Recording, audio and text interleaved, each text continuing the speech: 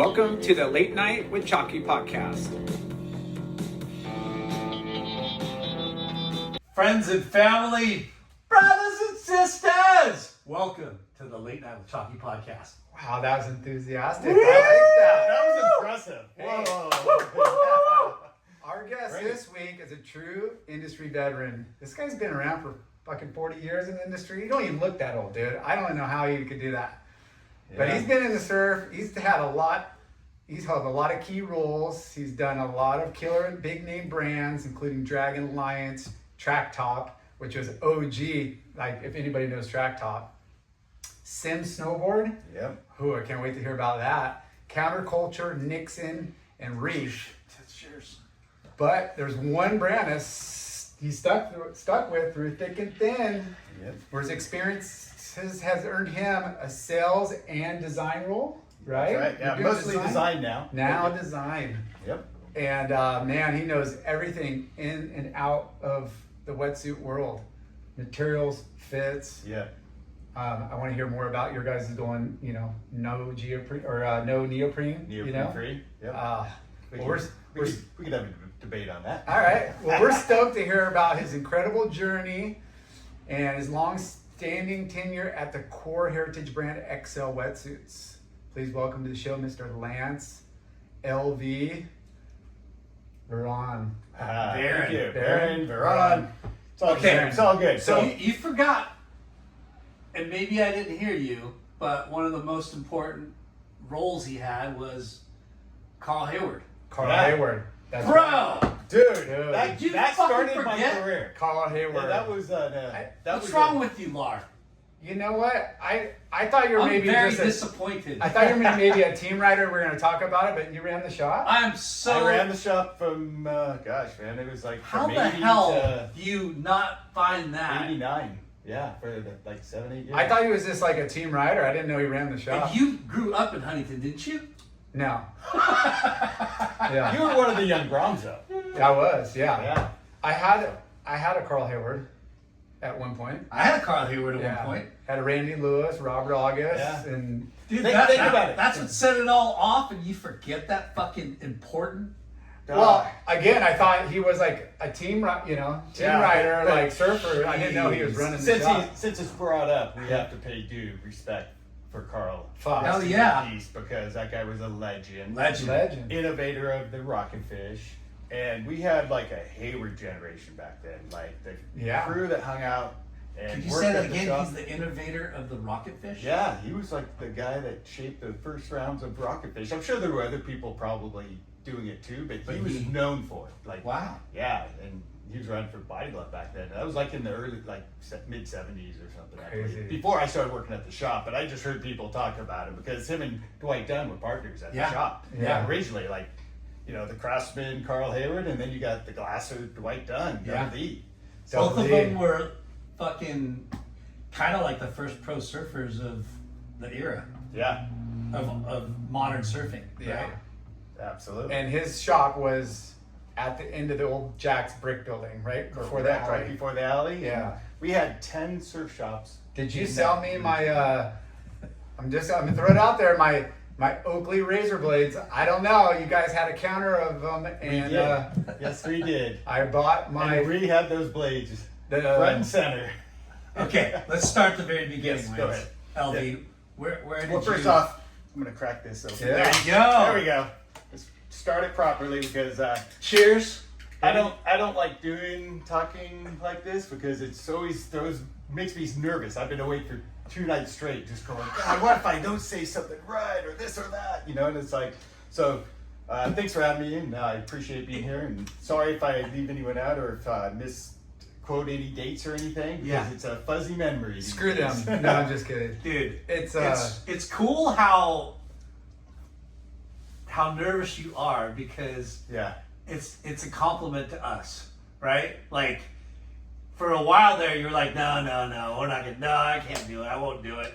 And honestly, it's great and an honor to have you on our show. yeah, for Right. sure. Well, it's an honor to be invited, and trust me, there's a lot of people that I would just say and have already been on the show that are part of my mentorisms and everything, where it's like, you know, like you guys are kind of top notch, and I was just like, I'm not even that level. Like, what am I gonna say? You Bro, know? We've had that before where people are like, I don't know what I'm going to say. I'm not really that, like, you know, you're more reserved and you're like not that like outspoken, like, oh, I'm me. And you're Yeah, conservative in a way that you just know your shit and you talk about what you want to talk about. But there's people out there that love to gab, yeah. you know? Yeah, but And which is awesome, and I always admire that because I wish I had more of it. But yet, But just this that is guy, you know? this Like, is it's just- not about gabbing. This is just about telling your story. And man. before we Right, dive yeah. into your story at the beginning, like what he just rolled off, you know, all the things that you've done in your past and your experience, like Fuck, it's crazy. there's not very many people and there's not many jobs like this that people have had yeah. and done it this well. I mean, a testament. No, I have been blessed. Yeah. Let me Yeah. tell you something. And my journey wasn't just me. It was people around me that For sure. brought me along. And Yeah. it's like, and it started with Carl Hayward. Yeah. And catching the bug surfing. So like, you know. That's why we're here. Yeah. Yeah. So I guess we're But- go to but- the beginning or But something. think about all the people around the world that are curious about, you know, wonder what it's like, you know, being Yeah. a rep. Wonder what it's like being Huntington. Like so many different people will listen to this and go, holy shit, man, that guy's fucking lived a cool, he's got a cool story. He's got a cool life. You know what I mean? Like, and that's everybody. Yeah, it's you know what I mean? everybody. Yeah. But the fact that you mentioned it's not everything I've done, it's the people that supported me and mentored Supported me and been in the and same. worked with me, Yeah. and Surround their yourself. expertise just made my part of it better. Yeah. You know what I mean? And it's all that journey with all of us together. And you know, I used to tell my teams and everyone around me, it's like, hey, look, it's not any one person doing anything; it's Yeah. everyone doing Yeah. everything. You know, and it's like we all have to execute. Yep. And, Okay, Surround yourself let's with go good back. people. Where did it all start for LV? All right, so if I go back into time, let's see. I moved. Let's say my parents. My dad was from LA. My mom was from Indiana. They met, got Holy married, crap. and they had an apartment somewhere in LA. And all of a sudden, my dad says, "Hey, we're gonna move to Huntington Beach." And this is 1964. I'm 6 months old. Was born in Eaglewood Hospital, and within 6 months, I'm planted into Huntington Beach now. And it was right off Howell and Edwards. So as you know, back then, like, hey, the bean fields, farmland, So- oil fields, orange Strawberry trees, fields. strawberries, Yeah. all of it. And I'd go as a kid and pick it all, you know, when I was 6, 7, 8 years old, and just like So you're fill bags straight up and then selling it to the neighbors. You're like you're not even a year yet, and you moved to Huntington. Yes. And what did your parents do? So my dad was an engineer. He was kind of a computer program Wow. for like the Early bird. aerospace. So he worked for Rockwell, McDonnell Douglas. So that's why you moved to Huntington. Yeah, so That's he where- had a lot of. Aerospace. Mega. Yeah, and my mom was an executive secretary for someone at Boeing back in those days. So so that was. And I A went to Midwest girl. Yeah, Midwest and coming to California, which was cool because she wanted to be a beach person. Like when she took us to the beach, like so when we were young, we were going down to Tin Can Beach, which is Bolsa Chica now. Yeah. I don't know if Yeah. you guys remember when before that was ever built. That was just this long beach, and it was crazy to get to the water because you felt like, you know, as a kid, you thought we ever Sahara there? Desert. Yeah, it was a Sahara Desert. And we take those what are those rafts with the blue with the yellow tips on it? Yeah, they were like the Old mats. school, the mats, surf Yeah, mats. yeah. Like, it's just really a surf But mat. I remember, they had a distinctive color, like the Yeah. yellow blue. Yeah, and so we take those out the surf line and just catch waves and. So just where mess was your around. house? Bolsa and Ohio. No, it was Edwards and High. Edwards. So Bolsa's like, Tin Can Beach is like the closest That would be beach to get closest to. that You we go got down to. Warner and right there. And you park right on PCH. Yeah. There's no like parking, Yeah. like anything like that. It's just a casual It's thing. so wild how evolved it's become over the years. Yeah. Right. Yeah. Yeah, we just watch it kind of expand, like Yeah. just slowly just taking over. And I was a kid, but did the paper route. I did all those things. And then going to school at Springview, which was the school in the track that I had lived in. And that's where like Mike Harris, he had a house there. He Mike grew up Harris? at. Yeah, Mike Harris and a number of other guys. So at like 5th, 6th grade, started surfing and with some of the guys and just got the bug, Golden West Street. But there were times where, like my mom tells this story all the time, where it's like, we got up at like 4, biked from Edwards and Hyle to the pier, surfed under the lights for like an hour, around right when the sun was coming up, had to bolt because we had to get to school. Jeez. And I'd come home and she's like, "Oh, you're running late," and I'm like, "Yeah, I just got back from surfing." And she's like, "You did what?" You know, like, She had no idea. She had no idea I you left. She had no idea I left. So how did Yeah, you both of them. discover surfing? Who introduced you to It was surfing? by Darren Folkestad and Greg Jensen, because they were kind of, Darren had an older brother who was surfing, and so he kind of got us going, and yeah. And you were in they had sixth good grade? style, and they were good. They So picked were they it up junior quick. high, high school when you That's started in junior fifth? high, yeah. They're- So this is junior high. Yeah. Yeah. Yeah. And you his were mom, in sixth grade his when you- mom would Say take it. us a lot. His mom would kind of take us a lot, but the days we didn't, we'd have to bike. Yeah, But you know. which was fucking awesome too. Oh right? my God, yeah, it's incredible. Yeah, and you didn't have? Did you have a bike rack or anything? or- No, you had to carry it. I just remember doing the bikes, and you talk to your buddy on the phone or buddies, and you would, no matter where their houses were, you would meet. Okay, we're gonna meet on this corner at like You this had to plan time, ahead. and then Yeah. you meet up at this Exactly. corner, That's and then exactly and what then we you would had be to like, do. okay, so and so's on this corner, and then you go down to that corner, Yeah, exactly. pick him up, and you're all just riding bikes. But That imagine was that. a journey to ride, because at that time Edwards Hill, Oh, it wasn't fuck. like it is now. I mean, that's all built up and a nice road, but that was like a oil field road, like it was to Gravelly. get off your It's still bike steep. and walk it up, and you're like, Yeah. But, So what was your route? Edwards. just straight up Edwards till dead end, and then over to Golden West and cutting in, and Because it's Sea Point wasn't there. nope, Sea It Point was all wasn't part of there. the. And then where would you surf at Bolsa? Also at a spot because after Springview, that was a feeder into Marina High School, and in ninth grade, no, just at Wait, the end of ninth grade. Yeah. Before we go there, yeah, what? So those older kids got you into surfing. yeah. Well, some were my age, and then the one had an older brother, Troy, Okay. who, kind of helped us out. Yeah, and then And he got his license first. What did you so it was start like- on? What did you stand up on first? It was just a junker. I can't even remember what kind of board it was. It was just a full-on junker. Hand me down, like a It's a garage hand-me-down. sale. It was a total garage sale hand-me-down kind of Yeah. thing, and it was I think it was like $20. Yeah. Do you think, garage sales? I haven't visited any. You think there's still like a lot of boards and stuff at garage sales still?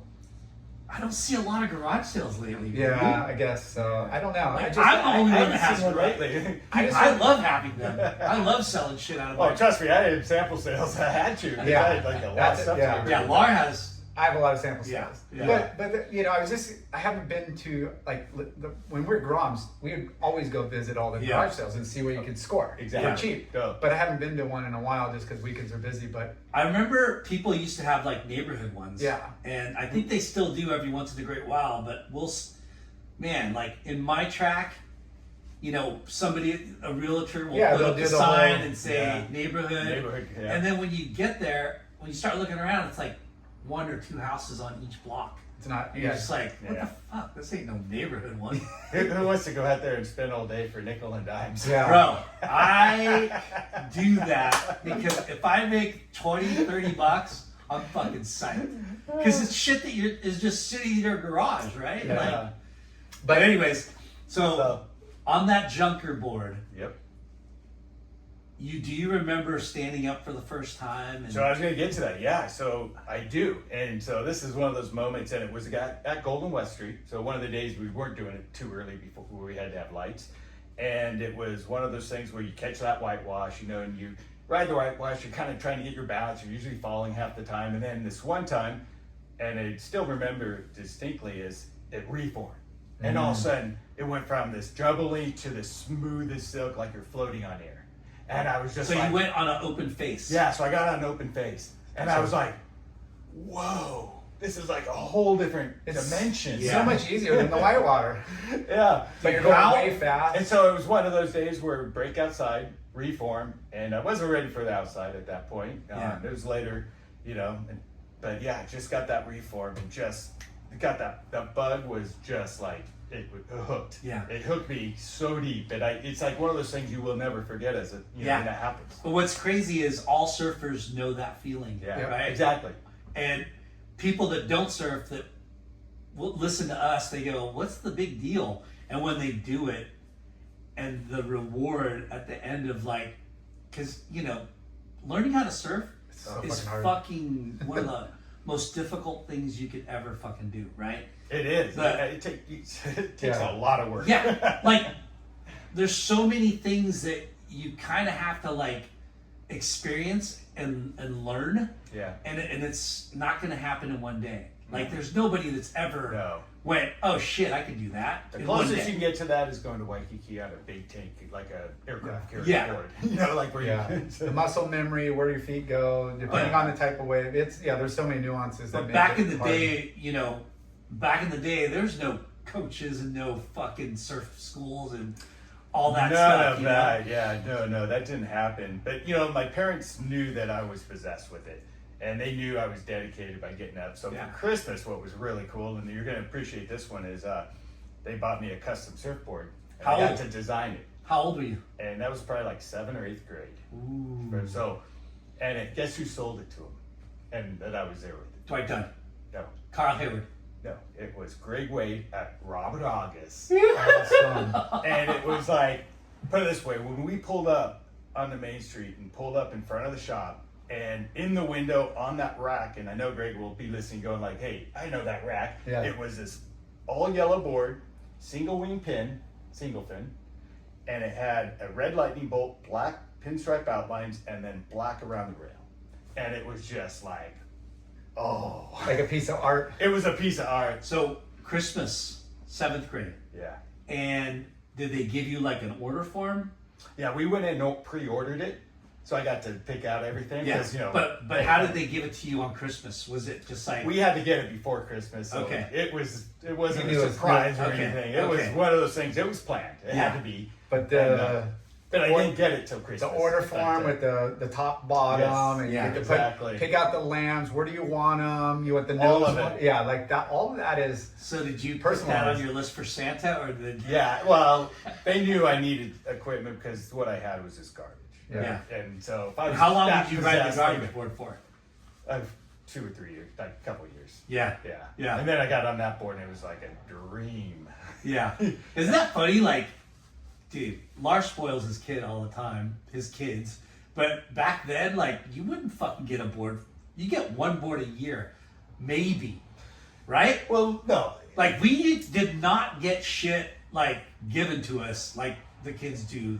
Think about this, though. Like, how many boards you have in your garage today compared to when you were at the surf shop? Not when I worked at Hayward, I didn't have a lot of money. Like, everything, we had to work for everything we ever got.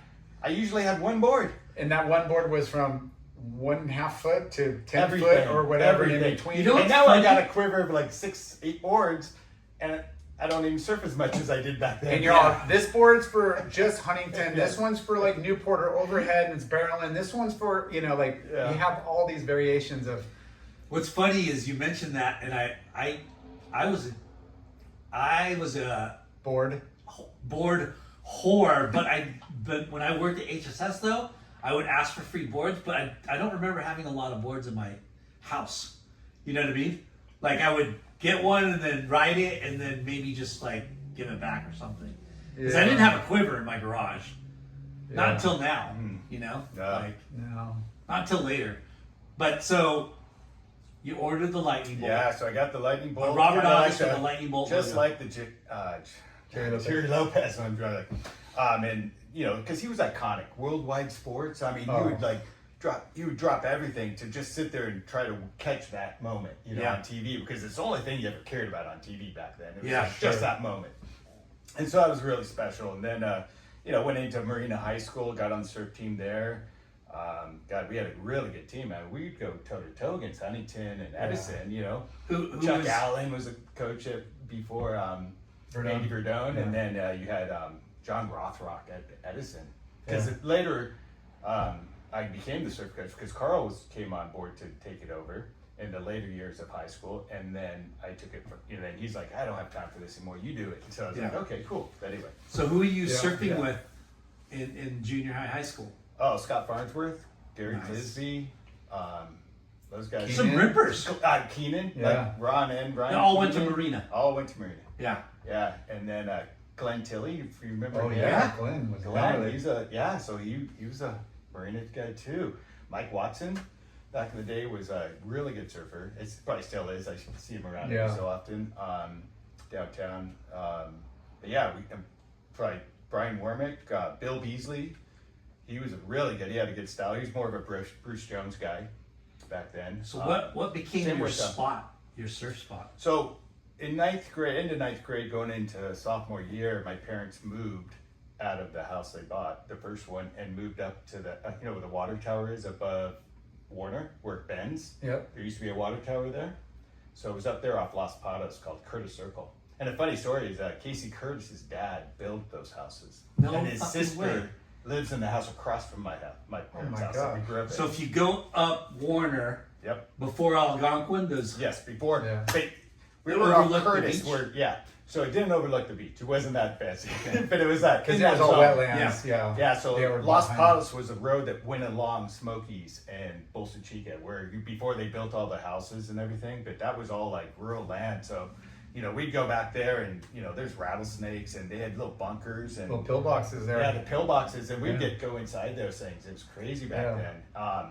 And then I had an old Vespa. We'd go off road back there in it. For sure. And then like my friend Chris Steele lived off Sandra Lee, which is the other side of Algonquin, going up to the track because I was on that side. And we'd just fill the bus up or a little bug and just go. And there's a little like jump on that street in So Las sick. Patas and just hit it hard and just see if we can get. So did that there. road go to the ocean or? No, it went down to Warner. So it did. Okay. So Las Patas, you used to be able to turn up off Warner to go up Las Patas, which you'd go along the fencing where it was all reserve and then houses. And so I lived down off Green Street. It was Green and Curtis. Okay.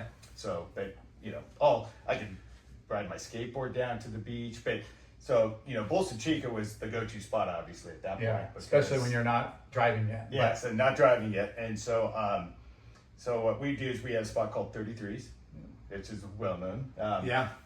And Tower 33, right? Was it Tower 33? I don't think I could say. No, There's no numbers. There's no numbers. no, it was 33. Parking And it stall turned into 33. Go look 26. for it. Was Yeah. it 26 at one time too? Yeah, I think it was. I think 26 some of the, I is think towers another- got shifted around over Yeah. the years. And then there was the tower, of course. Yeah.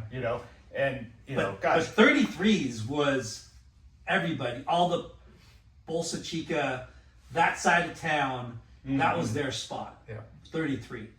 I mean, where yeah. Keenan, Ryan Keenan, yeah, Brian Fujimoto, right? Brian Fujimoto still Yeah. surfs there ritually every day. Troy Eckert was Yeah, so back he was then. on my surf team. So Yeah. he was one of the guys from the surf team Yeah. when I sort of took it over. So he's a little younger. Yeah.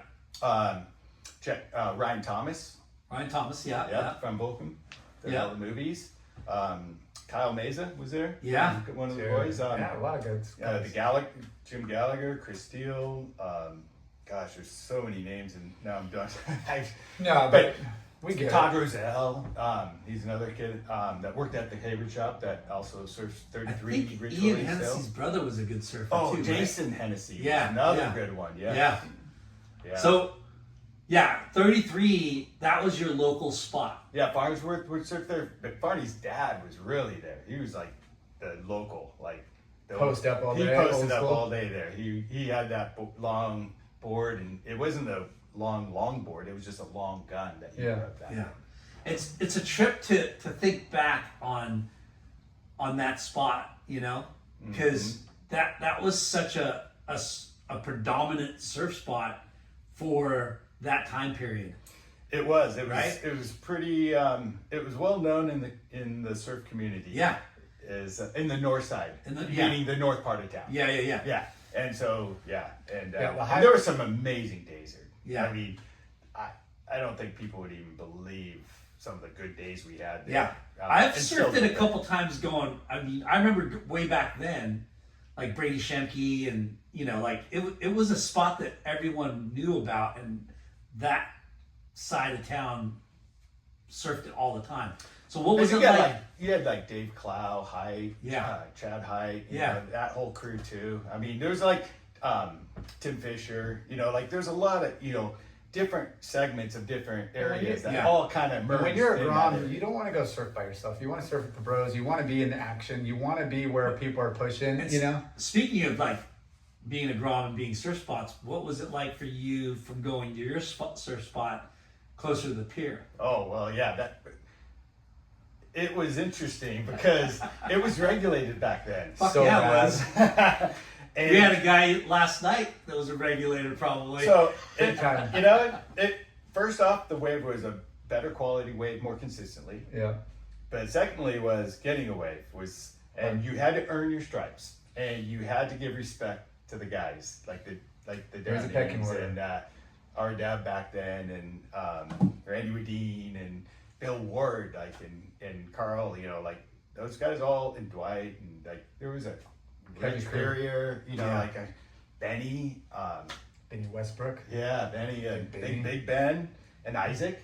Isaac. And then, what's the guy, a Hawaiian guy, like a little skinny guy, would always be trunking it a lot of times. Like a Chewy or. Chewy Madrigal? No, No. but trying there to was a think, whole yeah. crew, like Bud Lamas, of course, that's Yeah. like Yeah. Larry Colby. Yeah. I mean, think about some of those swells in '82, because, you know, I remember being out there and there was a handful of people, but I was underneath NCAFE when a wave broke past the end of the pier. Yeah. And I was tripping, and I was like going the pylons that got thrashed. You're like, close out set. Yeah, I have some photos of trying to make a takeoff and being at the bottom of the lip, and the waves like this cresting it. It's good 8 foot solid. You Yeah. know? And it's just me horizontal at the bottom of that. I Hey, wanted when ones the- that I made, but I got that one. When the lip is there, don't be there. Don't be there. We all I got have a those. ton You're of gonna photos. get trimmed. Yeah, but John Lyman had, you know, I got all these little slides from him back before he went to Costa Rica back in the day. But like Nice. from those days, and then Wayne Hunter used to be a photographer back then. But then you had Bollet and Yeah. oh gosh, yeah, like a lot of guys Yeah. photoing. But yeah, so like Bolsa's like a stomping ground, and that's like a you know, just a good crew that was, and still is a good crew. Yeah. But like you said, everywhere has its days. If you're surfing that spot, you're gonna have the place goes off all the time because that's your spot. But knowing that the pier has usually better sandbar, it's Yeah. bigger, usually depending on the swell. There's definitely a lot more eyes, and you know it's the hot spot. And it's kind of funny and cool to talk about the progression from spot to spot, right? Like the talent pool closer to the pier, north Yeah. side, south side. It's way more fucking cutthroat and way more high performance, right? And Yeah. way more localized. But it's like, you know, you being a grom and like, you know, earning your spot at your spot Yeah. is one thing, but then flying the coop, you know, from the safety of your fucking home, Oh, yeah. the nest, to a bigger spot with more fierce competitors, right? Oh, absolutely. You know, like It's we were like kind of the top of the food chain Yeah. at the time, because we had guys like Pat Leon, who was on the surf team for me, and I was friends with his sister because I was a few years older than he was. So I was good friends with her, and then he was on the surf team, and later he worked at the shop too. You know, like so it's just like this, you know, unity of people just Yeah. banding Yeah. together. You know, like Yeah. but like. Because you're comfortable. You're, Everyone's you know, comfortable. it's cheers when and you're he's out like, at your what spot. Yeah. It's like great, you know, one of my best friends today, just like that. One of his best friends, you know, like guys like Mark Chuck from Chuck Dent, Nakashima, you Yeah. know, like, you know, we all had the same Main Street experiences, Yeah. And each shop had its core group of Yeah. dudes. Before- We'd all bounce around, but it would be Yeah, like you yeah. would have like, oh, that's those team rider guys. That's why I always associated you with like that was your camp. They had Ballister had his camp. Oh, Chuck yeah. Dent had their camp. You know, Rob, everybody had their little like. I have to groups. bring this little funny tidbit. So we had Matt Myers on the show, right? Yep. And it was so funny because when he got the Rip Curl job, he had the decision to make. The most important decision was giving up his spot in the lineup at Santa Cruz. That's awesome. How funny is that? He's like, he's got a career to go to. I finally earned myself to the top of the food chain. Yeah, and now he's And now I gotta And now I give it gotta away. leave my post. just gotta start all over. Yeah, which I'm sure has happened to so many fucking people, right? Well, guess what? I had a spot in the lineup at North Side, kind of. So Yeah. what I considered Yeah, kind of yeah, a spot. Yeah. I haven't surfed right next to the pier for a long time because I feel like Lennon never has. Hey, I want to tell you something. I surfed Northside today. down the Tower beach is different. 4. No, it's not the same. Not the same. Not the It same. isn't the same. You know, I kept looking over and going, "Fuck, it's good over there." like we all know that pier has the conveyor belt, like It you know, does. like paddle out, Yeah. and especially when it's kind of pumping, everybody paddles out there because you just can't really make it out. I remember so many times as a Grom, and like guys would just paddle out, and either they knew or didn't. If they didn't, they were just like getting clowned and they were getting heckled. The ones that did just kind of just immediately like shot past everybody and down to the next peak, Tower 4 or 6. Yeah. You know? No, absolutely. And you would see it happen all the time. You're like, oh, look at all, like here comes another group of guys. Like, oh, see. So you surf for. When did you Marina start surfing surfing. competition? I didn't really do a lot of competition outside of Golden West School? College and school. Like Yeah. that was the only times because No, I wasn't. CCSA, CBA. No. I did WSA. a random few, and then I was just in the Huntington City contest. Like 1 year, I think I was in the finals. I think I got 5th in the final. I got lucky on that, but but that was my I wasn't a big contest guy. The time thing, and it just wasn't my style. I just didn't look to pursue that at all. But how great is the city contest? Oh, the city contest was I did it forever, and I haven't done it in years. I keep It's- telling myself, God, I want to do it again. Me too. I keep telling myself too. Yeah. I've been signing up the kids for it, and I haven't done it in a while, but it's such a good throwback. Like all the, it was prestigious when you were a kid, like the kind of the clout and that, the bragging rights of. But you went all day, the last one, right? Yeah. And watched the whole thing. Oh, it's right? epic. And the waves are good, right? And seeing the guys in the 65 and over, like going out and charging the girls open division. It's just every division's awesome. Isn't it crazy to think back in the day when you thought about those age brackets, what they were doing, and nowadays they're performing like the pros. sure. It's like the level Surfing is it's elevated to the girls way surfing further later in life. Remember, like when we were younger, like there was hardly any girls. Leah Post was pretty much. Oh yeah, she The was one. Yeah, there's Connie something Schumacher maybe, or Connie, I forget. Yeah. I still see her every once in a while. April Hawkins, April surfed okay. Hawkins, yeah. She's Yeah, pretty yeah. decent. She was a good- but yeah, she hung out at the Summer, shop a Mailer. Oh, Drew Miller, Sunny Miller. Sunny, Sunshine. Sunshine. Yeah, Sunshine, yeah. yes. Dude, she kind of ripped too. She kind of ripped, yeah. And- She worked at Surf and Sport. Yeah. Yeah. So there was a bunch of. Not a bunch. No, there was There was less than 10 like girls. for sure. Yeah. But there Yeah. was a group. Yeah. There was a small group. But the surfing now that the girls are doing, you're Oh just my like, God, what yeah. the fuck? Like, It's you're embarrassing. It's impressive. I know. Stop it. That's it's true. Okay, so you surf for Marina High School. Marina High School. Okay. Where you Yeah. at? So how I got the job at Carl Hayward, because I was just, we had a really good team. We had a big, probably had 20 kids that all surfed good. Like everyone was solid, and I can't even dare try to name everyone, and I'll forget someone, and then I Were feel you- bad. But Were you riding Carl's before you got the job? no, I had a bronze Aussie in between the Robert August and then going to there, and this bronze Aussie was a Guy Grundy model. Because they had a shop Guy downtown. Grundy? Yeah, it was called. Bronze Aussies were the PT, and Mark Ian Warren, and Kanga. Those- yeah. Yeah. And so, but Guy Grundy, who was friends with all Dwight and Carl and all the boys, he was the shaper of that. He has his name on it. And where did they sell those boards? And the funny thing is, I was going to get a Carl Hayward, and Bill Ward was it ends up the waves were good, and he was closing the shop to go surfing, and I was just antsy to get a new board. So I ended up going somewhere else. How fucking funny is that? You're like, what do you mean? I have my money. He I'm was here. going on a surf break? He was on a surf break. That was Which so it wasn't common. uncommon. That was back really then. That was common. very common. And then, and I'm guilty of it because He's like, come back, kid. I'm going surfing. Yeah. It's like Bud Longshot, 17th. You like Yeah. you Open show up. when it's I'm like, here. yeah. Closed when I'm not. Yeah. So, but the funny thing is when Carl did come into the scene with the marina and everything, and we were all kind of getting boards and everything, and when he would always let us come watch him shape the boards. I mean, that was just like a thrill, like, right? Like just to sit in that room and just watch that craftsman just like magic on. And Are you talking about the shop on Main Street? This was Shaping Bay. It's a Shaping Bay, and I want to say it was somewhere in Santa Ana because I rode my Vespa and a buddy was riding on the back of it with me. Probably not the best idea. No helmets. Yeah. You know, like it was just. Were you a ska guy or a mod Yeah, I was. guy? So I was into like the punk, ska, mod, and rock, like kind of all the genres of that element. Like, Yeah.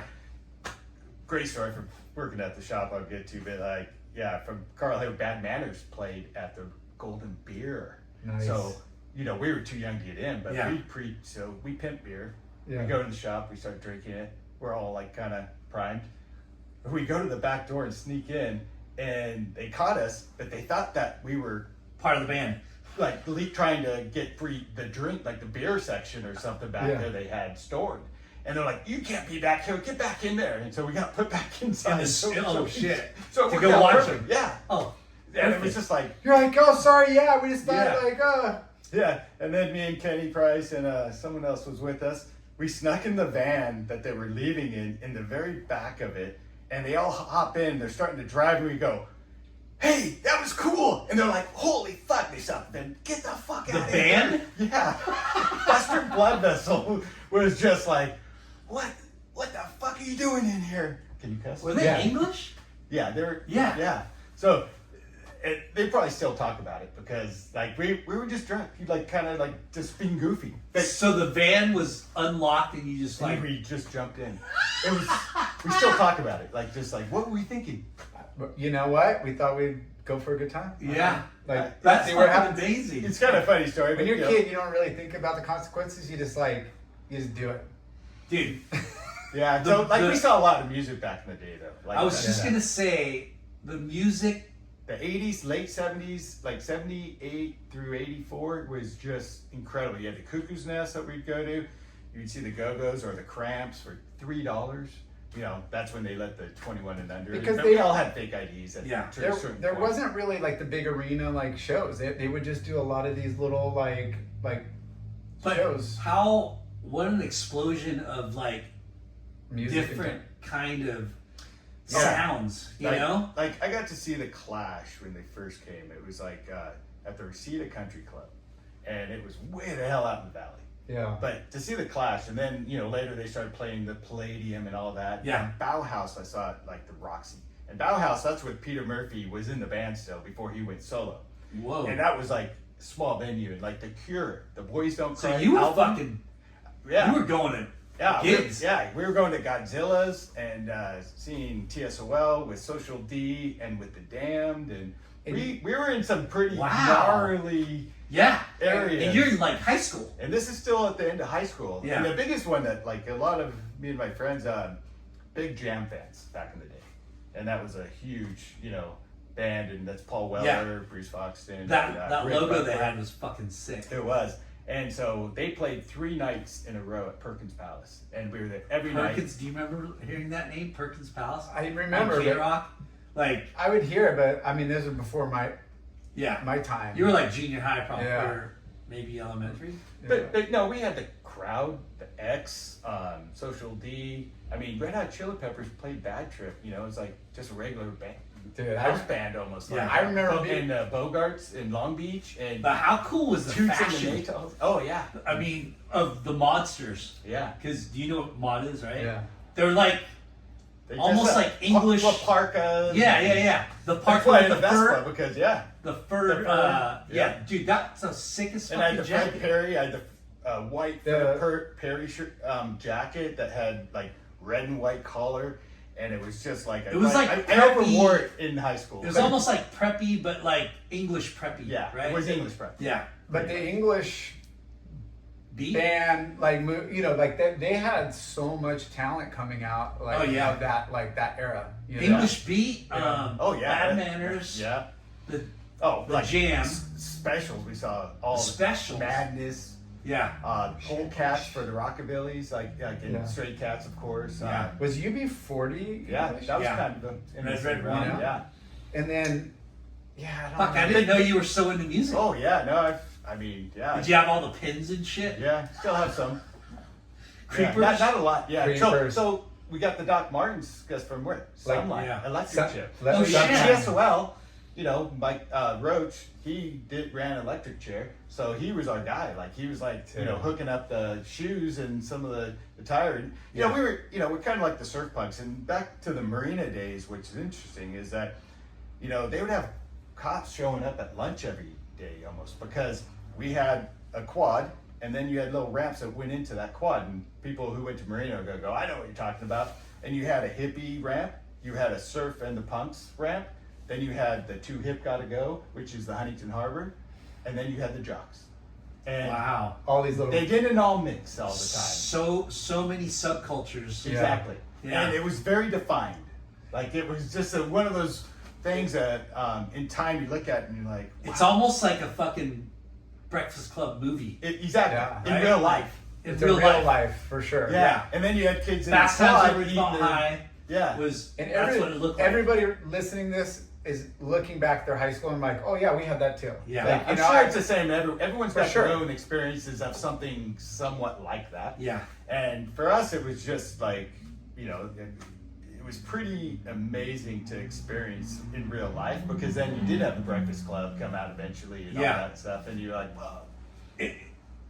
Going back and thinking about that, the 80s of like all that crazy music, punk rock, new wave, Oh, yeah. ska, rockabilly, even reggae was still. Oh, reggae, like Toots, like I said, like Yeah. Bogarts had Toots and the Natals play, and when Yeah. you saw them, and that was like, you know, God, that was like 82. Man, music 83. was fucking so diverse back then. It was was. diverse. It It was was. like, you know, we'd play football like in the parking lot when Bogarts, when Chili Peppers played. They'd show up in this van, they'd probably getting baked, and then all of a sudden they'd hop out and they're just throwing the football around, and we'd be there pregame time, and all of a sudden, hey, throw it over here, you know, and like throw it. With the Red Hot Chili Peppers.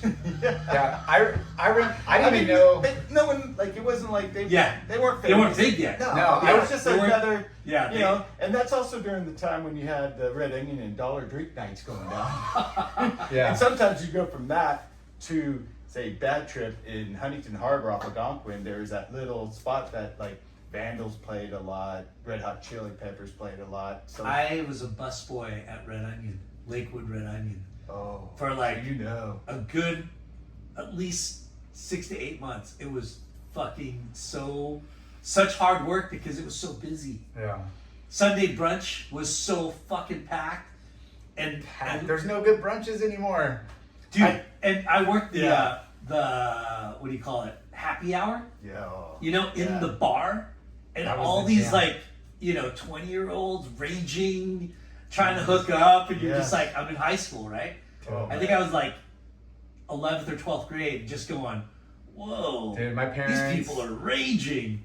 I remember being a You grom, and my couldn't parents were not like, rage. "We're getting a babysitter. We're going to Red Onion, Mazzotti's. We Oh, go to eat Mazzotti's, Mazzotti's. They yeah. bring us and stuff, and Crazy Burrow, which was Beach and I remember Adams. Crazy Burrow.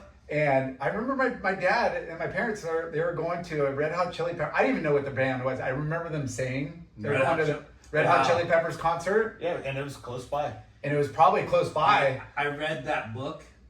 Thank you, Sarah Rapp, but she let me read the book, the Anthony Kiedis book. Yeah, That sick. guy is so fucking gnarly. Yeah. It's crazy that he's They alive. were, yeah, exactly. Like, crazy. Yeah. But anyways. if you think about it, it's kind of crazy we're all alive. Yeah.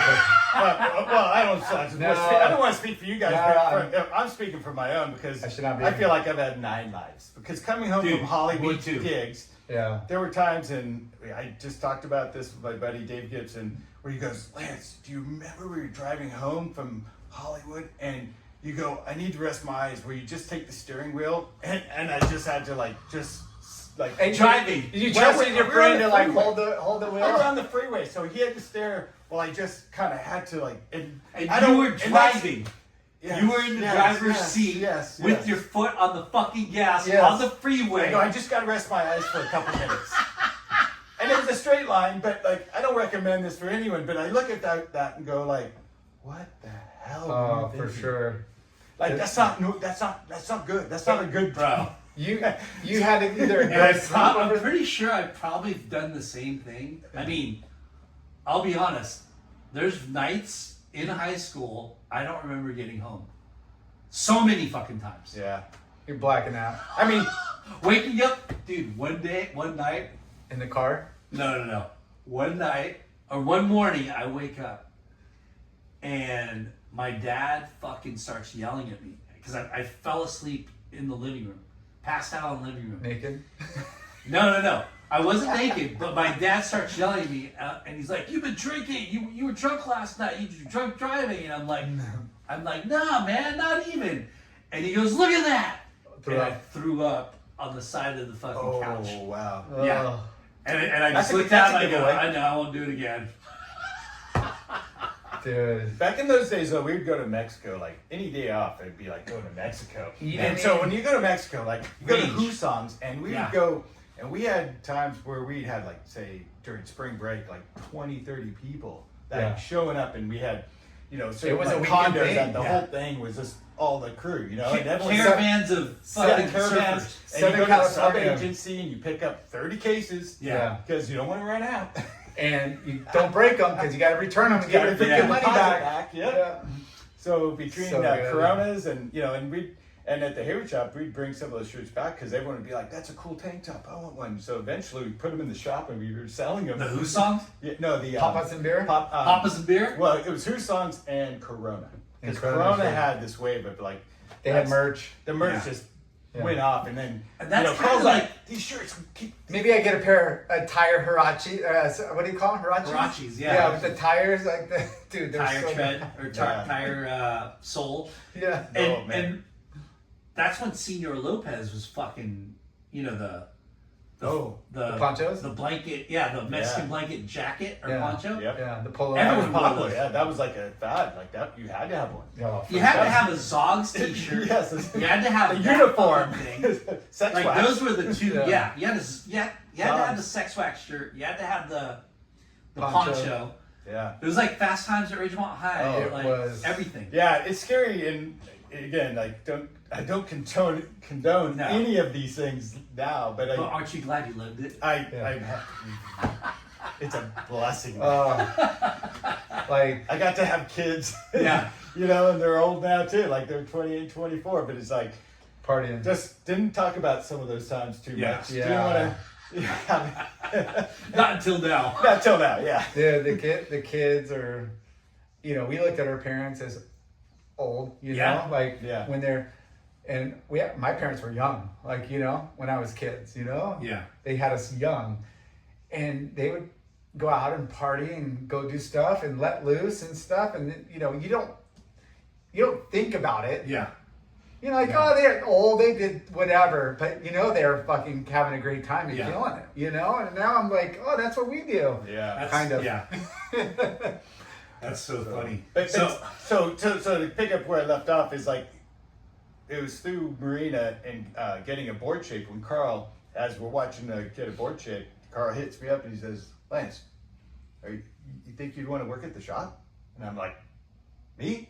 I was like, "Yeah." So instantly, and at the time I was delivering flowers for my mom's flower shop. Yeah, She had a floor. Was that your only other real job? Well, I had the paper out, and then I had Yes. the working from my mom from the paper out. So that was delivering flowers for funeral homes, weddings, occasions. And all your mom that. had a flower shop? Yeah, so it was That's off killer. Harbor and Adams in Costa Mesa, and so like that's how I would drive to Newport and pick up 6 people at the La Cobb parking lot because there's a liquor store there. It sold clothes, and everyone met there. And then we'd get in the back of the flower truck or van, I had both, either option. And there was all wood things that would hold the arrangements, but everyone would pile in the back, a couple in the front. And So that was your party van. that was the party van. Clothes. And clothes. You just hit a sweet spot in this guy's. Dude. Like, I was a clove smoker in Yeah. high school and even older, but damn, dude, that's so funny.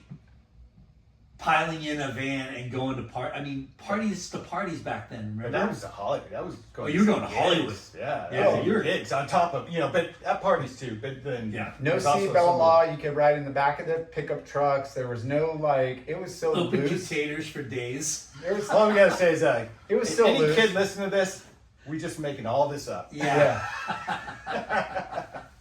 But it was, there was half the amount of people here. Yeah, It it was was way different more times. different times. So But it's not to say it Was it Huntington It was liquor right stores now. Yeah. selling clothes back then? Yeah, there were, but it just That was your spot? yeah, because it just was for Yeah. some reason. I don't know why, but just that because there was kind of two schools of group. We had the Huntington crew and the Newport crew, and we just converged Huh. and then go. So you had some friends from Newport? Yeah, well, he actually it was one that connected with a bunch of others who grew up in my track when I lived off Highland Edwards, and then they moved to Dover Shores, and then that's how that connection. And then he had a crew, and then I had a crew, and then we just meet up and go. Yeah. Yeah, at times it wasn't always doing that way, but we had So- the local crew too. That was Did you have any siblings or? yeah. So I have a older brother. Did he serve? Nope, he didn't serve. The funny thing is I had to follow him in school, and he was the smart one, I would say. Yeah. And he got good grades, and I followed him, and it probably a little bit disappointing to some of the teachers. Not quite the same. Wait, What's your brother's I name? remember Rick. you're yeah. Rick's little Rick brother. Varon? Yeah, Rick Varon. You're Rick Varon. Oh, how great. Okay. And then I remember taking Latin, and why I took Latin, I have no Oh. Do clue. they even teach Latin? No. I They don't. don't think so. And the teacher actually said, "Yeah, you're not quite like Rick." And I totally remember that. That's so funny. And then I had a younger sister who was probably like 8 years younger than I am. And then she worked at the Huntington Surf and Sport, when it was on 15th Street, the restaurant there. Yeah. So she worked there when she She was did? younger. And she went to Marina also. So, yeah. But she didn't surf. Well, I think she kind of surfed a little bit. But Yeah. Not What was her name? really. Benita. Vanita. Yeah. Okay. From 15th Street days. How funny. Yeah. I started off at 15th Street. Yeah, so you might, Yeah. yeah, probably you could. Yeah, We had no close. girls though back then. It wasn't at the shop. It was wasn't there? a Oh, little she snack worked shop? there. Yeah, the snack shop or whatever. Terry's? It was. Yeah, I can't remember the name. What's of her it. name? Her name was Terry that owned it. The honey. It used to be the honey pot, but then when she owned it, it was something else. Yeah, I just know it was attached to the same building. Yeah. Yeah. So, It was almost like a mini Jan's, right? Yep, For Yeah. sure. Yeah. So, fuck, man, that's so crazy. Vespas were the shit. Yeah. So I had a Vespa. My buddy Chris had a Lambretta, and a couple other guys had that too. But yeah, it was just a fun ride. We called it the CCL. So cool. It was all silver. So the silver bullet. And Nice. so all silver bullet with a little Coors Light sticker on the front end of it. It was Yeah. a 1963 150. Wow. Surf racks? No, No. no surf racks No. back then. No. Nothing. No Nobody had stuff like nobody, that. Those are all luxuries. Yeah. Vespas Dude, are I the went. coolest. I wish I had a Vespa right now. My I brother- wish I so still had it fucking too. sick. Yeah. I ended up selling it to a guy. And the mopeds, the paddle mopeds were still kind of around. I remember my brother. Moped was a huge My- thing. Then. Yeah. Yeah, my brother got a Yamaha scooter. It's kind Yeah. of like the cheap, Yeah. generic version of a Yep. Vespa, but it was sick to Yeah. get around. And once he got his car and I was a Grom, I'd be riding that down to the beach. No racks. I'd just sit with the fins in front of the seat and then sit on Yeah. the board. So, So good. No, so it's so good. No, you're no, getting no a license. board shape. And yeah, I got a board shaped. I think how it was did you guys- I think it was Jim Gallagher. You might my get buddy today. from for a long time ever, and I think it was him when we went up there and got there and got offered to work at the shop, and that changed everything. So And have you had interactions with him before? just like a little bit, yeah. But he knew I was on the surf team. He knew I could surf, and so it was like it was pretty cool. It was a good time. Yeah. So. I mean, that's kind of like a huge compliment, right? Like, Oh here's yeah, a no, it was shaper. huge. Here's a shaper going. I was on cloud nine, trust Yeah. me. Like that was like a defining moment. And what? How old were you? And so that was in a junior in high school, Wow. Okay. and so I worked there for a few years, and I was under Bill Ward, and then eventually Bill moved on, and then I became the manager. So I managed the shop, even though it was cheers. Is Bill Ward Sean Ward's uncle or that family? No, different. No, different. Okay. So he's actually in Hawaii now. I think he's a real estate agent now in Hawaii. But he was one of the regulators and really good surfer. Yeah. And So was the shop open on Main Street yet, or no? yeah, Okay. the shop was on Main Street. So Carl Hayward's. Yeah. Okay. It used to be Dino, and then it turned into Carl Hayward, and it was a Hayward Dunn kind of logo early on, and then It was. yeah, What did that look like? Like, just Hayward Dunn, just side by side, just Huh. partners. fuck, I wish I would have. But we had like that. I don't remember that. And that's like when you see like Bob Hurley post with the truck with the board blanks Yeah. on the back, and he would come down the alley sometimes because we sold IPDs in there. And remember Ron Quigley? Like, Yeah. he would come, he'd hang out sometimes and do some artwork and stuff, and he was just amazing. But in those days, a lot was happening on Main Street back then. Dude. So 11th grade, you're Yeah. like 16, 17. Yeah. And were you getting like minimum wage commission when you sold Minimum stuff? wage and $3 for a used board and $5 for a new board. That's not bad. And I remember days I sold, this one day in particular, I sold 13 boards in one day. And I was calling Carl at the end of the day. We're I out of sold boards. 13 boards. He's like, Yeah, right. no, are you sure? Like, what do you mean? I go, I sold 13, that was new and used combined. Yeah. But still, and he was like so stoked, and I was stoked because I was like, Yeah. I was just, Hustler. I was just doing what I don't know, I just enjoyed selling him, talking shop basically. Yeah. Right. And it was so primitive back then, right? Because you didn't have computers. You had a fucking cash register that was just like, Yeah. I remember when I had to do payroll, and he's like, all right, now you're a manager, you gotta start doing payroll. I was like, whoa, payroll, that's gnarly. Like, what do you mean? Yeah. And he showed me how to do it. I mean, he was just like the salt of the earth. Like he's one of the most respected guys in Huntington. Yeah. For sure. Like, I mean, legendary, and it's, just thinking back of like what it was like to work at a independently owned business that you're like the triplicate fucking credit cards. All of the above. Right? Oh my God, that's Yeah, sliding you had it to call, over you had back to and call forth. the number and get a verification Yeah, code. yes, you did. Yeah. That, and then when you did the checks, You had to write the driver's you had to license. do driver's license, and then you had to call the bank to Yeah. verify funds. Yeah. Yeah. That was so funny, right? Yeah, Like, it was. So wild. And think about so working at the shop back then, and then becoming the manager, and then we had the OP Pro back in the day. Yeah. I'm talking the early days, Yeah. and I'm talking specifically to the year when it was the ride. So you were in here the shop. we're working the shop, but we're not just working in the shop. We decided to put a tent up in the parking lot where the Golden Bear was that they used for parking Across at the night, street. across the street, and we had surfing championship shirts. So we're slinging those things, and life is good, like everything's going great. no licensee agreement, just print them and set up. We took a photo, just reversed it. Carl did it, like he was a master I of love that it. kind of stuff. He was just like, we're like, Yeah. it was one of like someone we know's photos, so it wasn't like we're infringing on anything. We're Yeah. just creating No, a but it was surfing loose back championship. then. It was loose back then. Yeah. Yes, exactly.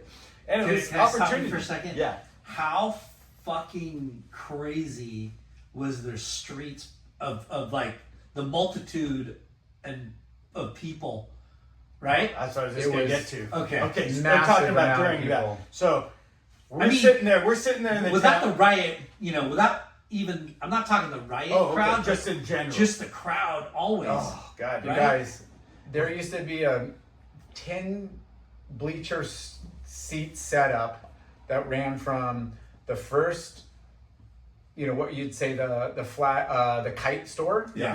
like all the way to bait house. Oh, And there would be bleachers all the way down the pier. Yeah. And then from the pier all the way down to like Tower 3 halfway. It was massive amounts of people would come down there. So this is 1987, right? yeah. This is in the later '80s. I couldn't even say what year it was, but The riot was one 87, early. I think, right? But I Yeah. think that sounds right.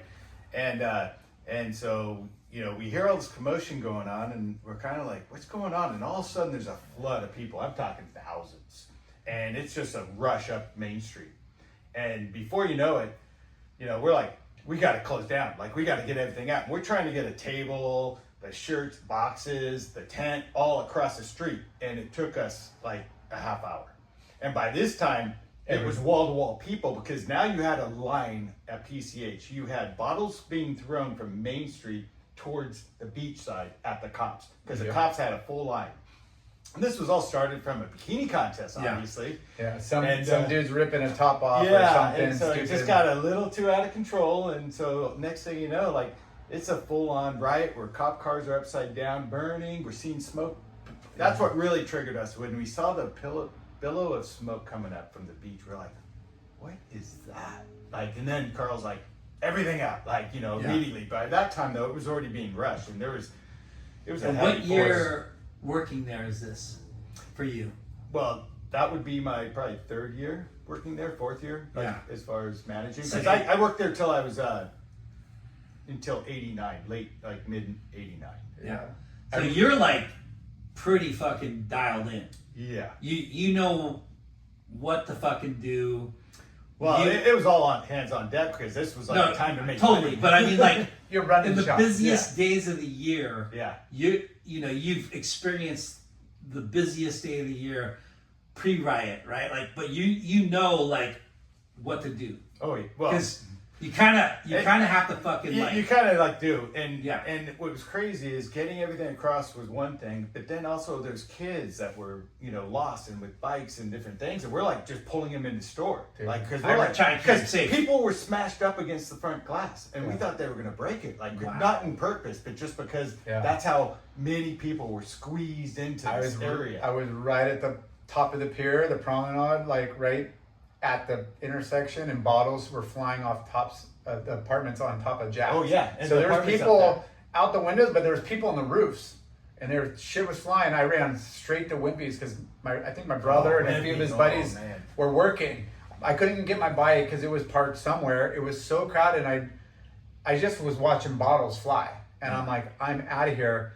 Like, I'm 12, 13, and I'm like right to Wimpy's, and I ran through the back door, and they locked because they're like on lockdown. Yeah, so we I was could like, have this is fucking crazy. It was, if you were down there, it was kind of scary. It was scary, and Yeah. we could have fit another person in that store. Yeah. I mean, it was maxed. But it's crazy because, you know, Main Street in the summertime, there's so many more times where there could have been some kind of riot, but it didn't happen, right? Yeah. But you would get, like, it's crazy to think how many people fucking come to Huntington. I know. Yeah. Right? Yeah. And there was no. And how busy, like, you sell 13 boards. Yeah. You're like, wow. Hey, that's at a time when there's 10 shops in that area. Yeah. At least. At least. Yeah. Yeah. And there was I think I'm forgetting a couple. there was no X game shit, skateboarding. There was no BMX. There was. Dude.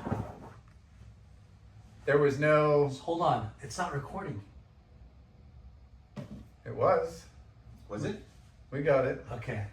Fucking shit. You ran out of memory. It's all right. We got it on the phone. Okay. What the fuck? Hold on a second. Did you see this when I first pressed it? It was red. Yeah, it was definitely red. But the It's okay because he's got it on. Yeah. Yeah. No, totally. But fuck, dude. Technical difficulties here. Yeah. Is it user? no, it's the equipment. It's equipment. I know. Dude, I don't know. that's so fucked. We'll figure it out later. That is really wild. Anyways, thank God Yeah. for the backup. But So another event that happened at the Hayward shop during those days was a fire. You know, remember back in the earlier days, Robert What August fire? caught fire. So Robert August caught fire earlier in the years. And So Robert August. well, it wasn't really Robert. It was Things for Your Head or some tweaker in the back that Yeah. started it. what year was that? Oh, probably 84, 85. And So So that happened this before. this is Yeah, when that was before, yes. this is when like Robert Ice was across from Carl Across from Hayward, Carl- down across, on yes. the first block. Yes, that was, you had the alley that went across, Uh-huh. and then you had Things for Your Head, or not Things for Your Head, but the leather shop. Yeah. That? And then Robert August. Yeah. But, so it was kind of crazy that, you know, what happened is Carl dropped off some laminates, you know, and I was, you know, just set them on. We had an answering machine that gave the surf report. Because we were tired of people calling, hey, how are the waves? Hey, how are the waves? Hey, how are the waves? Just, you know, Yeah, You answer would do machine, one don't answer. recording. so we just do one recording and be like, 2 to 3, fair, you know, like just, you know, The first surf line. yeah, the first surf line. And then, Are you buying something? It's going off. It's 6 foot. Come by for it. Exactly. Are you? Too bad you couldn't filter But, noise. but so when you dropped off the laminates, and we think what happened was, I don't know if I did it or whatever, but like probably these like set them on top, and it must have like been on the machine, or the laminates just being on top of each other. If they could have hit, it's on rice paper and Yeah. screened, and Carl's like, hey, you know, just put those in the shop for now, and we'll get it tomorrow or whatever.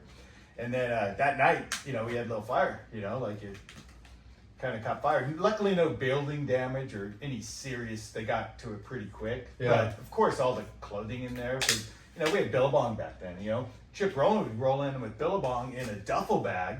You know, like all these Pick out what you want. corduroy shorts with different color pockets from the base, and the fleece with the cuff yellow and the turquoise sleeve and the pink or whatever color. The else. corduroy jacket. Yeah, and the fleece. How sick was that? Oh, And God, was so many- Curly was already part of it then, right? yeah, Hurley was part of that at that time. Yeah. Yeah, so. What did I say? Memory.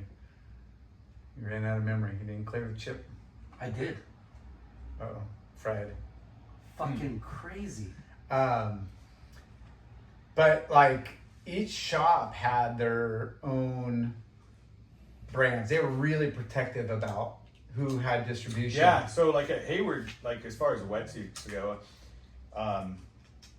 we had Piping Hot, we had Hotline, we had Spectrum, we had a little bit of XCEL at one point, because I think it was like 85, 86, Carl got me a suit through Ed, which was a glued and blind stitch, and you know back then it was XL with the word Hawaii under it, and it was a turquoise gray combo. Yeah. And I was like so stoked on it, but everyone looked at him like, "What's with the Hawaii?"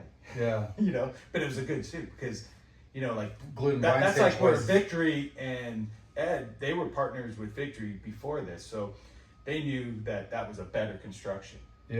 But like O'Neill was 75% of the marketplace back then. Yeah. Like they had a Massive. lockdown, you know, Yeah. but they were mostly overlocked back then. Yeah, overlocked, So but they it had was the like- team, the color designs, Yeah. the tearaway sleeve. They had just a cool They did. innovation. Cool. You know, as a O'Neill? Grum. So Yeah. what's funny is in a Grum, like, and I look back in time now, and it's like I bought a spring suit from Jack's. I think it was Big Mike, and they were landlords at Carl Hayward, and they were awesome. Like that's how I know them so well. It's because they were just good to us, and we all got along so well. But like I remember purchased before I was working at Hayward a spring suit that was, I want to say it was $90 back in the 70s. And it was like the top of line O'Neill, but I couldn't afford a full suit. So I used that thing for 4 straight years. Summer, winter, summer, winter, summer, winter. And there were times where people would go like, dude, you're blue.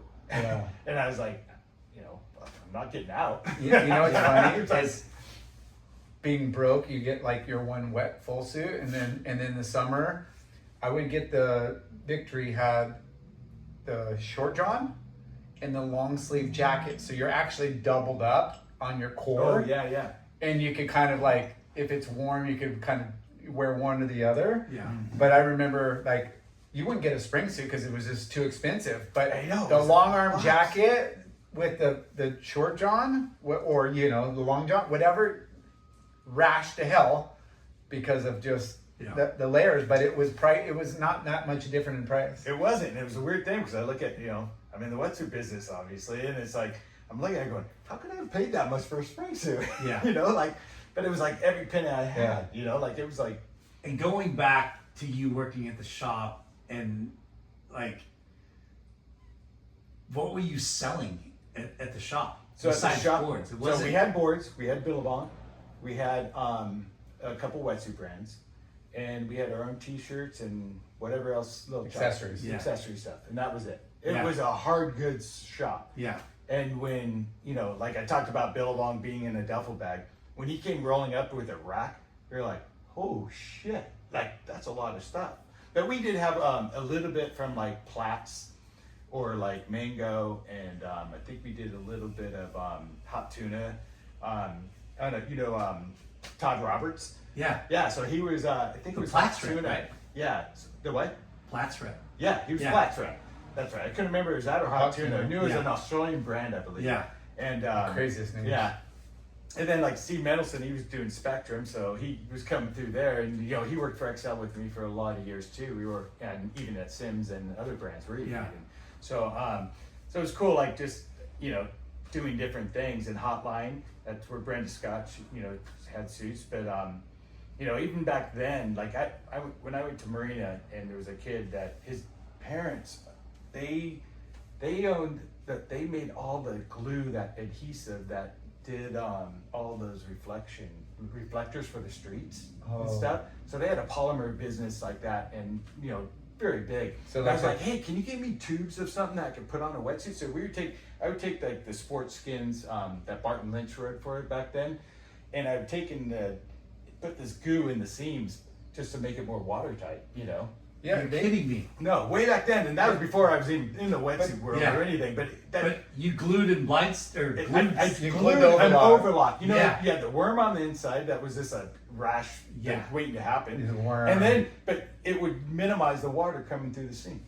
Yeah. It was a poor man version, and I Yeah. think years later, I they, think they would sell it in a tube. Not that particular, but there was like a Glue? rubber. Yeah, there was like a glue.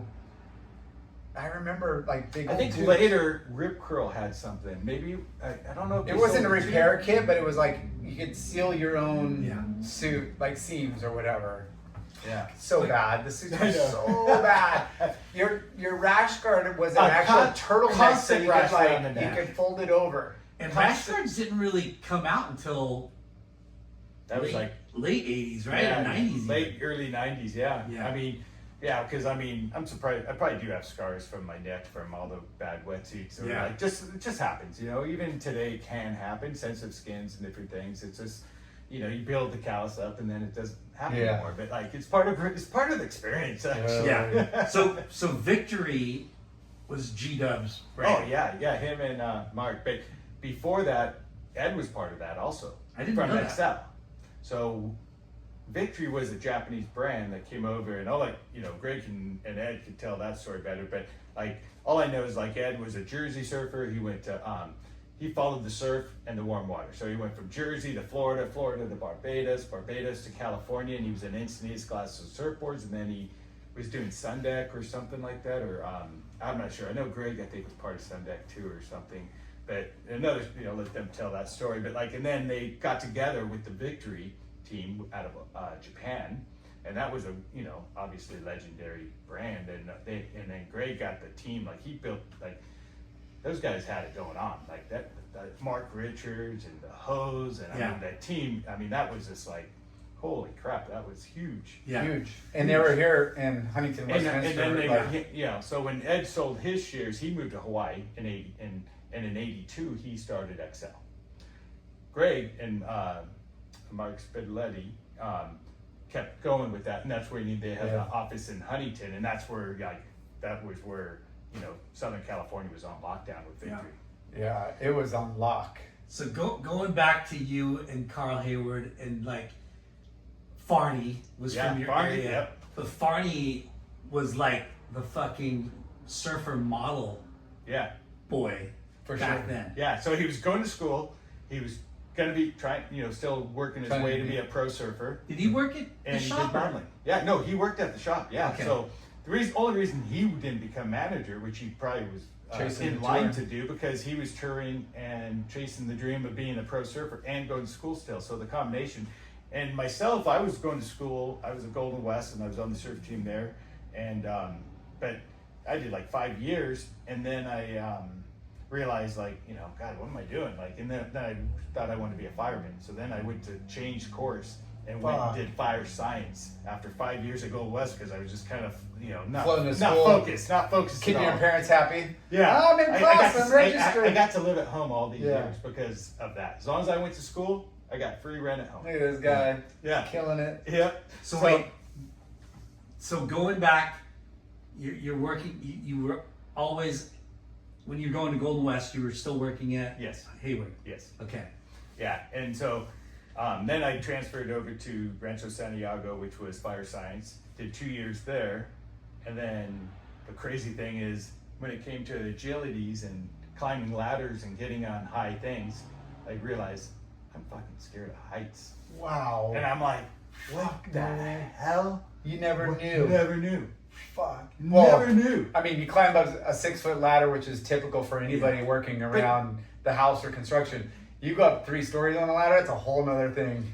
I'm now even on a little 6-foot ladder now. I'm still a little wobbly. Yeah. and my girl Karen, my fiance, is like, man, she's like, let me get up there, Yeah. She's like, and I'm always like, oh man, that's a pain. Like I feel. Throw the foam pit all around me. Yeah, exactly. Like I might just I'm take a freaking. dig. I'm getting all like shaky.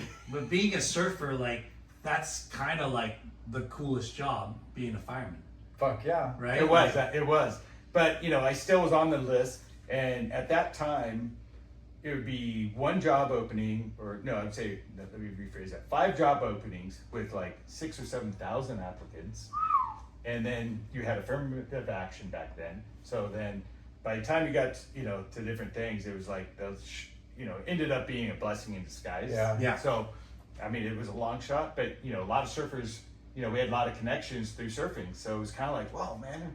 It should be good, and everyone would be like, "Don't worry about it. We'll get you in. Just finish school, finish it off." Yeah. You And- had And it was Jeff Nelson that I was going to school with in those days. awesome. Yeah. Yeah. We Jeff, were Matt Nelson. we were carpooling a lot in the early days. I feel bad because I still like regret this, but like the graduation was going on, and he was graduating, and I was already out by that point, and the waves were firing, and I didn't get out in time. I was just like, oh, I'm such a dick. Like, such Fucking a dick. surfing.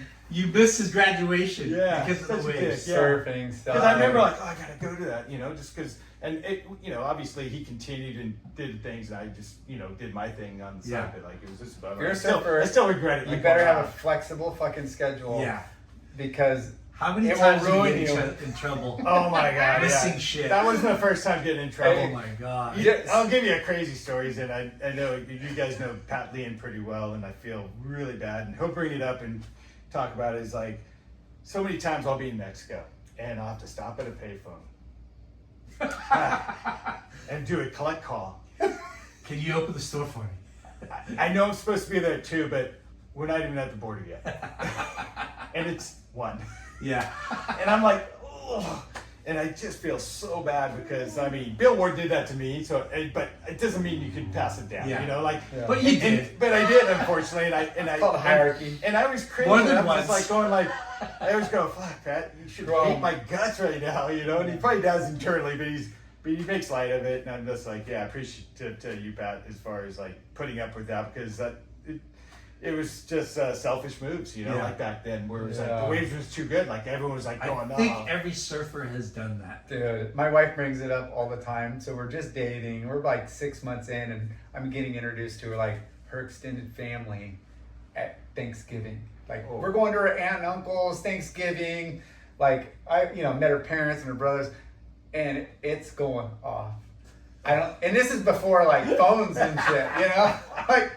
So I just don't show up. She doesn't know what the fuck. She just bells. You didn't show up?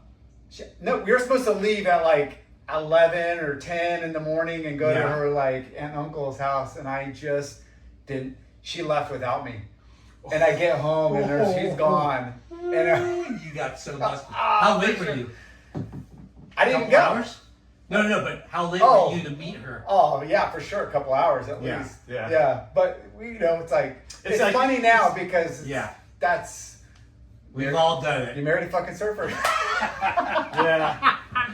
It's brutal though. Yeah. So, Yeah. went to Golden West for Yep. 5 years. Yep. Tried to go to Fire Academy. Yep. Decided you Wasn't couldn't do working that. So Scared of heights. Yep. And then at that point, towards the end of the Carl Hayward, Maybe that's your problem, Lyndon. Scared of heights. Maybe that's why you don't surf right. Big waves because I'm scared of heights.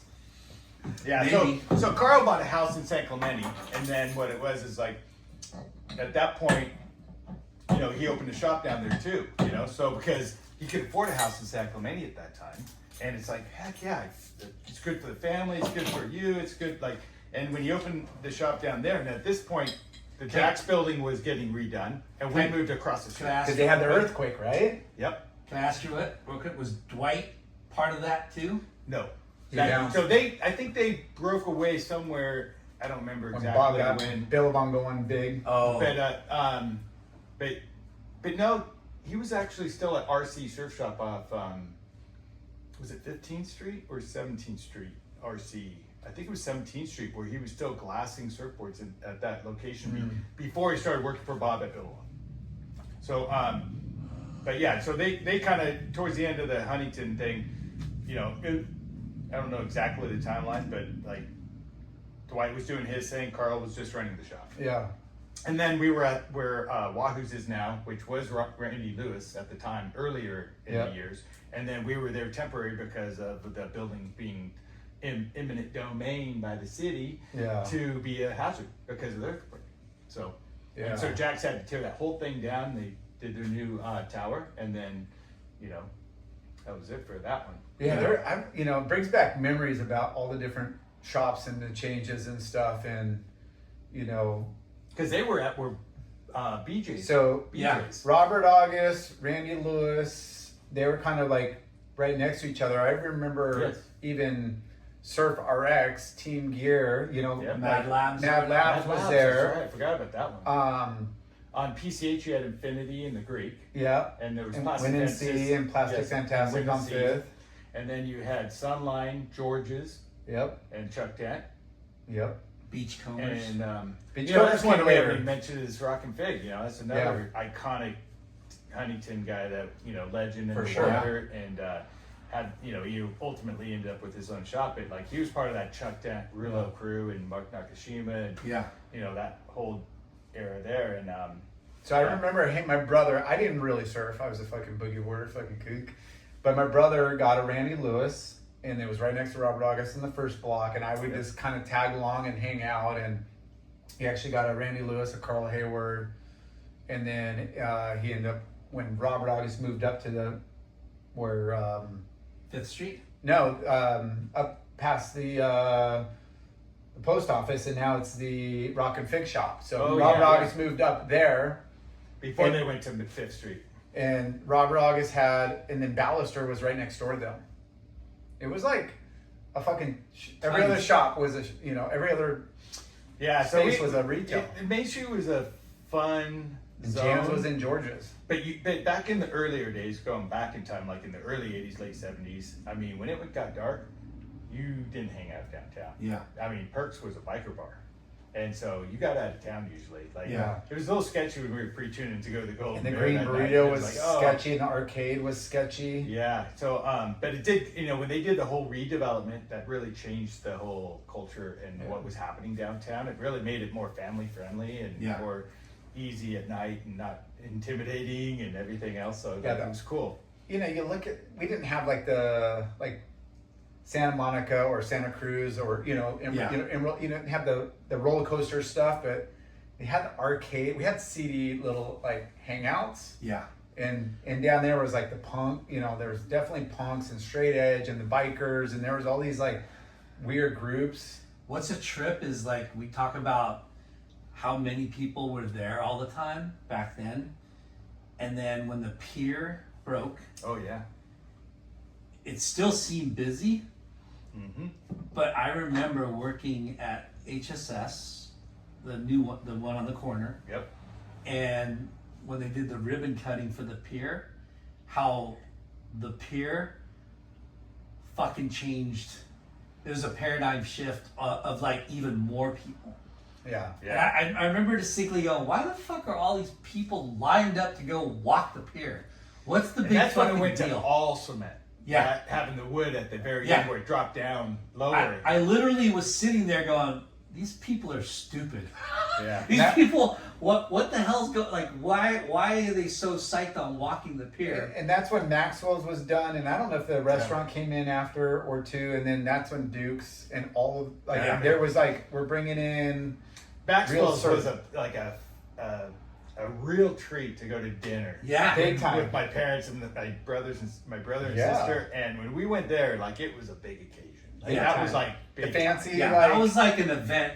That was an event. A special event. And that didn't happen much. Yeah. No. but that was an event. I can think of a handful of times that was our jam was Captain Jack's. Yeah. That was that was our that was a jam. special place too. But and all of our friends worked there too. Like Main Street was trippy because it was a daytime thing, right? Like at night there was really nothing because there wasn't many restaurants. It was mostly a few bars and retail that closed early. And I remember the movie theater going up, and then we were like, oh shit, this is going to change the dynamics, and it kind of did for a little bit. Yeah. And then it was not a big thing. Mm-hmm. And then they shut it down. Yeah. We need something like that. We need, that. I mean, the amount of stores in that building, which is poorly designed and not really. Well, how ragey was Studio Cafe? Well, all of those. Yeah, that was a big thing. But those buildings, they didn't really do a good job of designing them. Yeah, designing them and having accessibility. Dude, how crazy is it that they just put up a building in front of the other building on the side of the fucking building? You're like, how the fuck they do that? I don't know, but. It was such wasted space. Yeah, it was wasted space. Way wasted. When we were talking about downtown, was it? Is it Gallagher's that it closed down? Where Gallagher's raged, and they had Karen and I went and saw the Blasters there. The Blasters. The Blasters played in there, and we were getting these drinks, and they were like the old Snug Harbor in Newport days, where it was 50-50, 75-25. And it was just whoa. Yeah. And we end up we're walking home and we sneak one out of the way and we're just like, holy shit. This is awesome. This is awesome. But Exactly. they did comedy night once a week. They did some. Where was Gallagher's? On the backside? Yeah, the backside. It's right by where the new taco place is, on the backside of the Cholo's. Right next to Cholo's. And now they're putting in a new golf thing and a little. Yeah, we gotta go check that. I mean, we're just. Yeah, we're going down these rabbit holes all over, which is funny. It's just But the transformation of what we've grown up in and watched it change over the years. Yeah, it's wild how so many things changed hands, right? In the nooks and crannies of Main Street and Walnut, even oh, yeah. I mean, where BJ's was, like you said before, Jack's was. Yeah, they had to be there temporary till the new building got up. Yeah. They had 5 different little Jack's? Yeah.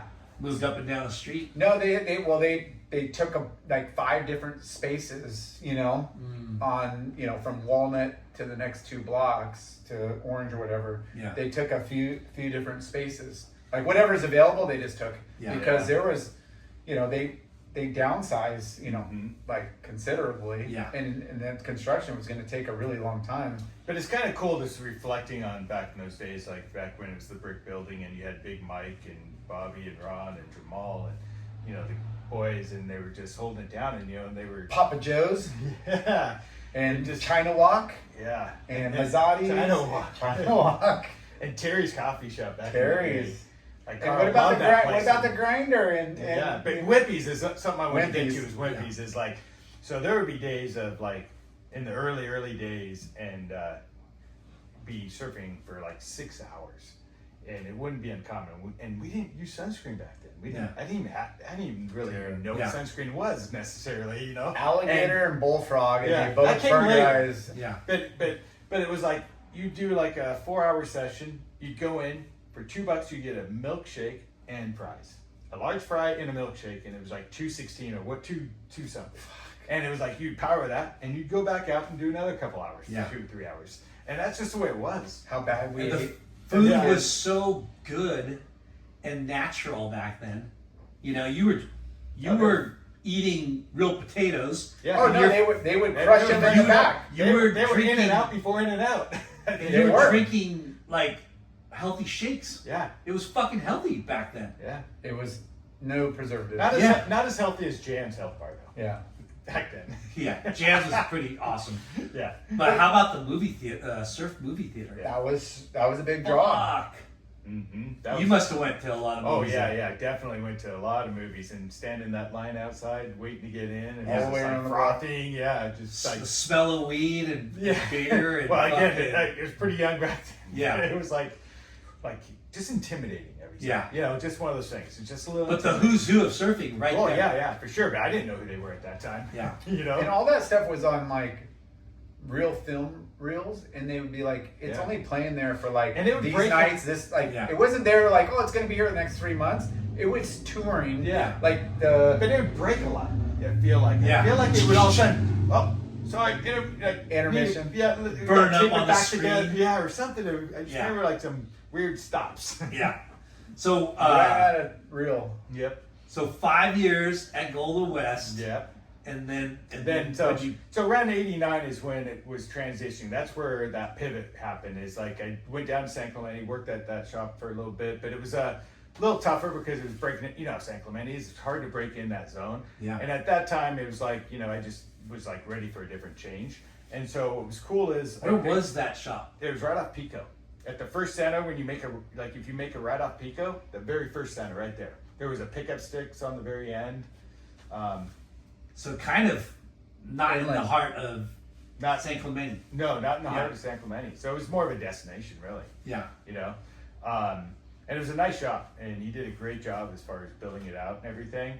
And then then I decided, oh, I'm just gonna try to venture out and try to do something else. And I had as crazy as like back then, it was like living at home. I had maybe a few $1,000s saved, and it was tough. And so the first line I got was XCEL because Greg, I guess Ed called Greg to say, hey, know anyone that's looking at repping? We're looking for someone. And then And Greg was at Victory still. and he was at Victory, yeah. But they were still friends, And so Ed gave me a call and we hooked up a deal. So he said, yeah, I'll do it. Why not? And then I XCEL Wetsuits. XCEL Wetsuits. So that was in Was it March. still Hawaii? March. Yes. Oh yeah. So that's another part of the story. Like, it took a couple years to lose Hawaii on the logo on the chest, but Ed was very proud of what he was. You got full achieving. suits coming out of Hawaii. They don't wear full suits there. Like Yeah. I could only imagine the conversation. Yeah, and that was pretty much pioneering. A lot of creative thinking back then. Yeah.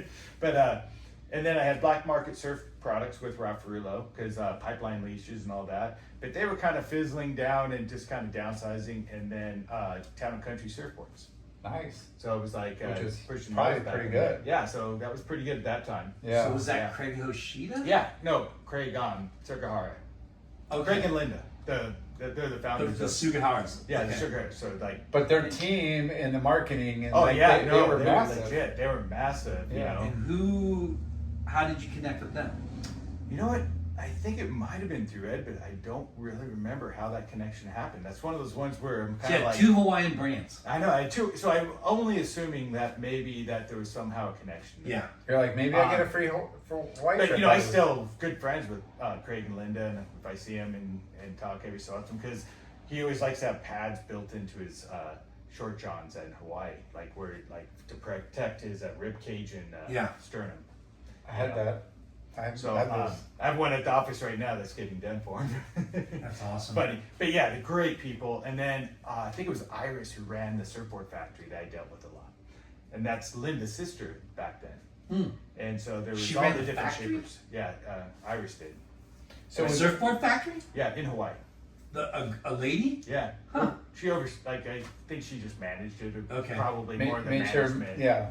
I'm not, she wasn't doing the shaping or Yeah. anything. But But I mean, they had yeah. all the famous guys, like Yeah. IPA and, they're Yeah. all big names. I mean, there was huge, big names. And back Ordering then, it raw was still- materials and making sure shit's done. And So, Yeah, so exactly. you kind of knew what repping was. Kind of, yes. Yeah.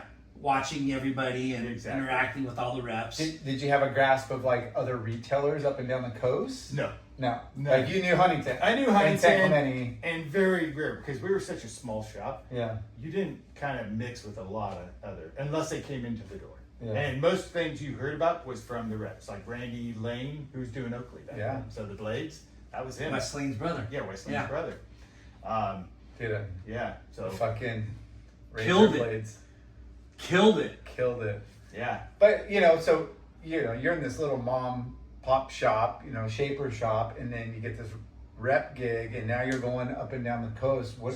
So this is the interesting part of that is, going up and down the coast with a Thomas guide, C4. Yeah. And it was pretty hard, and it was grueling. Yellow So, pages. yeah, I mean, and just finding out like, where's the Specker store? Where's this? Or where, just all these weird random spots. And so I'd work my way south. Wherever I got to, I'd surf somewhere in the evening, morning, sometimes both. And then I would basically sleep in the car and pull over. But, when I would get down to San Diego, I was always stoked because San Diego had a red onion. So San Diego had Cheap drinks. free appetizers. And you got the chip bar and taquitos, and then they had the dollar drinks. And then at that time, Jägermeister was coming up, and they had dollar Jägermeister shots from the Jägermeister girls. Oh my god! And so you just because you're like, all right, just like it seemed like we could have a whole all show day. about being cheap ass, young, broke ass, like On the road.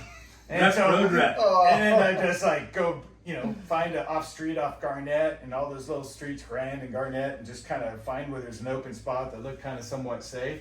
And just, sleep in your car. Just hop in the back, had a little So Forerunner, good. and just like boom, and then wake up. My shower was the ocean. Then Yeah. get up and go surf. Yeah, it's and then normal. I'd go see JK at Surf Club, and it's like he's the first guy that goes, "What's Hawaii know about wetsuits?" Like the conversation he was at.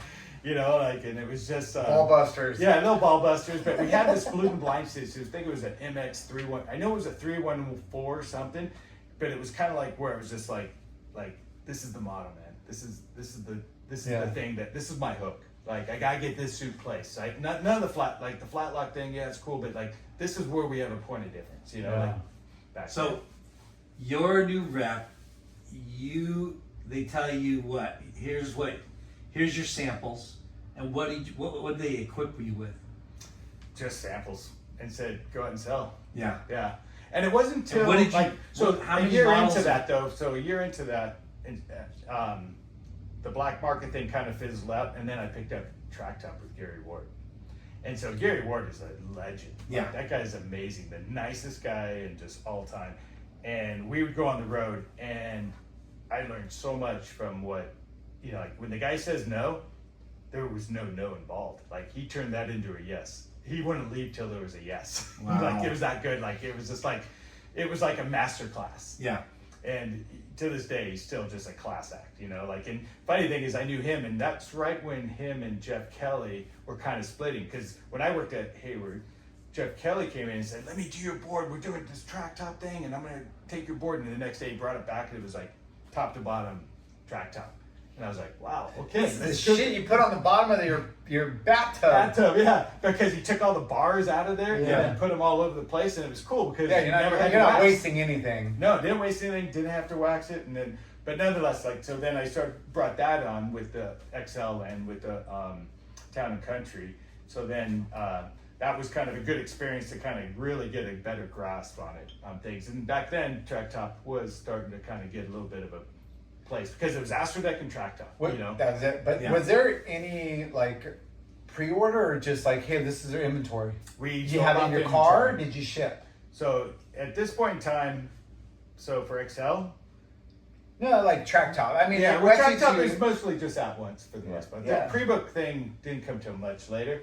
And I learned pre-book by the fly because with XL, for example, Ed would have to wait till there's enough bundles to cut because we made everything in Hawaii. And so we were hands-on, so it was rad. They were sewn together. They were sewn together. They were cut, sewn, and manufactured in Hawaii. And what would happen is I could place an order, and this is what did happen at times, is I'd place an order in June for a summer order, like a spring suit or something, and it would take a bit of time, and I'd be like, hey, where's that order? Hey, where's that order? Wait for another bundle, we're waiting more. And then finally in September, it would be done. Because After they're waiting summer. for a It was bunch of after other summer. orders. So there was a point in time where I finally realized, like, wow, I got to plan ahead. I got to start, like, if I know I'm going to sell these suits or whatever it is, I'm just going to pick a handful of things and be able to, like, load up my car, to your point, and be able to go and sell. That's so crazy.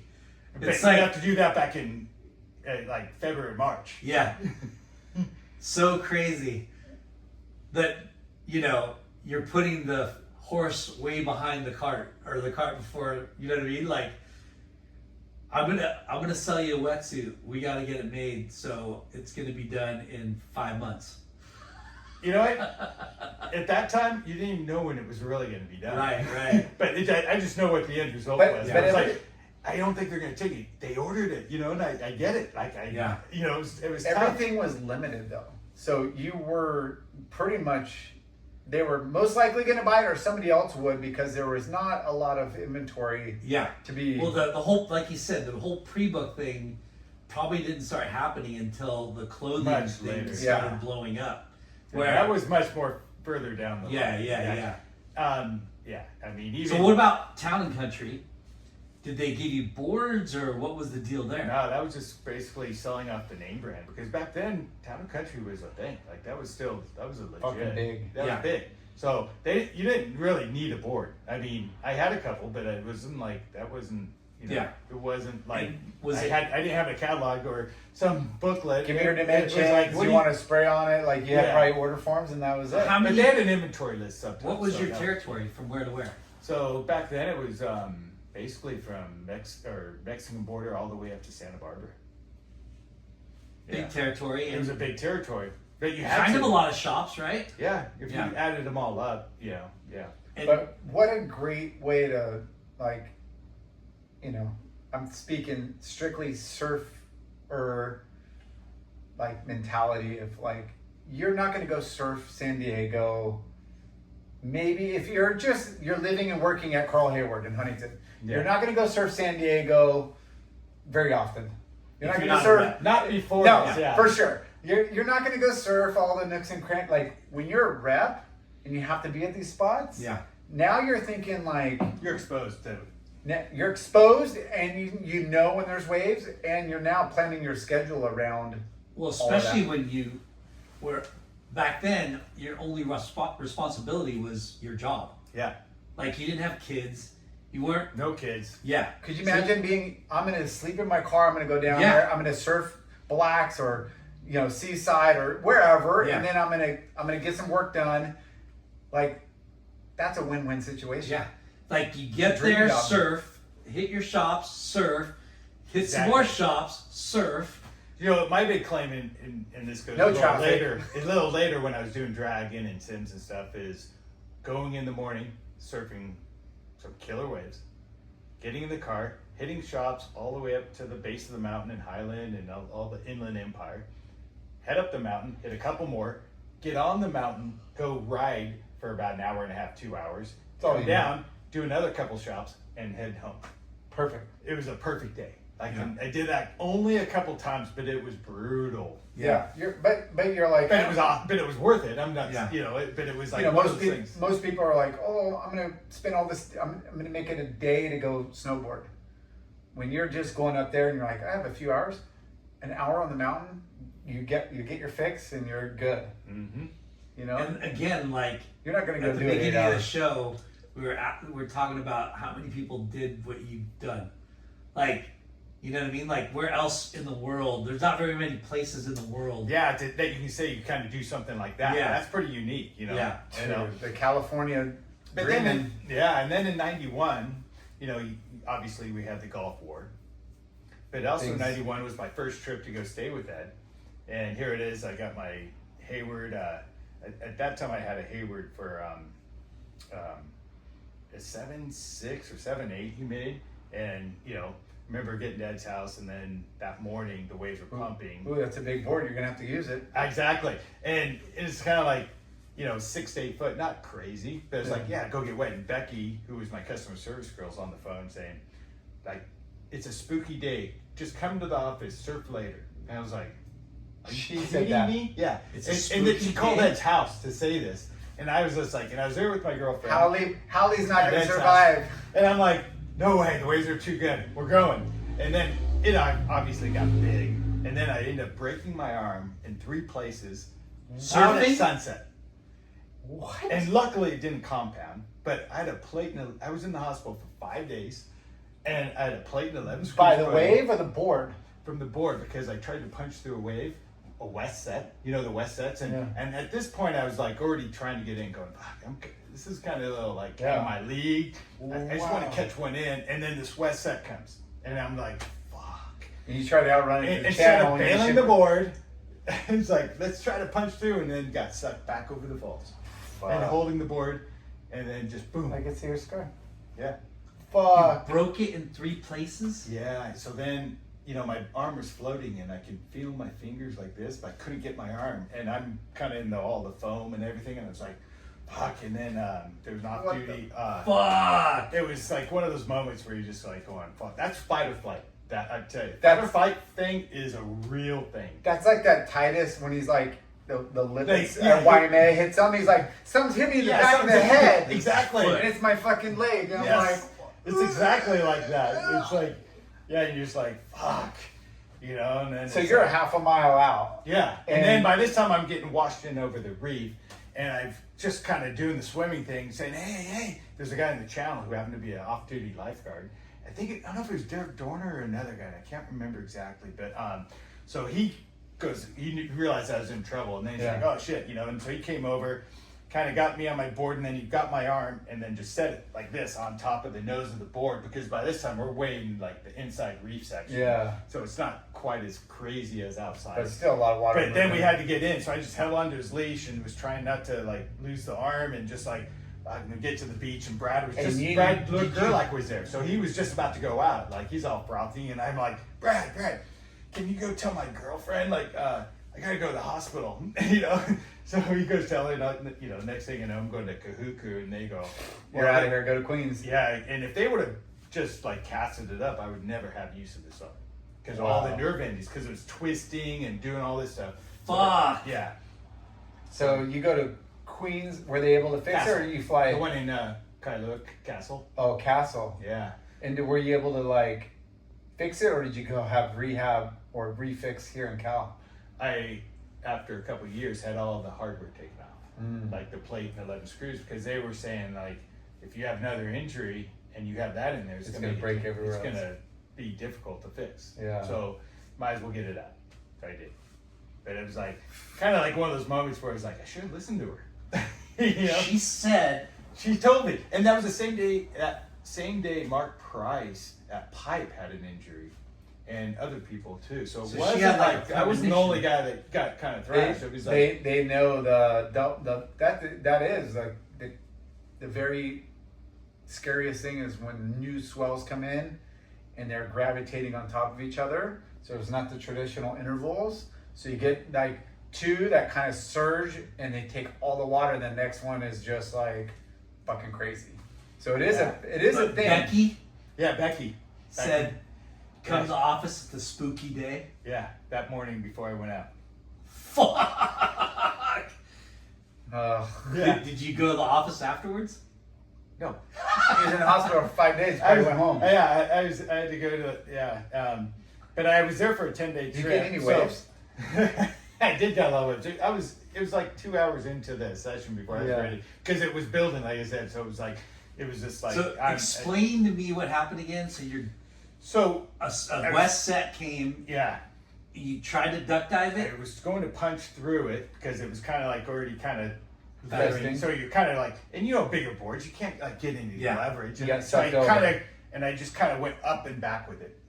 But you did the bear hug But down, when I was trying to, and it just yeah, fucking. and then just blew out of my arms. Imagine the volatility of and the power per square inch that lip must have had.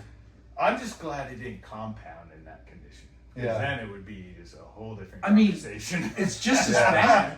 I mean, I know compound means to bust through the skin. Bust through the skin, because when I finally got in it, like I could see the bone kind of going back and forth, but couldn't get my. I was worried I was Yeah. gonna lose my freaking hand. Like I was Yeah. just like, I need to get it. Like it was like you get like this weird focus, you know, and it's hard to explain if you haven't had the fight or flight, but you kind of get in the mode of just Survive. get out of the situation and survive. Yeah. That's it. Like and you're not trying to be a hero. It's not a hero thing. Yeah. It's just more but like if it was what do you gotta do? compound and you're out in the water in this crazy and all surge that. and you see it and you pass out because it's so Exactly. Yeah. like That would have been. that's what you're saying is That could. luckily I didn't see grotesque bone because if you saw that you would fucking drown. Yeah, you would have passed out. You wouldn't have died from a broken arm, you would have died from fucking drowning. but probably think about- probably panic attack. Yeah, or Think pan- about or panic. Because dude, you duck dive a wave at Blacks or something, and the board shakes Violently. out of your hand, Yeah. and you're like fucking, you don't know It's which way is freaky. up. What you went through must have been like 10 times the you know what I mean? Yeah. Like how volatile the fucking wave must have been to break your arm up here, right? Yeah, it's a humorous bone. Yeah, it's not so funny. No. But how fucking crazy is that? Yeah. It was kind of like a surreal A freak situation. accident. Yeah, it's a freak Yeah. accident, surreal, like everything in the above. But it was I don't know. Yeah. Yeah. I'm just glad it could tell about it. Yeah. Like Dude, in hindsight. But I ducked dove a wave at fucking Trestles, and it fucking worked. Remember that? Yeah. We were surfing, and dude, this wave, I felt it pop. I thought I broke my arm just duck diving at lowers. Yeah. I'm like, how the fuck do I get fucked up at lowers? I literally thought it was broke. I went in, it was hurting. I drank like a 6-pack. He's all no joke, I didn't see him. I'm like, where the fucking Because Lemmy go? he stayed out for So like I- another hour or So I come in, luckily I had a fucking 6-pack in the, Yeah. in the cooler bag. You know, the craziest thing is though on that is the fight or flight syndrome also kind of blocks the pain level. Yeah. Oh no. Yeah. You. So Your I didn't endorphins. feel like I had a lot of pain at that time. So when the ambulance came, they loaded me up. We went to A couple hours later, you're like, oh. and shit. then the girlfriend followed the ambulance. And then when they said, no, this is probably way more seriously than we can treat. You got to go to Castle and have surgery. They take an and- X-ray at Cuckoo. They did, And they're like, yeah, you gotta go. And then so they're like, do you want to go by ambulance? I'm like, no, we got our car here and it's all good. And they're like, how about some pain things? I'm like, no, it's not really that bad. I'll just hold it. And about halfway there, Yeah. I'm going, holy fuck, because that's when everything kind of started to Yeah. subside. Yeah. That was the part that kind of went, oh fuck, I should have gotten the pain. And when it comes, it's like it's a it's Yeah. a flooring. It's Yeah. It was like and Zero- it zero was to like 10. and it's almost an hour drive. There's no like Oh my it's God. like 0 to a 20. You know, Yeah. it's like that's. But, That's you know, fun. and that's when so it's like So you survived. it survived. It's moved And on. how lucky did you get? Like, I mean, you were unlucky, but like you said, like the nerves and Yeah, everything just got twisted and tangled, and Still, after I you can got still home, wipe and you can still. Do after I got home, they found out I actually broke my wrist too. I didn't know it at the time. are you Yeah. fucking kidding me? Dude. Broken in 3 places up here, Yeah. and then broke your wrist. Yeah. Same wave. Same way. Yeah. Somehow I don't know what happened, but I'm not. You surf sure. Sunset anymore? I did surf it after that, but not big. Not Totally big. Not redeemed big. yourself. Yeah. Had to still go out, but not big. But But you know, it's That's a heavy everyone. story. Everyone's got stories. I've had 2 boards break in my hands duck diving. I think In one Hawaii? was already buckled. It was in Porto. Yeah. And the Porto's other one was that's gnarly. paddling out at back door, and that one brand new board, like not brand new, but didn't even catch a wave. Like paddled out, think I could sneak in between off the wall, and I got caught. I'm like, oh, I'm just gonna duck dive, and same thing. I got sucked over and just fucking straight on the concrete and broke a board, and I was like, what the fuck just happened? Like, How stupid is this? I almost fucked up my arm at Malibu. Or no, sorry, Trestles. And one big day at Malibu, I went with I was with Verdone and I think you should. Ryan Condor. And dude, it was pumping, and I went left. The lefts were breaking, and I went left and was paddling back out, and the board broke on top of me and broke my board. Damn. Should never repeat that again. No, You should make it sound really like Well, it's treacherous. just so stupid, I right? know, Like yeah. Malibu and trestles. Come on. It happens. Too It soft. doesn't, you know, it Soft can happen California in any, waves. it can happen in any wave. Yeah. There's a lot of pressure in any size wave. It was pumping. Yeah. So you that was your Hawaii.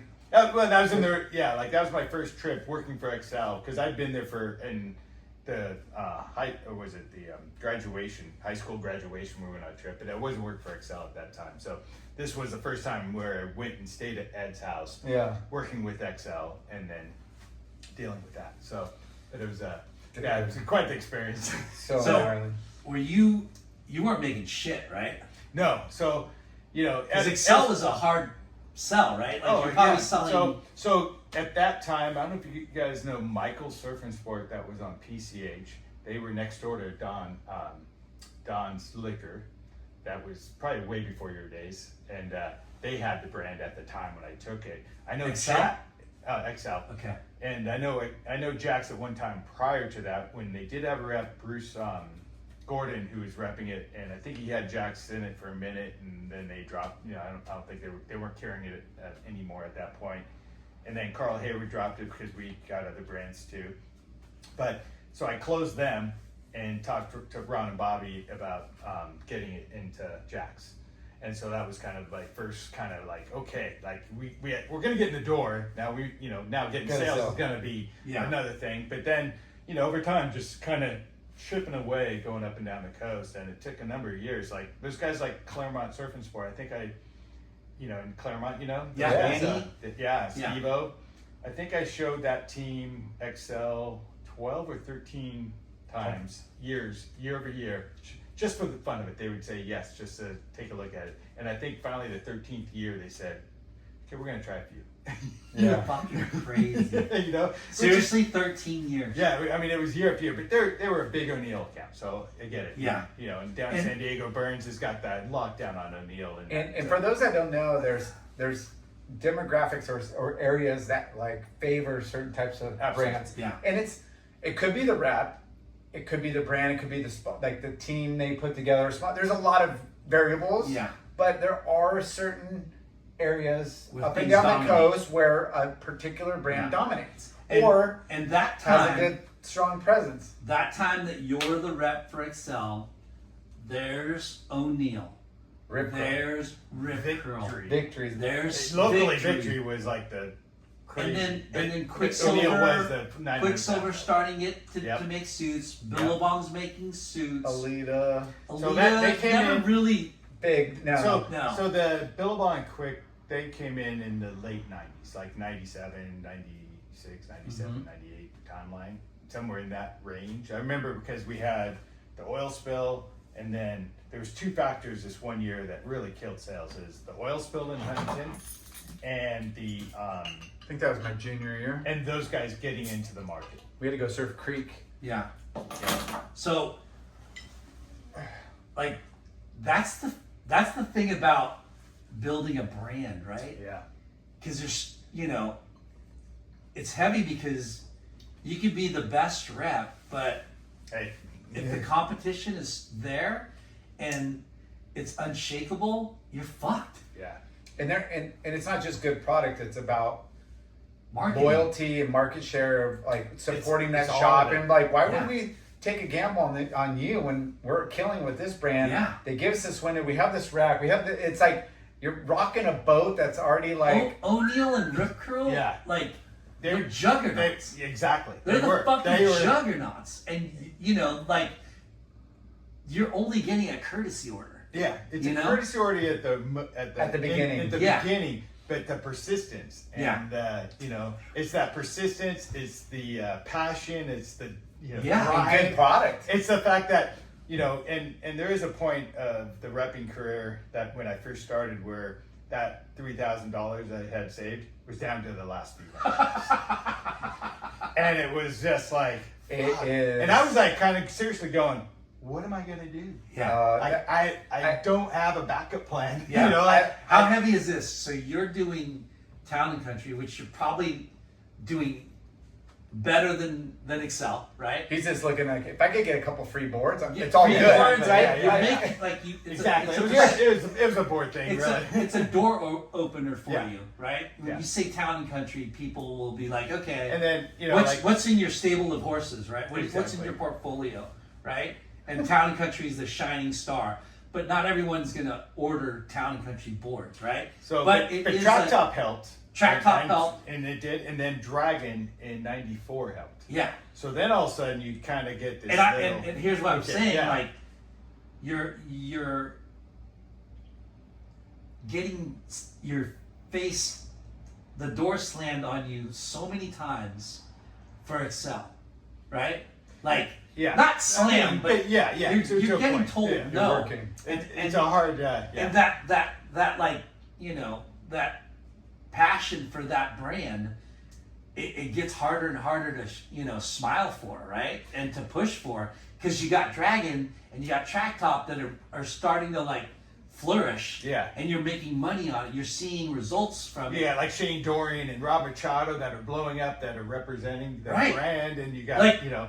You stuck it out, like, you know, your brand finally caught up with the other brands. You know what I mean? Yeah, like, yeah, no, I know exactly. Like you could yeah. you could have said, "Fuck, man, it's year 5, and I'm still not in every door that I need to be But in." you know what the difference is? Is like the littlest wins were just worth every moment of that. For sure. And you got like guys like JK at Surf Club. Like, you know, his story is he was partners with the, which is later I worked for at Reef, was Fernando and Santiago, and they had this little surf car racks and surf club, and then they ended up owning the shops all together, and then JK kept the shop, and they went off and ended up ultimately starting Reef. You know, so and there's weird ties there, but you know, getting him on board and his crew, and then you know, hooking up the right guy, like you know, the Garch is who kind of rule the Mission, South Mission, you know, whatever, you know, like the guys who like influence the community. Areas. Yeah. And that's And then like, you know, business like you find those 101. little and Wits and T-Kit Frog House and these little tiny Yeah. spots that if we just got those little guys that are more hard good driven kind of it helped flourish it Yeah. in a better way because they were coarser. It's guys. brand, Yeah. it's brand awareness. And like that TDK was like he was a surfboard shaver. He reminded me of like Carl Hayward environment. So I was like, I got to get this guy. Would you say because- TDK? Yeah, so it was I Pride. remember that. You know, Pride, it was on Newport, but before it was on Newport in Ocean Beach, it was over off Voltaire Street in Ocean Beach. Yeah. So I opened him when he was on Voltaire back in the day.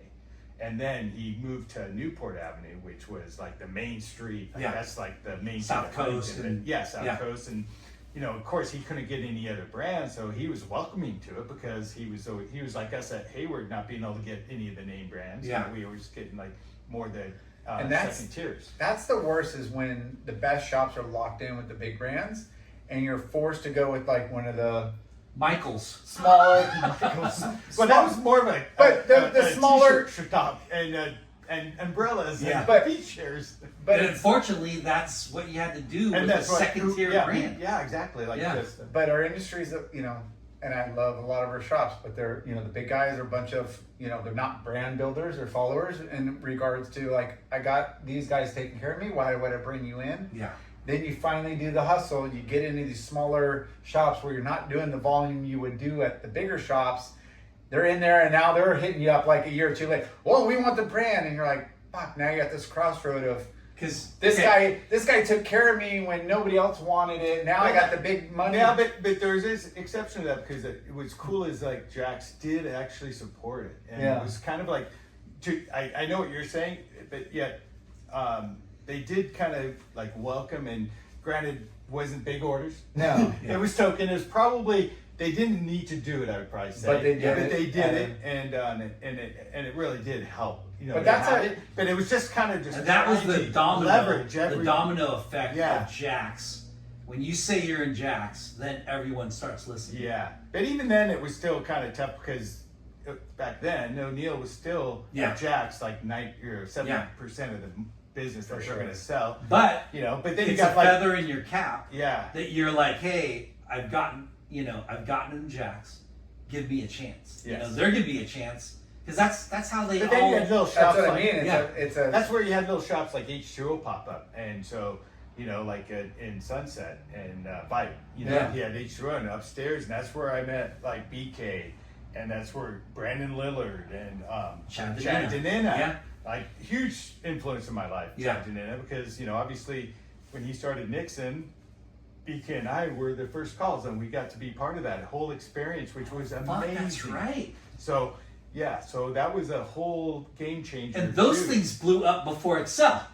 Yeah, so it's crazy. Well, yeah, I mean, it didn't because, I mean, in '97. And I'm not picking on XCEL. No. I'm just saying how I'm trying to. Yeah. I'm trying to accentuate the fact that you were at the very fucking beginning when XCEL was nothing with Hawaii on there.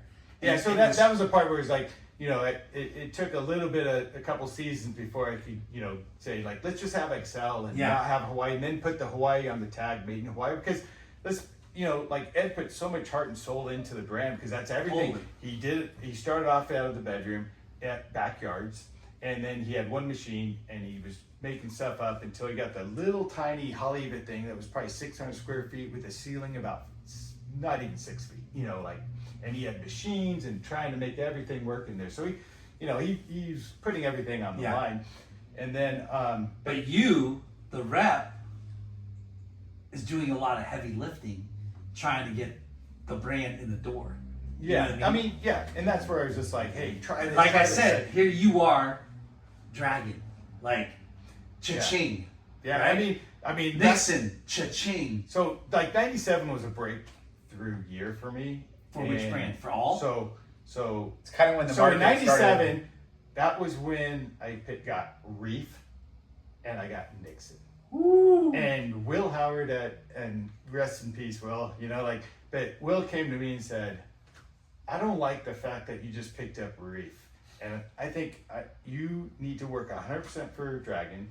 You need to drop every other line. We're going to give you 12% commission, healthcare, and, do the whole thing. And I was just sitting there going, wait, I've been busting my butt on this stuff. You're going to throw that at me? You want me to drop this, and this, and XCEL too? And I go, I've been working with XCEL for a long time. I'm not just walking away from it and putting all my eggs in one basket. Yeah. And I've always been very against the whole exclusive. And I know it doesn't work on all cases. If you had a Billabong or a Quicksilver, you'd have to do that. But I didn't have any of those. I didn't even have those opportunities or the Hurleys or anything. But I just was more hard goods based with a little bit of fringe of other things. Yeah. But also, on the flip side, that also complements and makes you so much more relevant and in the store and important as far as you're going to the store for multiple things. Yeah, because Sims actually, Sims was part of that mix during that era from and you and 91 BK until both did 97. Sims. Well, he did it a long time after me. Okay. So he did Joyride and Joyride 50 back those days, and then a good comparison was me and G. So you guys were the first snowboarding reps. Too. Because we did Look Snowboards because that was through Track Top, and then there was a small stint of Larry Beard with Purge Snowboards, and then Larry Beard. Yeah. And then with the baseless bindings that all broke because when it got cold, all the straps with the cinch snaps all broke in the snow. And the whole mat was littered with little plastic pieces. I never even got paid. It was just one of those things where it was just walk. It is what it is. Were you a snowboarder prior to picking up the brands or skier? No, not really. I did go snowboarding a few times, but then when I got Sims, then it was oh man, I got to pick up my game and really get on it. But look, I did go to the U.S. Open at Buttermilk.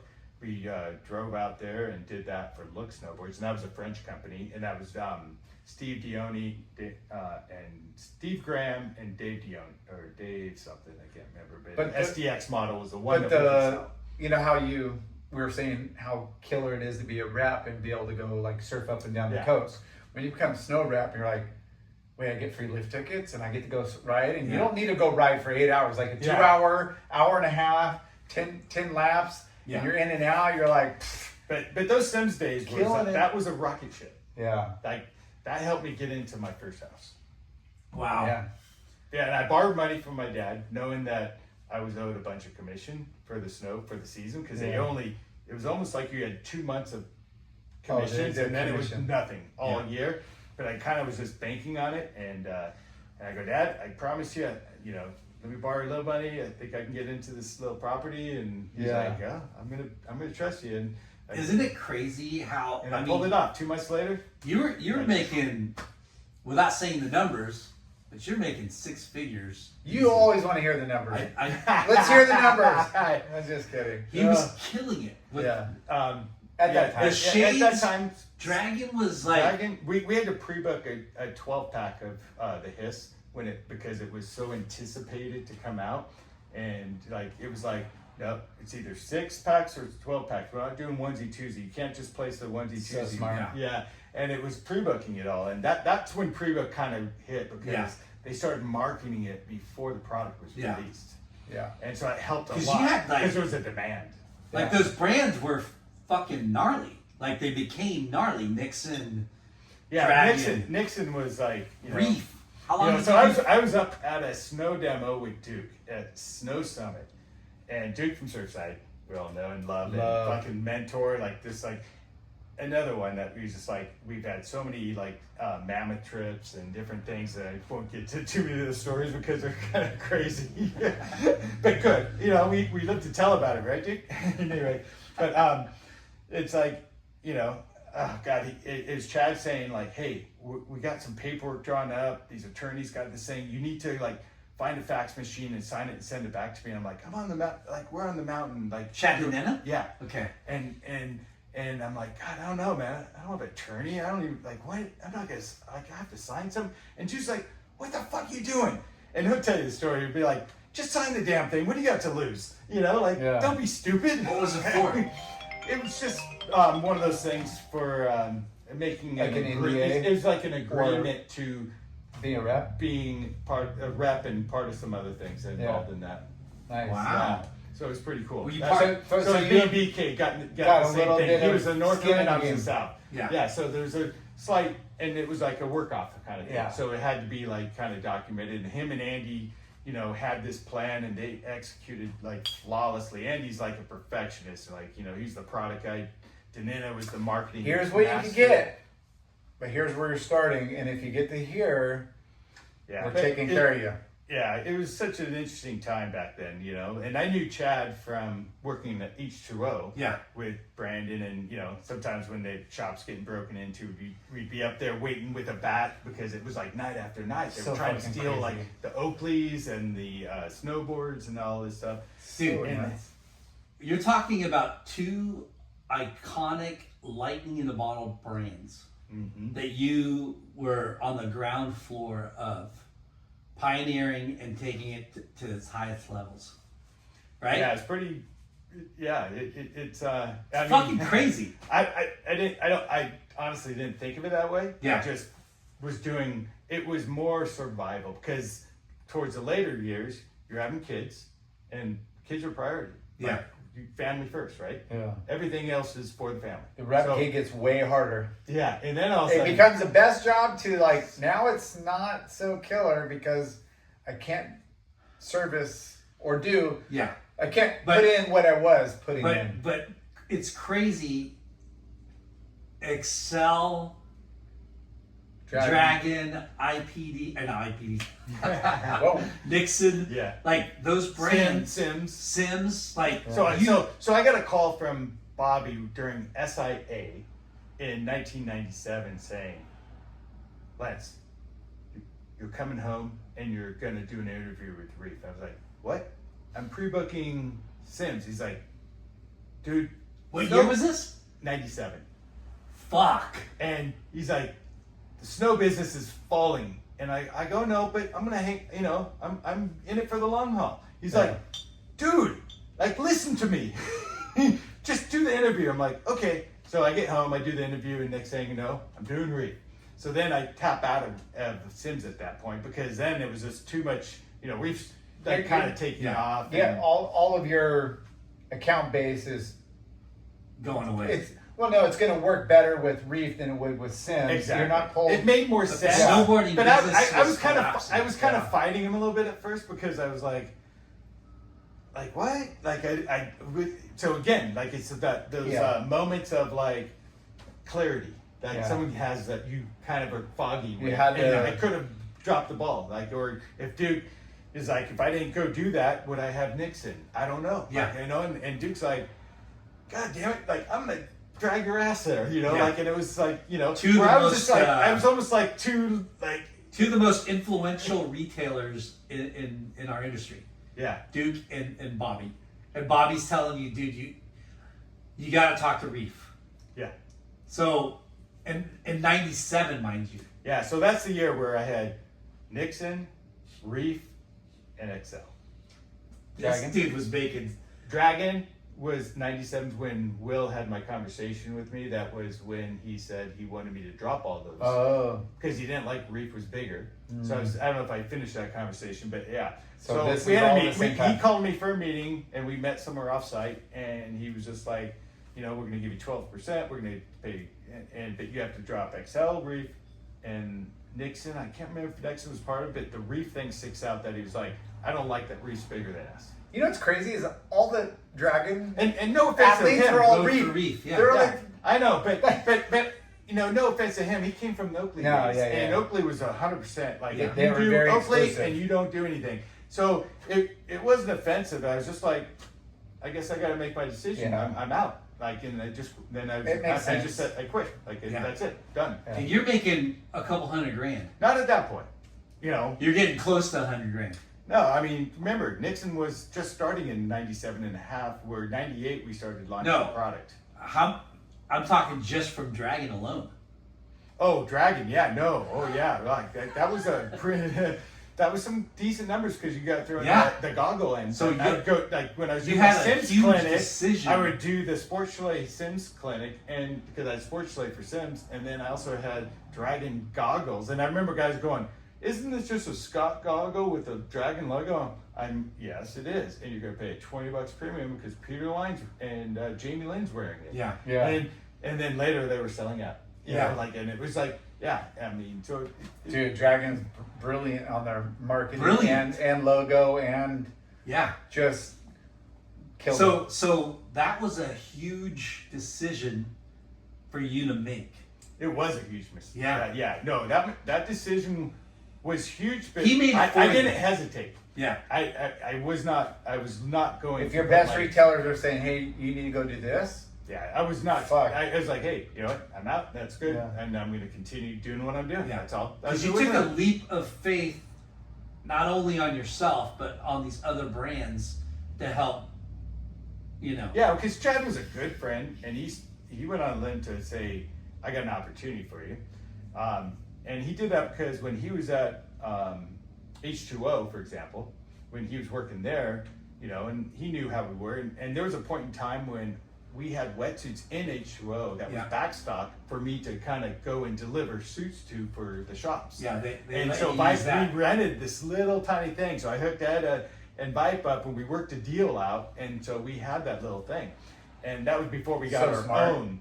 But then, with the Chad is when he had the opportunity to kind of hit the shop when it was his turn to leave the shop. yeah. He had Kemper coming to him. He could have taken Kemper or Transworld, and he asked me, he's like, "What do you think?" I go, "Well, Kemper, you're locked in the snow, and there's a lot of brands coming up at that time. But Transworld, you're going to meet everybody. Yeah. You're Yeah. going to have a whole Yeah, you're not connection. isolated. Yeah. And You're gonna go to a bunch of different parties. Kemper, you go to one I ain't party. taking the credit for his decision, but it was just like No, I but just threw it that's- out there, and it is what it is. And he ended up taking the Transworld job, and that's how he made his market Transworld and blew up there. And then in that process, he hooked up with Andy Lott, which was the product developer for Burton. Yeah.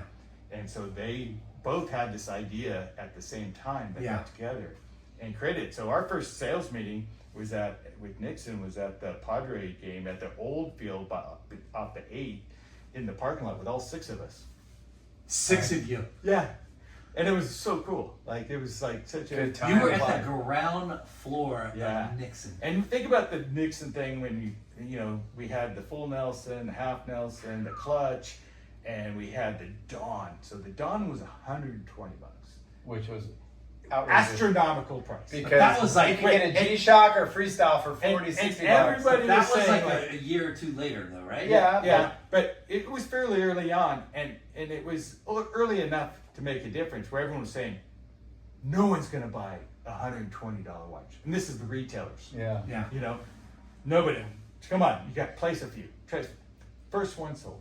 Yeah.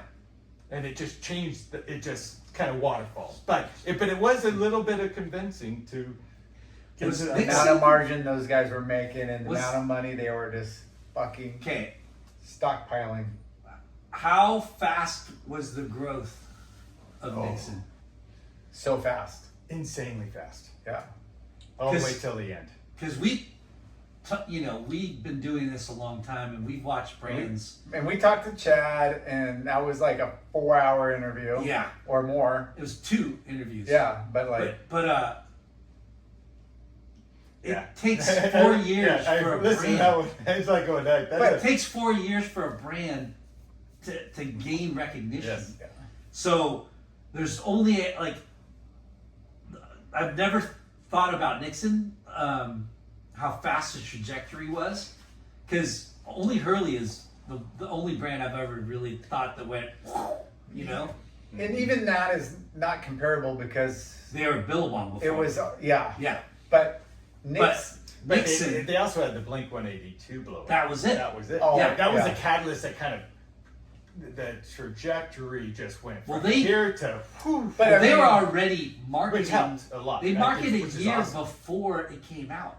Yeah. The whole 999 thing was, you'd see that before there was a stitch of product in the fucking stores. Yeah. And then when it did finally ship, Blink 182 was all over the place. Yep. MTV was fucking blown up. But going back to Nixon, so when you and Bill were the first 2 So reps. we were the first 2 reps, and we split the zone. So we split, just split the south and north. And at that time, I was starting to give up the LA part.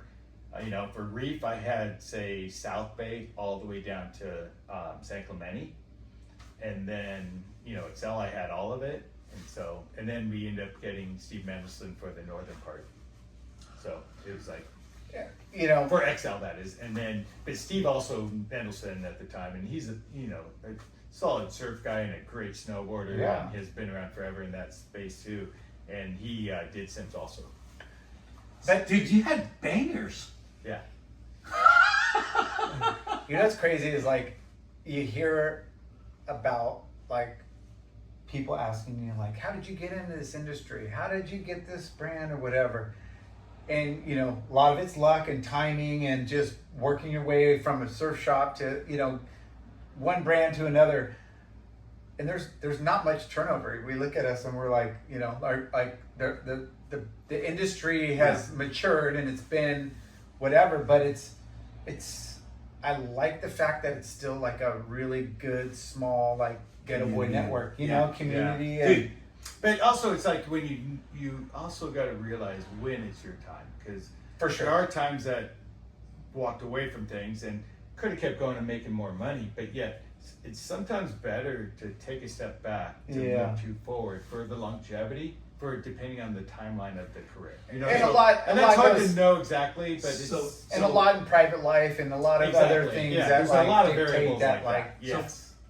Dragon, you quit, right? Yeah. Oh, I had to. Yeah. You had to That quit. was a forced quit. But when did 97 is when you did Reef. Yeah, so when I picked up Reef, that was when they had the wire racks that spun with the cage sandals on it. And then we came out with like the smoothie, and then, obviously. And then they had double spreads of bikinis. Yeah, and there was the bikini girl that was the number 2 reason why people ever bought the magazine. Right. And that was a magical time. And, Fernando, when I Genius. interviewed and everything, and he was like, see that warehouse? We own every piece of that. They bought they were They really owned smart with everything. their money. They owned everything. And that's where pre-booking at Reef was starting to take really take shape more, along with Nixon too, is like started getting more sophisticated. It's like we can't just run on an AO business. We got to plan things out. Create We got- sellout and Yeah, exclusivities. because the cost of money is real. Like you have to be able to buy the right things. You have to be able to have the right inventory, and all those things have to come together perfectly, as we all know. Yeah. Otherwise, you gotta, you're trying to sell something. You're like, it's out of stock. But And those you're like, brands- nothing, and it's hard. Like you want to make the sale, but When sometimes you're, you when can't you're always out make of it. stock, you're out of business. Exactly. but from those- a rep perspective, Yeah. and Yeah, same with as a rep, you're like- and it's the same for the for the brand. It's Yeah. the same. But then So- it's like, well, we got other things. But those brands had- and we do, and that's how it, Those brands had great Reef product. was way before Nixon, though, right? No, Oh, it same was time. right in the same time. So Because I was at 97. Nixon- SIA '97 when I got that call, and when the opportunity came up that they were looking for somebody. So you got Reef and Nixon in the same year. oh my god! But they were nothing at the time. I know. I mean, they But weren't. still. They weren't. I mean, they were brand. Well, Nixon was still like that was like the infant. Like that was the ground launch. Yeah. But with Reef, they've been around, but like it was around, but about to just explode. Yeah. And it was like the first. The first. Reef is one of those It's, brands it's crazy where to think how it's about to happen. I forget the name of it or the word for it, where the thing is the category. It becomes the name of that category. Yeah, it Like, was people come in synonymous. and go- It was synonymous with footwear, like sandals. Right. Open toe. Instead of people saying thongs or slippers, they say reefs. I need my new reefs. And so that Like, was like I need a term. Coke. It's like clean. Not just a cola, a yeah, Coke. Yeah. Hey, you guys, Like- while you're doing this, I was down surfing their events in South America. Yeah, you were. Uruguay, Argentina, Bro. Brazil, they'd have these like I think series. we were talking about this exact same thing. I used to be at HSS. We would Yes. restock everything in the store and sandals. Reef had a fucking wall, right? I was and to be able to facilitate that wall, I would also go and steal milk cartons from the from the backest grocery stores Yeah. for backstop Yeah. for people and stack them. And so that way I didn't have to wait for reorders. I had would backstop fucking- because it was a true vending machine. Yeah. That's for a while. That was pretty on When you walked a regular. When you walked into HSS, you turned right, and that whole wall. the surfboard to room the was surfboard, there, to the and the safari room was here, and it was all sandals right there. Yes, And that was what my wall. That was Yeah. And I used to load it up in the morning, and then afternoon we would have to load it up again, and then closing time we would have to load it up again. It was fucking crazy. It was a crazy time, and at the time you go through these little moments, and you're not thinking about all this. All you're doing is trying to execute and make sure everyone's happy. Yeah. Because as a sales rep, my role was 50% for the brand, 50% for the retailer, and make that work and do the right thing always, and don't burn a bridge. You never want to burn bridges. And I always tell kids this because a lot of kids that come up, I'm always like, live below your means, be smart, and don't be be stupid in the sense that think you're bigger than anything else. Yeah. Be humble. Yeah. Like you have to be humble and you have to be respectful. Yeah. And that goes for both sides of the fence. You're Yeah. working for a brand, but you're also working for the retailer. Dude, You can't vary from that foundation. And when was counterculture? So counterculture was in the mid '90s. That was another one that was my apparel thing. Which, again, apparel wasn't my forte. I wasn't like gunning to go get this big apparel brand because every time you did, that means you'd have to drop or change everything in your portfolio, kind of thing. You know, like where my brand's kind of this, like as far as representing these type of brands. Now all of a sudden you got this apparel brand, but that takes you off the road and you got to see everyone 4 times a year, and by the time you get done with showing the first season, you already got to start the second season, and it was a lot more difficult. But with counterculture was unique because I knew Pat and Mike Shoemoller, and then Pod was there as the team, and they had brought on Bobby Martinez when I was there, and that was huge, and it was just one of those So moments when of doing apparel that wasn't over the top, and getting windows was easy, getting everything going, and then I ended up passing off, say, San Diego to one of my sub reps, Andrew Pate. But like it was at a point where it was going really good and everything was good, and I was kind of like going, man, I would, it was getting a little like hard to handle everything, because then at the time Reef was coming out with apparel too later on. But So how long I was knew your that, stint? but it didn't cross over, luckily. But it was one of those things I knew about it, and then so what, with counterculture, it just kind of, one day I was on my third appointment in San Diego, and I got a call from everyone in the house saying they just closed the doors on us, and I'm like, so like, what do you mean? Like, you closed the doors on you? They're like, no, we're done. I'm like, what do you mean you're done? I got an appointment in 5 minutes. The last two went great. Everyone was stoked.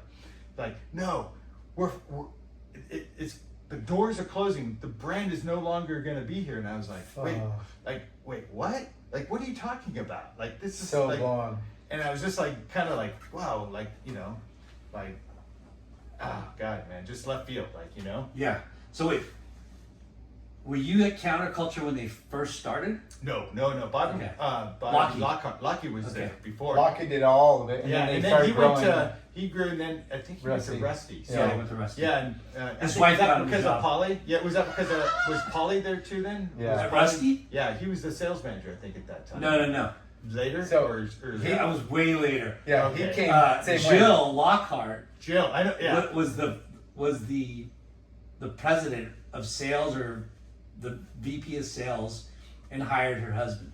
Okay. So, yeah. Well, it was good for him because that was a good get. I mean, It was a Rusty killer gig. huge. I mean, Yeah. it was, and and it was cool because Counterculture had cool ads. I know, we were doing the album So sick. covers Yeah. and knockoffs of all that. Well, and it's dude, you kinda guys cool. had But D-Law. I think even Greg Wade said Bobby. something about doing that back. That if maybe it was Pat that had the idea originally, because I want to say even Greg was saying like back in the day he had that idea. So I mean, interesting, like how we all interlink somehow, some way, but yeah, counterculture was that live in the pit was a thing. The thing that put us on the map for counterculture and couldn't keep them in stock was the flocked flame board short. Oh shit. That thing was The like flock. it was It was flocked, flocked, right? yes. And that thing just blew up. Blew up. That thing would kill it this now. Yeah, it's all, dude. Stuff, yeah. Chewy, relaunch. Exactly. No, but it's like So- crazy how that, like the flames, like Yeah. and tribal and tribal, like, and then the mesh shirts, the button-ups that were mesh. I still have one, a floor. dude, I print just with saw mesh. an Obey one at the store. I was So- like holding it up. I So was like, funny what? enough, in June of this year, in the Outer Banks, at a shop, Whalebone, and a Nice. kid coming down the stairs from checking out the wetsuit section and the boards, and the local kid was wearing a Live in the Pit counterculture shirt. And I was like, Where the fuck did you what? get that? Like, where did you get that? And he goes, my dad used to write for him. I stole it from him. And I was like, that is Dad so did never throw crazy. anything away. Fuck. So Did you ask him who his dad was? yeah, and I didn't recognize him, but he was East Coast, so Yeah. but yeah, so it's just So one of those wild. random, wild, like I don't know why I didn't take a photo and send it to those guys, but So I did that who- really Live cool. in the pit. What happened with counterculture? Just Ivan just it just wasn't making money, and they decided to cut the ties. Like just time to, like. I mean, like anyone, like you can only take it for so long. Yeah. I don't know all the back end of it at Yeah. all, so I'm not claiming I know. I just know that I was in the middle of pre-booking and getting a call from everyone, towards the like I think it was like 3 or 4 when I had one more appointment to show, and I was like, what? Like Yeah. just kind of out of left field. but- Was counterculture sold? Well, yeah. Then I think there was some. I think don't know. Chewy, it was growing, and Chewy brought in some investors, and the investors pulled. Was it part of not CNC No. Traders?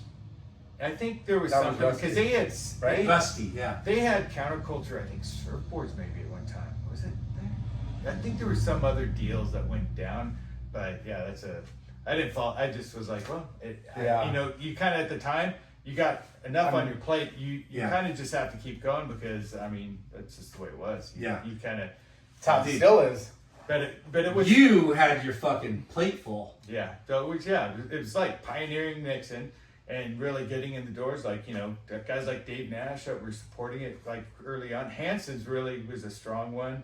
Emerald City, you know, like all the main players were welcoming. You had the bangers. Yeah, we got in some of the key doors. Like it was really. The best part about Nixon was the athlete vouching of Yes. like how Yes. how you had to how you got on the team. How you could got not on the get on the team. team. So there was 2 color stickers.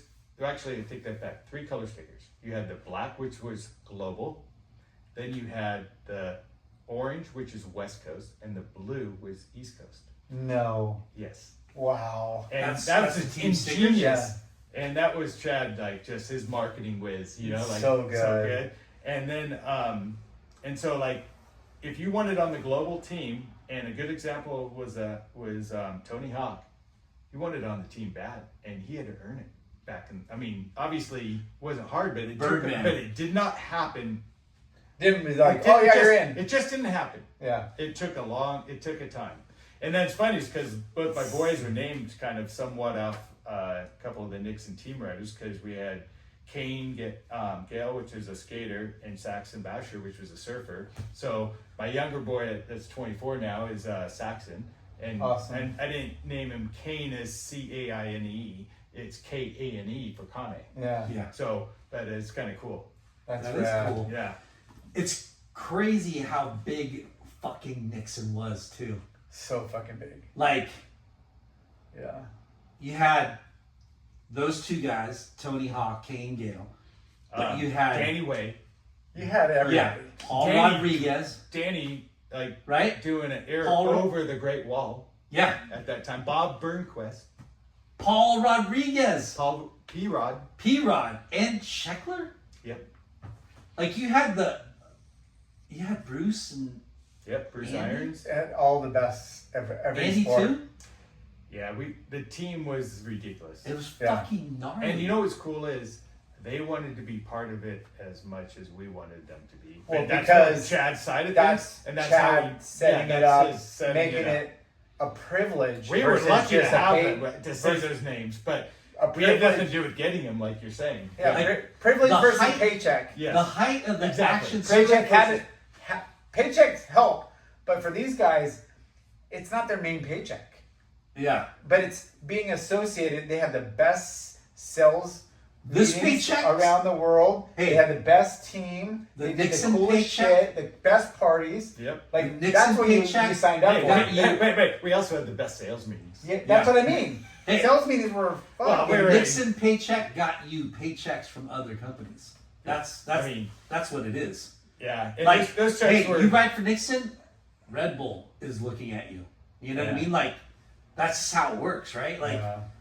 It was nuts. It was crazy. why is he riding a Nixon? Why doesn't he have a fucking our logo on his board? Like you said, people they didn't have to Fuck, go ask man. people to ride for them. People like, I want to ride for you. Yeah. And they're like, no, that's not how it And works. you know what? It could have been for free for all I know. Yeah.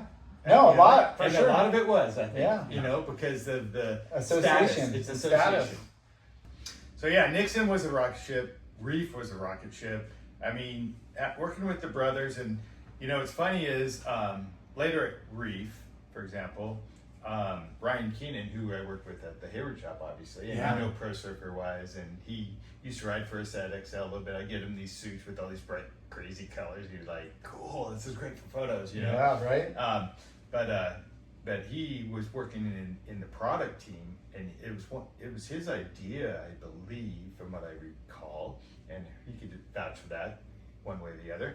But I heard this story. yeah, so he bet Santi that would work, and you know, they had like this little gentleman's bet to do it because some people in the company didn't think who would want to open their bottle from their shoe, you know, and it made sense to think that way.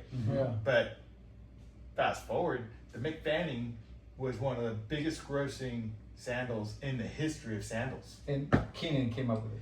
And I believe Keenan, if he didn't come up with it solely, which I think he was the front runner of that. Yeah. It At was least the he introduced team. the idea. Yeah, there's something there. So it is, and yeah, it was pretty And then crazy. And as far as when I talked to him about it, I remember him saying he bet him it was I want to say, and I could be wrong, he could fact check me, is a trip to Tavarua if it worked. And That's what we heard, he said my problem was I should have said for every so many sold a trip to Tavarua. For life. For life. Well, it would have been because it's like it kept. Well, the fact that it was partnered with Fanning. Exactly. Because you could have just rolled it out and maybe been impactful, but not. But Fanning was the fucking shit and still is. Like, dude, fucking. So let's go back to XCEL then. At that time, in '96, we came out with the first chest zip. So it was we called it X1. So this is Ed's chest zip. So it's a pull over the head and a chest zip. It wasn't a zip on the first one. I have the sample of the suit in my garage right now as we speak. No, it was a Velcro tap. So it was so it came over the head. You enter through the collar. You take the flap from behind, pull it over the head, and it Velcroed across here. And that suit is still in my garage. Just because it's like iconic, right? Yeah. Like it's like part of history. Then shortly after that, it was like we should just make it a zipper because like Velcro sucked. It just ruins everything. All that new stretchy material was just killing because we hated Velcro. So and we got cease and desist because we would call our suits Velcro less, and then it was like Velcro's not happy with that. So but the company that makes Velcro is Velcro. Yeah, that's it's like Kleenex. Yeah. So, but Ed kind of came up with that design and mixing that with some Daiwa, like these Japanese Daiwa where it was so expensive, we put little diamond patterns like at the base of the zipper so you get that torsional flex, and just on the arm, like this much, like a football under the arm where you get the range of motion. And it was like, you could introduce it that way because the stuff was ridiculously expensive. And obviously you had to keep your price within a range. You only use limited. So, so that put us on the map. And again, selling something so unique and different when no one else had it. And then not long after that, Hotline came out with a version just like it. Yeah. And as I remember, did you patent it or no? There was no option to patent that. I don't even know if Ed ever considered it or not. And if he did, he probably figured that to fight it would have cost a lot of money, and there wasn't a lot of money back in those days to do things like it was. Because I believe Hurley did the Velcroless board short, and they patented it. No fly or zip fly or something like that. No whatever. No Velcro, no zip, whatever. But they made money off. They just said, hey, everybody can use it. What's funny about that is I have counterculture board shorts still that have that. Yeah. And so it was way before the Hurley. Yeah. But now, not to say that it's the same. No, I don't know all the variables. I'm not saying they created it. I'm just But I just remember having a Velcroless board short from counterculture too, and it was like, oh wow, that's cool. Like it was kind of. I mean, there's so many because it's rigid. There's so many things that people do. I mean, Mervin did the 7-point snowboard edge. Yeah, exactly. Like the magnet traction was their but they licensed it out, but people had to do different variations of it. But everybody will, it's like it kind of validates. It validates it. So if you just say, oh, it's only us, it's like no, let it be, and they make a little money off of it. But if it really works, then why are these other companies doing it? Hurley was cool about it and didn't really press anyone on it so much. It's not that I ever heard of, but it's my first Quicksilver suit had the zippers up the sleeves. Yeah, I know. I remember that. Yeah, and they were terrible. Yeah. Easy to get in and out of. It was actually like great to get in and out versus doing the pullover, but it was just not killing. Yeah, so those were like those what we called solution infinities back in those days. So Hotline. You said? Hotline came out with one shortly, like the next year, and they may try to, they may say like in their eyes it was before that. I don't, I would say, because everyone's got their own timeline, and I'm just knowing from what I saw, and experienced, and then I think Greg, I think at one point even, and that may have been a couple years later when it was kind of being a little bit more accepted and being, as, first It's like, what are those guys at XCEL doing? Like doing a like what's this zipper thing in the front? Like, you know, it's like, it wasn't normal. It wasn't a back zip. Like you know? when did O'Neill come out their Animal, which is all the pattern? Oh yeah, that was crazy. That was a That good was suit. 90s, I think. Early, right? Yeah, that was the Animal suit was early. That was yeah. But like, you know, these innovations Grr, or these fucking- changes of like what Suits. yeah. They're fucking it's Suits rad. became super innovative. Yeah, Like, everything was being elevated, and then Billabong in probably 8 or 9 had the Velcro tabs on the shoulders, which was zipperless. The little also. little yeah, yeah, just it's the like little a, things. over oh, that. that's right. Yeah, and that was I think Machado was part of that one back in that time. Rob, not Rob, but Mark. But Machado. Yeah. Yeah. I had a and it might have been 2000s. You know, it's somewhere in the zone. Like I said, I'm not an expert on the timeline. I just know like our own timelines. I don't know. I have anyone this else's. like Japanese sponsor Axe, quiver. and and there was Yeah, I remember you had a jacket. there was back in the day. no Velcro. You would literally crawl in through the neck, collar, yeah. and then it had like a little turtleneck thing that like It folded. It folded in. like this. yeah. Like and they still make that in Japan. And no leaks. It didn't matter if you had steak neck, pencil neck, whatever. It like really like no flushing, and it was it was a little bulky because you had a rollover, a little bit of a more material than you're used to, but it was no flushing, and it was like it was really well, you know, conceived. But you know, again, it's a hard sell. it's really hard to get in and out of because there's no like. But you're a skinnier. Yeah, you're agile. gone. Like I was. It's like if you tried to do that to an everyday average No, it doesn't consumer, work. It wouldn't work. No. You know, and that's where it's like you got to find that balance, and that's something from my role as a design product developer is like finding that balance from too much stretch to Yeah. too little, and warmth versus this and that, and finding the balance where it all works together, where you have to have memory and rebound and all these things that are intricate to making a proper wetsuit. But like in that case, and in Japan, they are really delicate with their suits. They don't use it all year. They rinsed them out And really and well. They take took good care of it, them. so you can do certain things in certain regions that you couldn't just do as a global No. launch. Yeah. So That's yeah. interesting. Japanese are way different customers, No, they didn't. way different users. They didn't Yeah. have retails where there was 1,000 suits sides. You would go get Custom made. measured, yeah, exactly. and they would measure 90% like would measure. everywhere because that's how you're going to get the best fitting suit. And that they made them all custom, and the materials and the colors, everything was like very. I've done special. many trips to Japan, or no, I say many, meaning like four or five, and it's like books, and Yeah. you have these books, and you have like sometimes 10, 15 different brands, Yeah. and you're picking the colors, picking the logos, and everything is done out of the book. You Yeah. know? Yeah. And it's all custom made. And you have a seamstress that like Yeah, and know. you get measured up, and 6 weeks later you got a suit. yeah. Yeah, and I've gone to the factory where they do it all, and it's no bigger than like say a 600 square foot, where you got these press machines, so you're not stitching on all the Velcro; it's all pressed on. The logos are all pressed on. The knee pads are pressed on. And it's just more streamlined. Yeah. But you still have this proper gluing, and when Yeah. you're gluing one-off suits, you're going to get a more precise glue. So you're going to do the multi-layers, and you know how the gluing a suit is a lot of people say, "What does triple glued and blind stitch mean?" Like, what do you mean triple glued? Like, well, when you cut the foam, you have open cells exposed, Yeah. and so those open cells, you have to get a number of layers of the glue onto that end to make a flat surface. That's when you get the proper Because bond it's to make seeping it through watertight. the Well, it closes off those cells that are exposed because it's like little spears. If you take a microscope, you'd see it's not like a sponge because it's not going through the foam. It's just the ends of that where it was cut. So you want to have a flat surface. So you have to do Better. multiple layers to get the flat surface.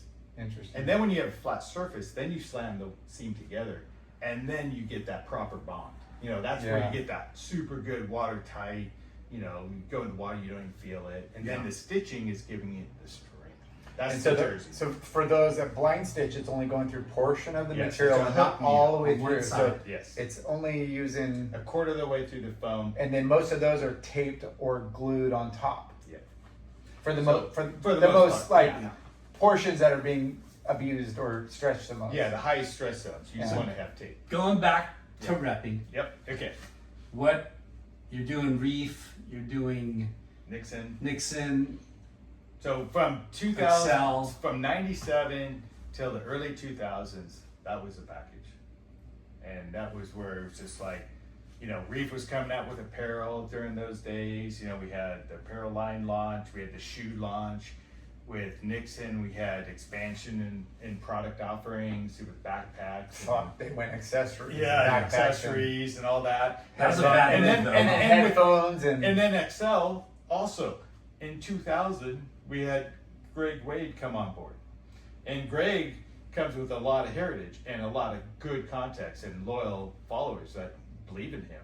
And he came on board because he left Victory.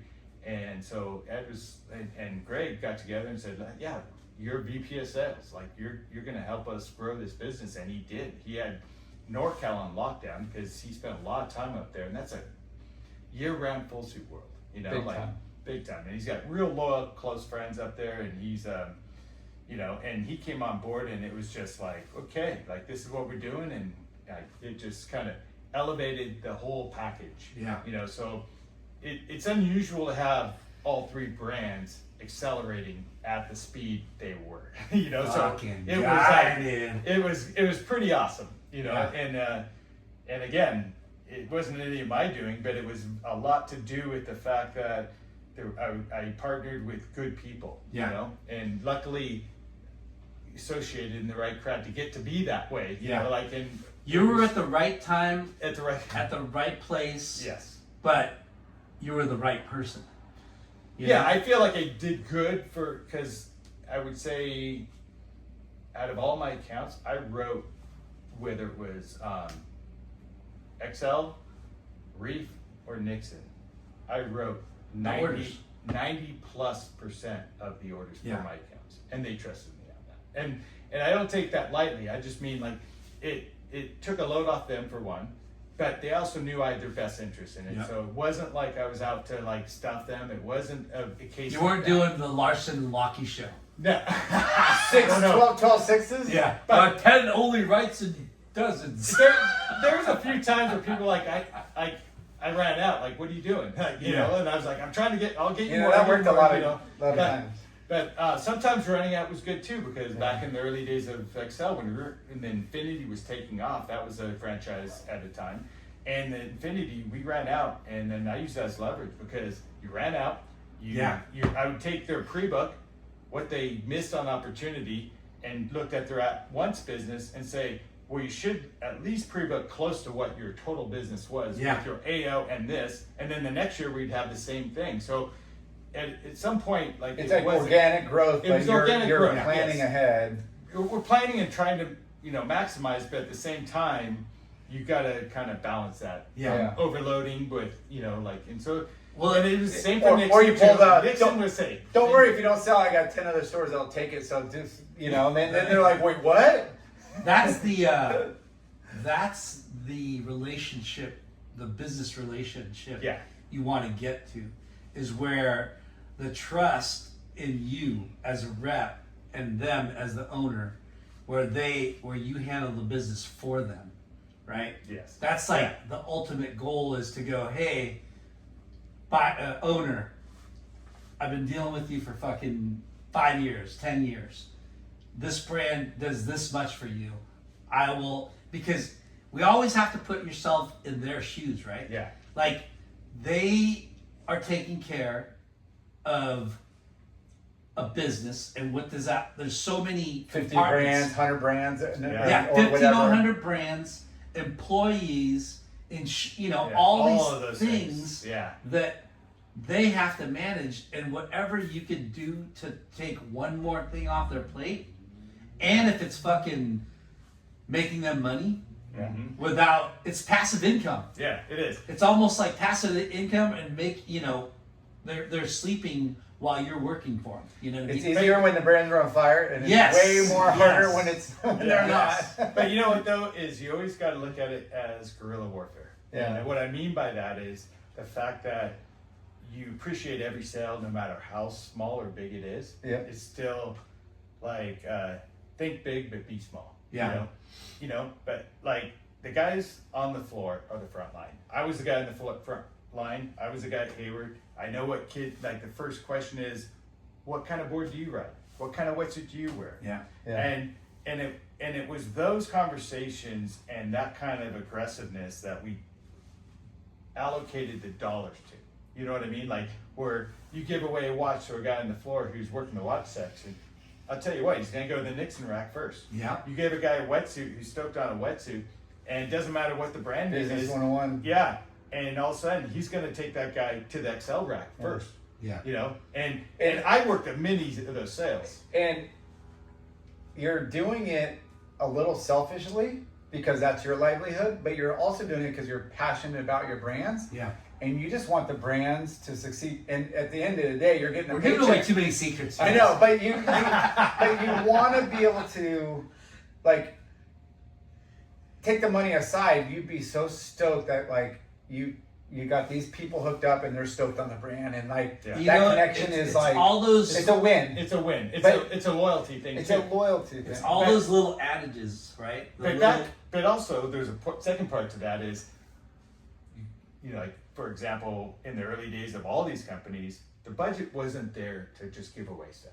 No. Like not in the early days, Yeah. especially at XCEL or any. It's right back. It's We don't have any budget anymore. So the fact that Sorry. you could get someone to say, I can get you a bro card for 40 off, and they're like, oh, that'd be insane. Yeah. Now they have invested interest. Yeah. Yeah. That they're willing to pay for it and sell it Yeah. and wear it. You know what I mean? Then it's like there's more of that connection where, unfortunately, sometimes if it's too much the other way, where everything's just being thrown at everyone, then it kind of There's dilutes a it little balance bit. for So sure. there's a balance, and granted, don't get me wrong, that has to No. be done too. Yeah. But there is the balance to the point is that, yeah, you got to have that certain guideline and have the guardrails. If to you know where fucking that balance rip, falls. you'll get some free shit. If Yeah. you fucking, you might get Hey, a you know little what? deal. I look at it differently too, though. I also look at it like sometimes the guy on the floor who just No, has I'm to just get- kidding. yeah, No, I'm just Yeah. kidding. Because Yeah. there are Yeah. plenty of guys on the floor that are really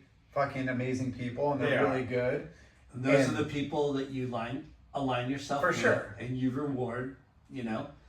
It's It's how you- crazy it's how because you we got- are all three of us are from the floor. Yeah, Yeah. Right? exactly. We Yeah, work the 100%. shops. We fucking know how to deal with customers, and we know how to deal with the reps. And the best reps are the dudes that are cool. Yeah. Yeah. Well, you mentioned it at the beginning, like, I got here not because of me, but the people I surrounded myself with. And Yeah. you can't be in every shop all the time. No. Like, I go into shops and I'm like, fuck, I wish I could hang out here all day. But I'm like, oh, I got to go to these other shops, or I got office work, like you just can't be in 10 places at once.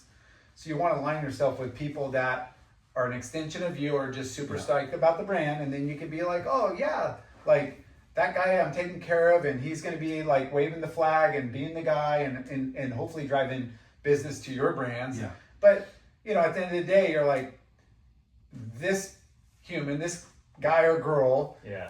are awesome. I'm going to hook them up no matter what. Like, I hope that, you hope at the end of the day they're going to like push your brand, but you got other reps that are doing the same thing to these kids. And if they're good, it's going to open up opportunity for them, Yeah. So it's, it's selfish because that's the way our business works. And Yeah. I'm trying to schmooze over and have those people. But at the same time, you're like, this kid or person or girl is awesome.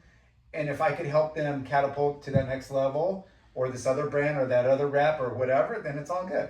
And Yeah, the so thing like- is, we need multiple categories and multiple brands To survive. bring the register. Yeah, no, You know, totally. so- It's a unique time at the moment, but again, what I look at doing this conversation too is for all that the young new guys, the next generation coming Yeah. up, and know that They better be it- listening to the yeah, show. yeah. But it's about like you just don't get the brand and it just happens for you. No. You have to work your ass off. Yeah. You have to show up and work the floor and create sales. You have to manufacture sales yourself.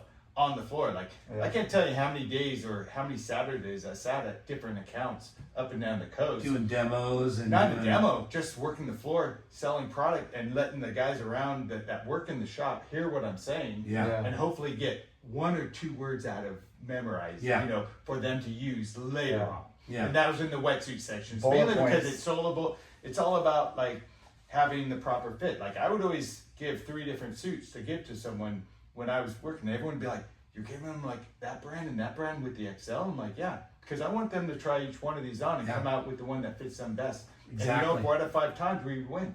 Yeah. And it was non-biased. And they would be like, "Wow, that's trippy." Yeah. I didn't expect you to do that. And then I'm like, you know what? That's just the way, That's, I'm going to tell you, that's exactly the way I sold wetsuits too. Try on these suits, whatever fits you the best is going to be the one that's the most Just make comfortable. sure that the zippers on the back Yeah. and the knee pads. Exactly. Exactly. How many times they come out? You're like, wait. Oh my God. I was It doesn't- awesome. Like, why are you in there so long? Yeah. Oh, it doesn't. It's hard to get in. I got that I'm like, story, oh though, like, my God. Dude, I was at Las So- Gaviotas with Karen, and I'm out in the water, and I see this guy with a chest zip, and it's the zippers in the back. How do you get it? And I'm How like, the how fuck did you you- get into yeah. this? He goes, That's what I mean. so It's so I fucking paddled up difficult. to him, and it wasn't one of our suits, but I still had to tell him. I go, "Hey, I don't want to like make a scene, but like your suit, the zipper's supposed to be in the front." He goes, "I thought so, but my wife says the zipper always goes in the back." And I was like, bitch. and I go, "Well, you always got to check the knee pads because your knee pads are back there." Yeah. And he's like, "I knew it," and so he paddled in and had to kick it off and redo it. But You know what? That's a great it's like, story. it was a good story, but I just felt like, yeah, man, I feel for the guy. Yeah. And Well, I'm going to again, say, who? But Hey, we're in Mexico. Everything's good. whether it's a surf rental or they're coming in to buy a suit, like everybody's had that experience. Exactly. Yeah. No, 100. Yeah. Yeah. Okay, so repping for how much longer?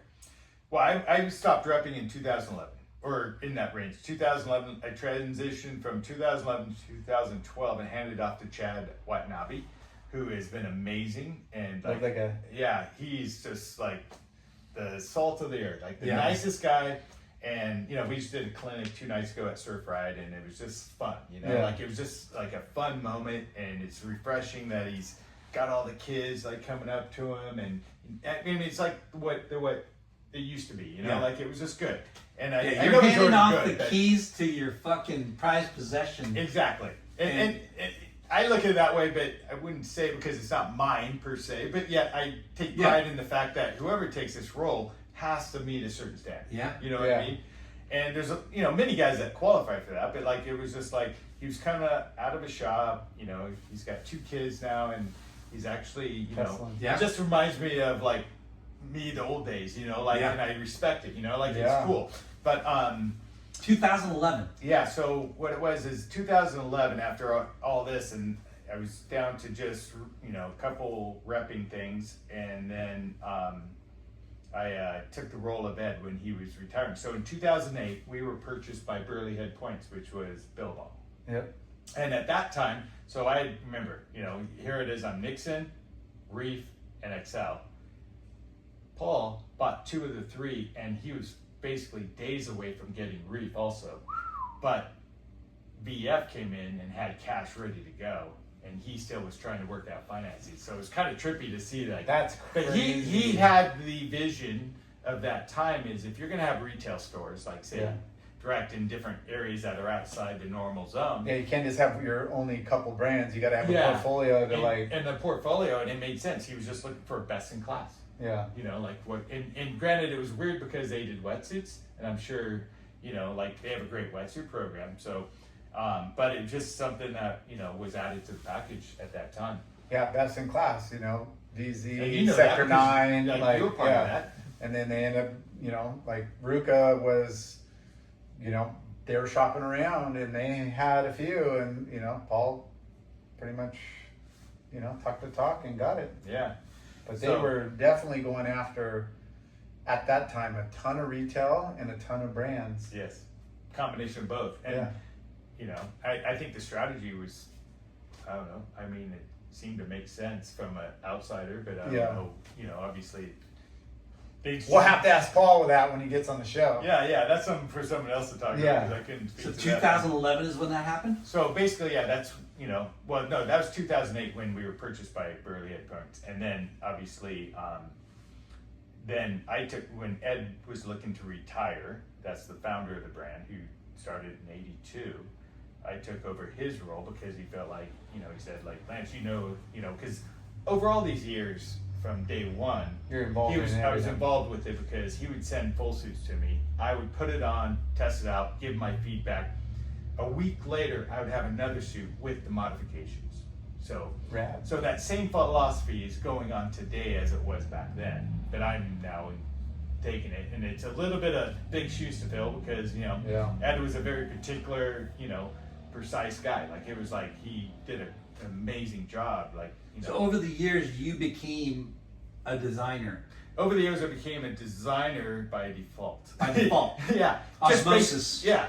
But it was the same for Ed too, because like, you know, he had pattern makers, we had pattern makers, markers, you know, tech packs and all that stuff, all the team. So the team's still there, the same, you know, some of the people are newer and some of the people have been there. Like we had people that had worked at the brand for over 40 years, you know. So rad. So we're, you know, into, you know, we're what, let's see, 45-year-old brand now. And I started in 89 and it started in 82. So it's like, you know, it's been around a long time and it's all about the product that has gotten us where we are. Fit meaning a big thing because, again, without the fit, as we just talked about, it doesn't matter how good the materials are.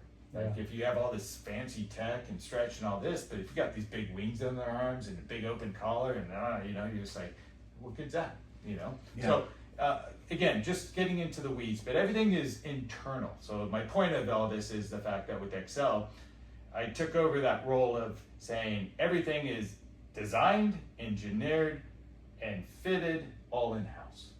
Meaning you don't have to go offshore, wait for it to come back, and then all of a sudden your timeline's like, hey, if we want to have a suit, you got to pull the trigger now. It's like, well, it's not ready. Well, like, hey, you got to pull the trigger, you know, like, you know, so it's been nice to have that ability to do that.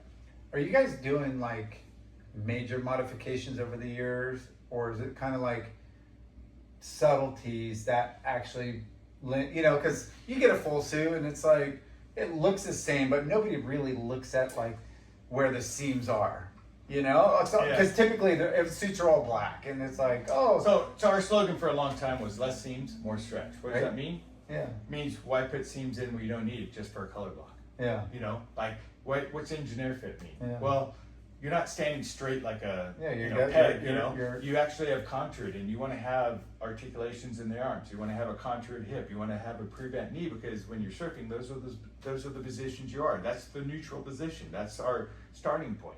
Yeah. And so You're not surfing like this. yeah, and then the curved seams, like, you know, when you talk about like the glued and blind stitch GBS seams, you know, we have these little arcs in our seams, and we're like, why is it not straight? Well, Because it you needs hold more it. flexibility. Yeah. And so all those little things. I like to break wetsuits into three components where you have your design, that's going to be your chest zip, over the head, or say slant zip, which is open one side and close the other side, or back zip, you know. Then you have materials, which is going to be a wide range of things. You have your double-sided jerseys, you have your foams. Your foam can be consisting of a super light foam, ultralight foam, eco foam. It's all CR rubber. We don't use anything other than CR. There's a What thing does called CR mean? that's chloroprene rubber. Okay. SBR rubber is something you would find, say, at Big Five, where they have a spring suit for $49.95. You're like, Yeah. how could they do that? Like, how could you price that? Because it's taking CR rubber, blending it with a petrol rubber, and making it cheap and down. Yeah. You know, and then you have natural rubber, which is like a, you know, neoprene-free, bio-based foam, like which is from a Habitat tree, and so that's like a real rubber base. So you're minimizing. You still have other additives and different things with it, but it's like 75-80% of that.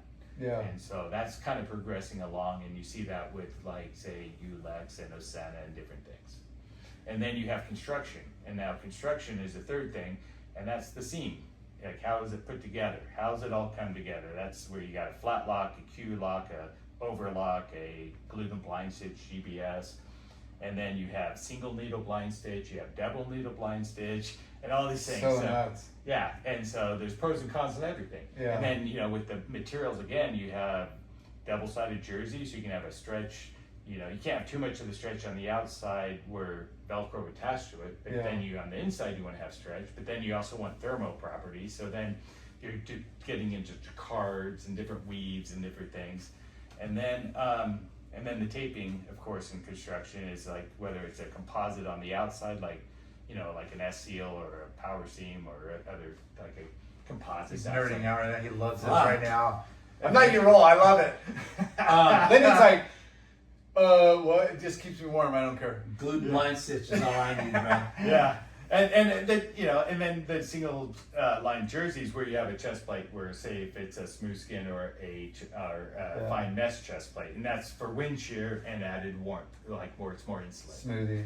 And so that's more of that traditional from the So old school. For those that say your exterior smoothie, that's single jersey because it's just single on the jersey, inside. because the jersey's on the inside, Yeah. and then there's no jersey on the outside, and hence you don't have stitching around that. Yeah. If you did stitch around it, it'd be like taking a piece of paper that was perforated on a binder and You're just pulling ripping apart, it apart. yeah. And the same thing with why tape exists, because Yeah. what tape does is it kind of takes all the pressure off the seam. Mm. So when you have that little hook needle that's penetrating only say a quarter of the way through the foam, if that was allowed to just stretch as far as it could go over time, just it pull has a through. seesaw effect, and then Yeah. you get that open holes, Yeah. and then you get that little leakage coming in. So I've sold suits in the past. It's been a while, but Yeah. like the historic like data on like neoprene, which is oil based, right? Like for the majority, There's parts of it. It's refined now because you have different components, but there is a part of oil, but it's a very small part of it. now Also, it's yeah. small. Yeah, because like the CR rubber I was talking about, which is most of the better brands use. Yeah. Chloroprene is made out of it's limestone based out of Japan. Yeah. And so the methodology of producing that, you know, limestone's in abundance in the. Yeah, you're not going to run out of it. It's not toxic. It's not whatever. toxic. The But I- processes aren't bad. But I was selling it because because it's like a goop and they put in these big presses and then they press it and they put in nitrogen gas to make it flexible. The more The gas. additives that you put into it, you put these Look pellets at this in. guy. I know. Yeah. So you put the pellets in and it extrudes it, and it's Yeah. like a taffy machine at that point. And you have the additives that you're adding to it. But the cellular structure was very irregular in the old rubber. So the more you stretch it, you would get these breakdowns because there'd be a thick cell wall, little this and that. And that's where you get leakage. And this would be very, what do you call it? Consistent. Like consistent or, Smooth. you know, the symmetry of the cells were very, Yeah, this very organized. organized spheres. So it wasn't as flexy, but it was super warm. You could go thinner. So Look at the big brain on Lauren today. I know. I paid attention. This is the smartest I've ever heard him talk. Except when we interviewed Vince at Futures and he was talking about fins and he was Holy like, shit. and he was like, what?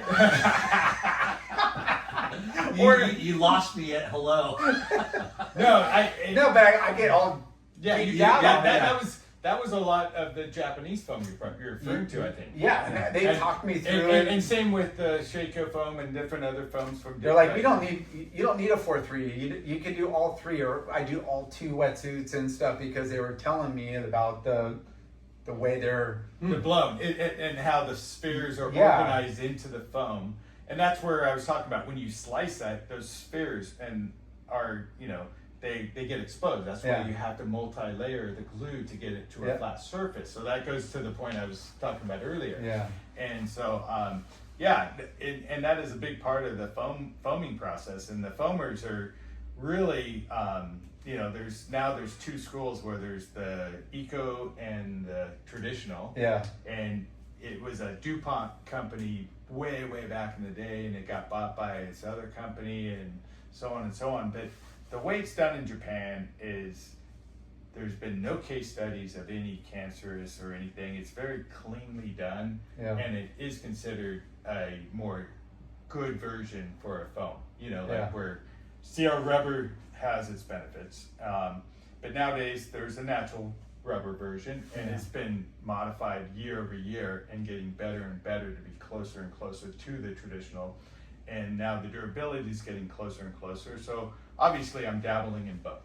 You know, and strategically place myself, and from the brand point of view, to be able to offer both and feel confident enough about it, and then seeing where it goes from there. Well, we were all under the same umbrella, like when we were under the Billabong umbrella. Yes, exactly, yeah. And Ruka didn't make suits, but we did marketing suits for team and you know, advocates and, you know, employees or whatever.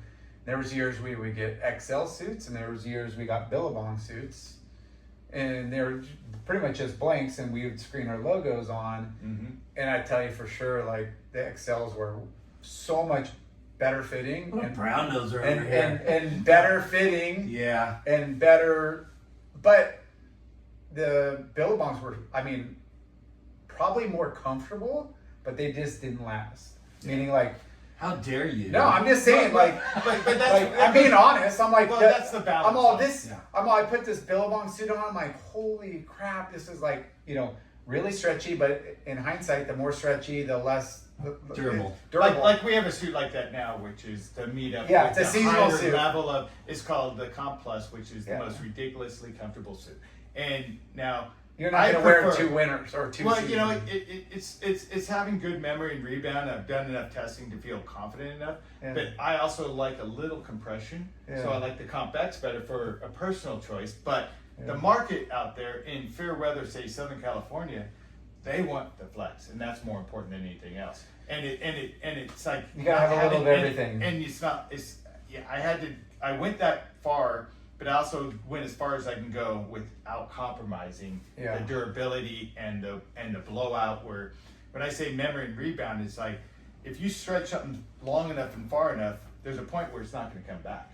And so if you don't find that right balance with the right materials to combination, and that's where, like, when I'm doing, like, when internally, like, and by no means is like all the design on me, because it's a team effort where pattern makers, I have the graders and the logos and the and like the print patterns, and then I got the tech pack girl, and you know, that's Juana, Grace, and Karen, and it's like that expertise between all of us. Like I work on like the real technical materials development side of things and stuff, and I do all the fitting for the men's suits, and then we have a girl that does the women's, then we find a kid, because kids, you know, don't last for 6 months on the kids to do fitting properly. Finding the right kid for that, and we do the fittings over and over again, because every time we change one material, we have to do the whole process over. Crazy. So we're making, so to development time for a wetsuit, say I'm working on a suit that's probably 2 years into it already, you know, and it's still not totally baked yet, but we're making all those suits in-house for the first rounds. Now we're at the phase of doing it offshore, making it there, and that's out of the sample room. Then you have to wait till you go to the production SMS room, which is another location, and then get it and do the fitting, and then you go to production. Damn. So it's like there's so many different layers and stages. So everyone's like, well, what's the big deal? Just like do this, do that. And it's like, you know, it's like, whoa, no way. It's not that easy. So there's a lot of stages that go down.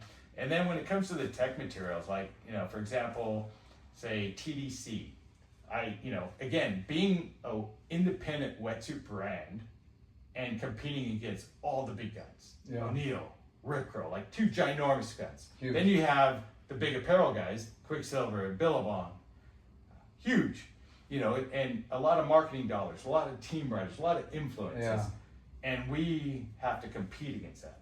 So how do we compete against that? It's about having a point of difference.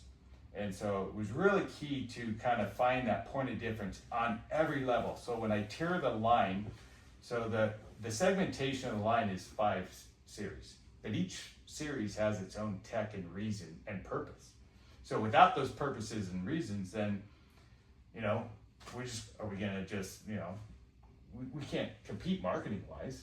It has to What, stand what, up. what So- did Billabong or Quicksilver, they would have like 3 tiers or 2 tiers? Yeah, they would have a little bit less because they're not quite as in depth. You as know, we like are. But you're a wetsuit company. so you Exactly. 5. Exactly. So 5 based on your 5 series. 5 series, which is Say full suit. I'm talking, say, a full suit, which is probably, I'm going to say, it is the biggest part of our business is Yeah. full suits. And that's what the whole time you were talking about your specialization, right? That's really important for people to know. And part of some people's demise is they it's good to diversify your portfolio. It's good to add categories, but own what you're known for. sometimes it's good to really concentrate and do one thing great. Yes. Don't do 10 things shitty, do one thing great. I like to consider ourselves of the Apple of the wetsuit world in the sense that they have a narrow package. Like they have the iPhone, but they also have the iPad, they have the Mac. You know, Yeah. like it's not like they're kind of going, or like In and Out. They do burgers. Yeah. You know, they do Yeah. a good job at burgers. Like burgers and fries. Yeah. You know, you go there because that's what you Which want. I think Yeah. works in your favor when it translates over to the consumer and be like, oh, I understand that brand. I'm not, it's not regurgitated, just new things and, flavor of the month or whatever, season. Well, I It's like- wanted to say, like, Nixon was an incredible brand. It still is. Yeah, it absolutely is. Yeah. But they started doing things that they shouldn't have gotten into, right? Backpacks, headphones, like those were outerwear, accessories, and things that started taking attention off the ball, right? Yeah. And same thing with Reef. Like, why did they start making fucking clothes?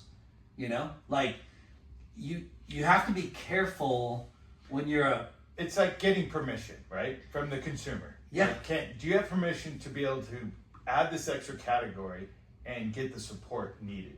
And so that's one of the things. And we talk about surf, but at the same time, we're also dive Yeah. or sun protection, Yeah. SUP kind Yeah. of customers, and we're military. And so I get to go to the military and meet with the guys in Virginia Beach. And Are you look talking at about the Department of War? Hey, the Department of War these days, yes indeed. But you find out what the objective is. Yeah. They give me these goggles that have curve to it, and it's like, so we're on jetpacks, and we have goggles that have curve because otherwise it would blow up on us because we're going too fast and this and that. But when you hit the beach, we want to not light up, with the infrared thermal imaging. Wow. Cool. Okay, so what can we do here? So I came out with this material that was I played with this Dude, material. you're that giving was away top secret shit right now. Yeah, I know. You see, look at this. I have a couple beers and I'm like just letting it all out. yeah. There's this special coating. Thermonuclear. Hey, Oakley came up with that, all right? I know. But basically, it was electroplating and metallized on like in a diamond pattern underneath the jersey for the outside and the inside, so that way it reflects all that off. Yeah. The takeaway is the Did you guys see are all my like, silver surfer suit? yeah. So no heat. Well, no. So they were sweating in the suit, but when they got to the beach, they wouldn't pop up. Yeah. It would. Yeah. It'd hide They- that signature. The infrared wouldn't show It would up. ricochet off. Yeah, that's Yeah. fucking genius. So but the Should've called it- takeaway was just stealth. because of the warmth, and I was like, well, I'm gonna try it in a surf suit, and that was the Infinity model that got it, and that got Wetsuit of the Year in 2019, the last year that we had it at the what was it? SEMA? At the observatory, I think it was. Okay. The last one, 2019, Yeah. and that was when it all shut down. Like 2 weeks later, like The world shut. the world shut down. The category award of the year, whatever. Was it SEMA? that did Yeah, it was wetsuits. We were under the wetsuit category. Yeah. But they did it for all the categories. Yeah, every category had it. Breakthrough brand of the Breakthrough, year, yeah. board short brand of the year, wetsuit. And before that, though, like when I first took over from when Ed was kind of stepping aside, and I was still working with him and kind of consulting with him during it, and Greg, was very good about like, hey, I trust you, just whatever, as long as you test it properly, as long as you believe in it, I'm gonna back it. You Yeah. know, and so Greg was like, because he's on the sales guy, he's got to sell this stuff. Yeah. And so back then it was TDC, which is a salient fiber, and what that is like it's basically 13 different minerals, like rare earth minerals, like rocks basically, and they grind those rocks into like this micron powder. That powder is mixed with a polymer to make a master batch, like little pellets. They extrude that to make a filament, and then that filament gets spun into the yarn, which is inside the suit. So fucking crazy. And so that is the technology. And I got this from a trade show where I was just looking at random stuff, and they had diabetic socks. So like what it does is it works like a vasodilator. So whenever you have more blood flow, you get warmth. It's an internal warmth that you can't really just manufacture from the outside. And so it was kind of like a unique thing, but my goal was to prove it didn't work. So you're coming up with these ideas. Yeah. So I'd go to the manufacturer and say, I want to put this yarn, and they're like, no, we have yarn.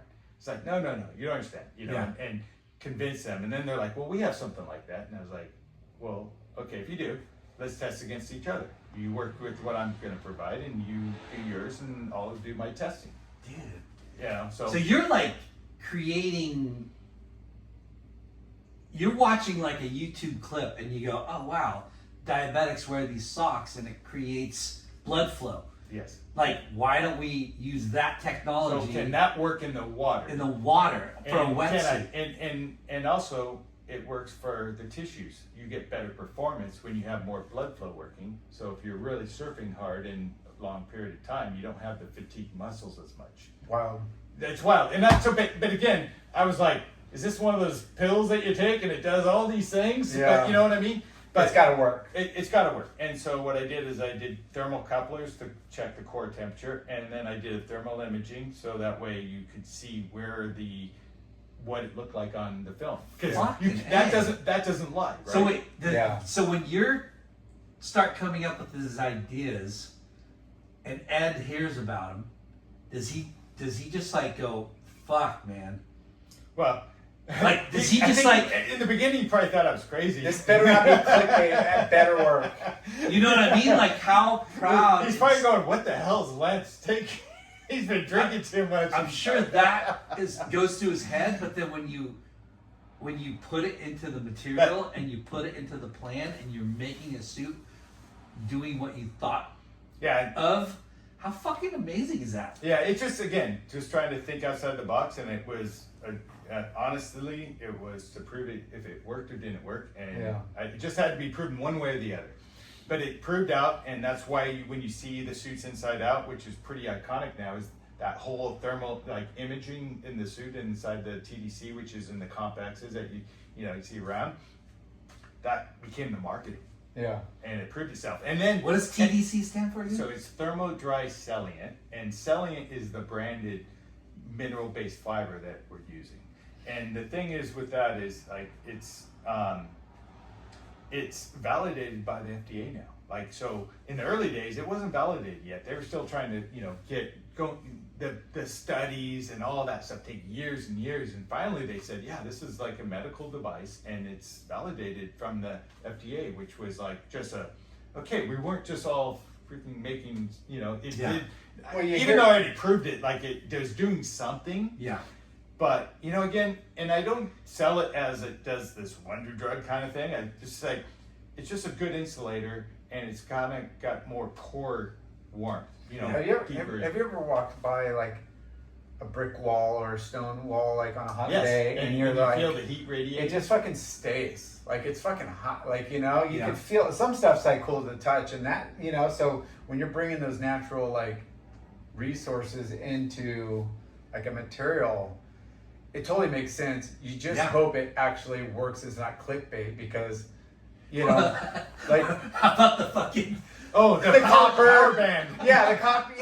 There's stuff that's I just saw something on the that. hologram and all this shit. And hey, good for those people who made a put shitload that of on. money. For a minute, they made a lot of money. Dude, they crushed it. But Kobe was fucking wearing those things. Yeah. Remember He that? got big paychecks for sure. Jeez. But it's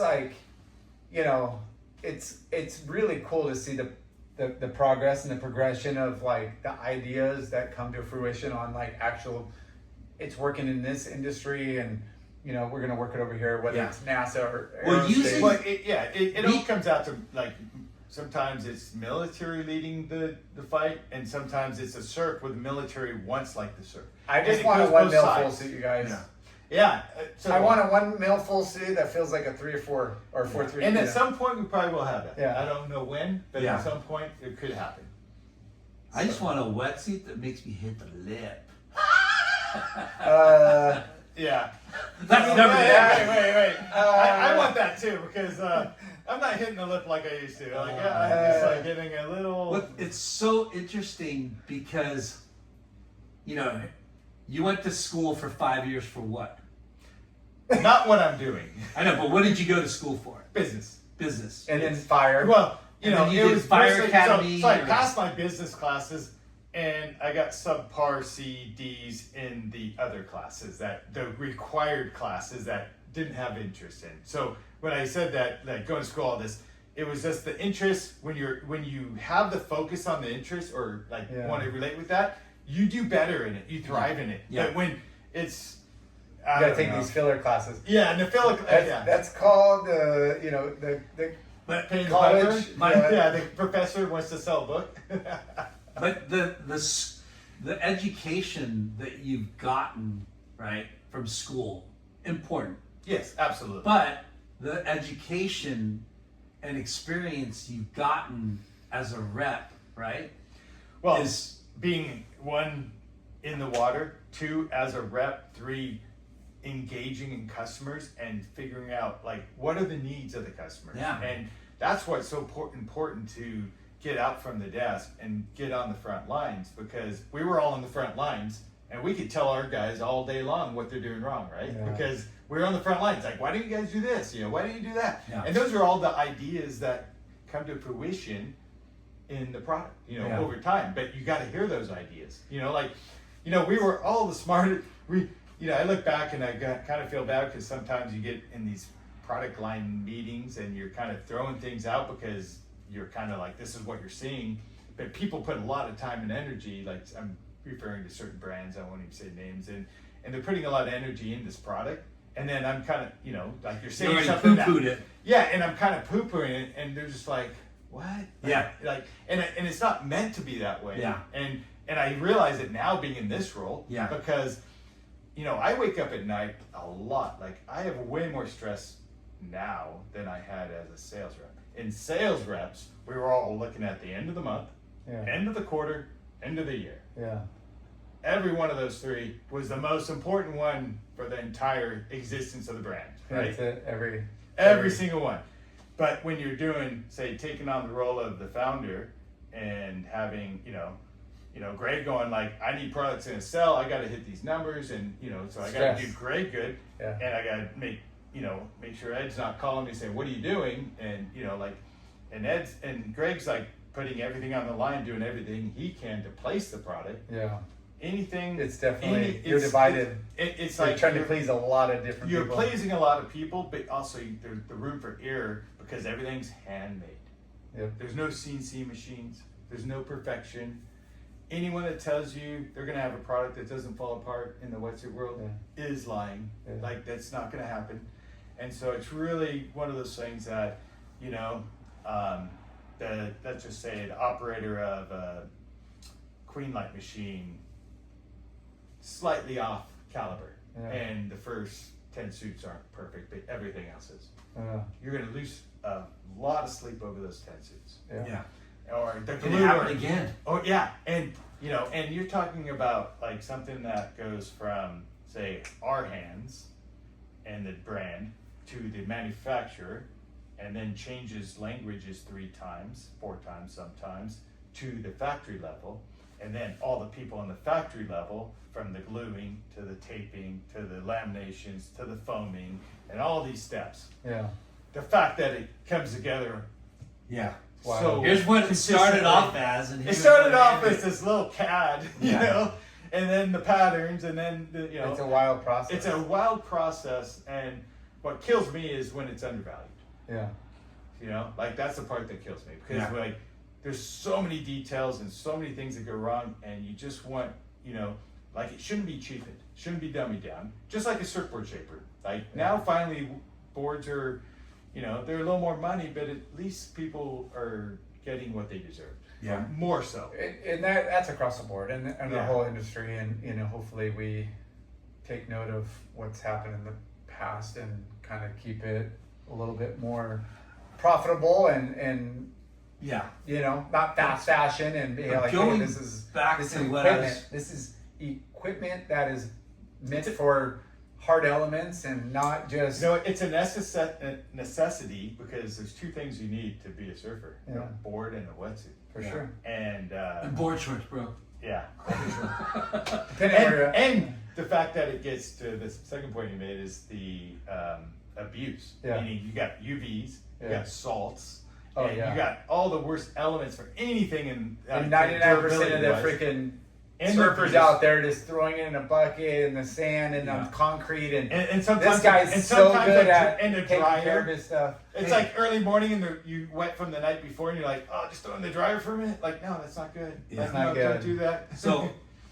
I was, my thing was, okay, you went to school, yes. 5 years, Yep. business, the school of repping, the university of repping, and then That's what I call it. the experience of being the rep and giving feedback to the Brands. To the brands, yeah. And then, like, you know, you said everyone has to say, and everyone in every business has to think outside of the box, right? Correct. And that's what makes you innovative. That's what makes you a front runner. That's what makes you, you know, like, you can't be a point of difference if you're not thinking out of the box. Exactly. So like what you said there, like talking to the military and going, what, you know, these guys are telling you what they need, and then you go, oh shit, we can do that with this, and oh shit, that'll Exactly. make the wetsuit That's- warmer. You know, like a byproduct was that. And Yeah. you're like going, yeah, it achieved this, but it also achieved that, which, you know, yeah. yeah. And the whole thing about the diabetic, that's like so fucking like Mineral-based fibers, like it's like that's so out of the box thinking, right? Like, Mhm. because when we look, you know, a surfer, if you're just a surfer, you don't think about, you think about thickness of a suit, you think about a hood, you think about booties, like what, you know what I mean? Like you're just like thinking peripheral Yeah. shit. And then you're going and you're changing the fucking game. You're changing you're changing the thread that you're using to create a better fucking suit. So what I'm trying to do is create a segmentation from a line from a merchandising standpoint, which I've done. Is like, say the top of the food chain is warmth. Yeah. Your goal is to have the warmest suit in the market, but at the same time you can't forget about flex and comfort. So you kind of mix the different materials. Like you got the TDC, you got a carbon mineral fiber that kind of holds heat, and you got a chest plate, and you got, you know, all the things that are going to make that suit the premium of cold water, and that's the dry lock. Yeah.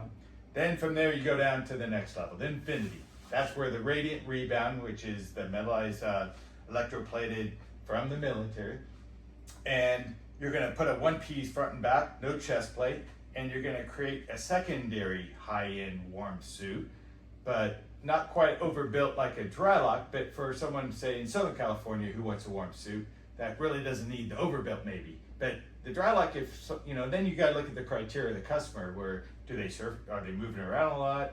Or do they get their tolerance of cold is different? You know, like, and so tolerances play in a factor in deciding and all these things. But with Infinity, you're taking the heat generated from the body and it's just rebounding right back into the suit. So that works great.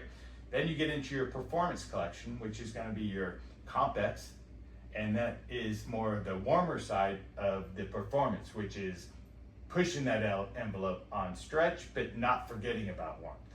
So is it as warm as Infinity? No. Is it as warm as a dry lock? No. But is it close? Yes. Does it have more flex? Yes. So then you're, okay, cool. Then you have the Comp Plus, the next one down from performance.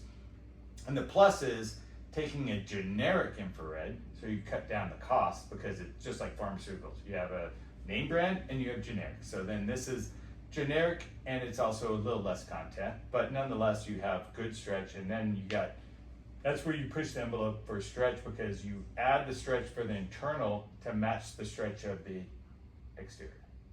So now you got like a good playbook there. Yeah. And then you got the comp, which is more of a flat traditional jersey, mixing some of that, you know, TDIR in there, which is the generic. And then same with the entry or utility collection, which is more of a, you know, a elevated entry level suit. So you get a little bit of tech from here, but more than just the chest plate.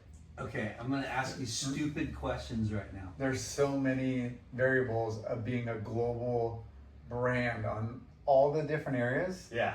Yeah, you That just you blew have- my mind. That you have to be a specialist in the under in the 50-40 range suit. The, where the masses, where we selling the most. We got to build. It's fucking. Yeah, there's a lot to think about. There's a lot. Okay, over the years, wetsuits have become lighter, stretchier, warmer, right? Yes. But how come they don't dry as fast anymore? Because Do you know, is that a thing? it's a little bit of a thing because it depends. If you go for a low profile exterior, it'll dry a little faster. But if it's a higher pile, that means you have more weave, so the weave allows more flex.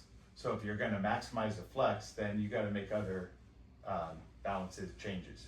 And same with the interior. If you if you want to build a jacquard liner and you want to insulate more, sometimes you have to use certain fibers and different things that And that holds the achieve water that, longer? and sometimes that'll hold the water longer. Got it. But Do you guys notice that? Do you But notice that? yeah, so Yeah. the limestone based suits It's are not kind so of much the foam; it's more the jerseys that are applied. yeah. So like And they stink more, it's the jerseys that right?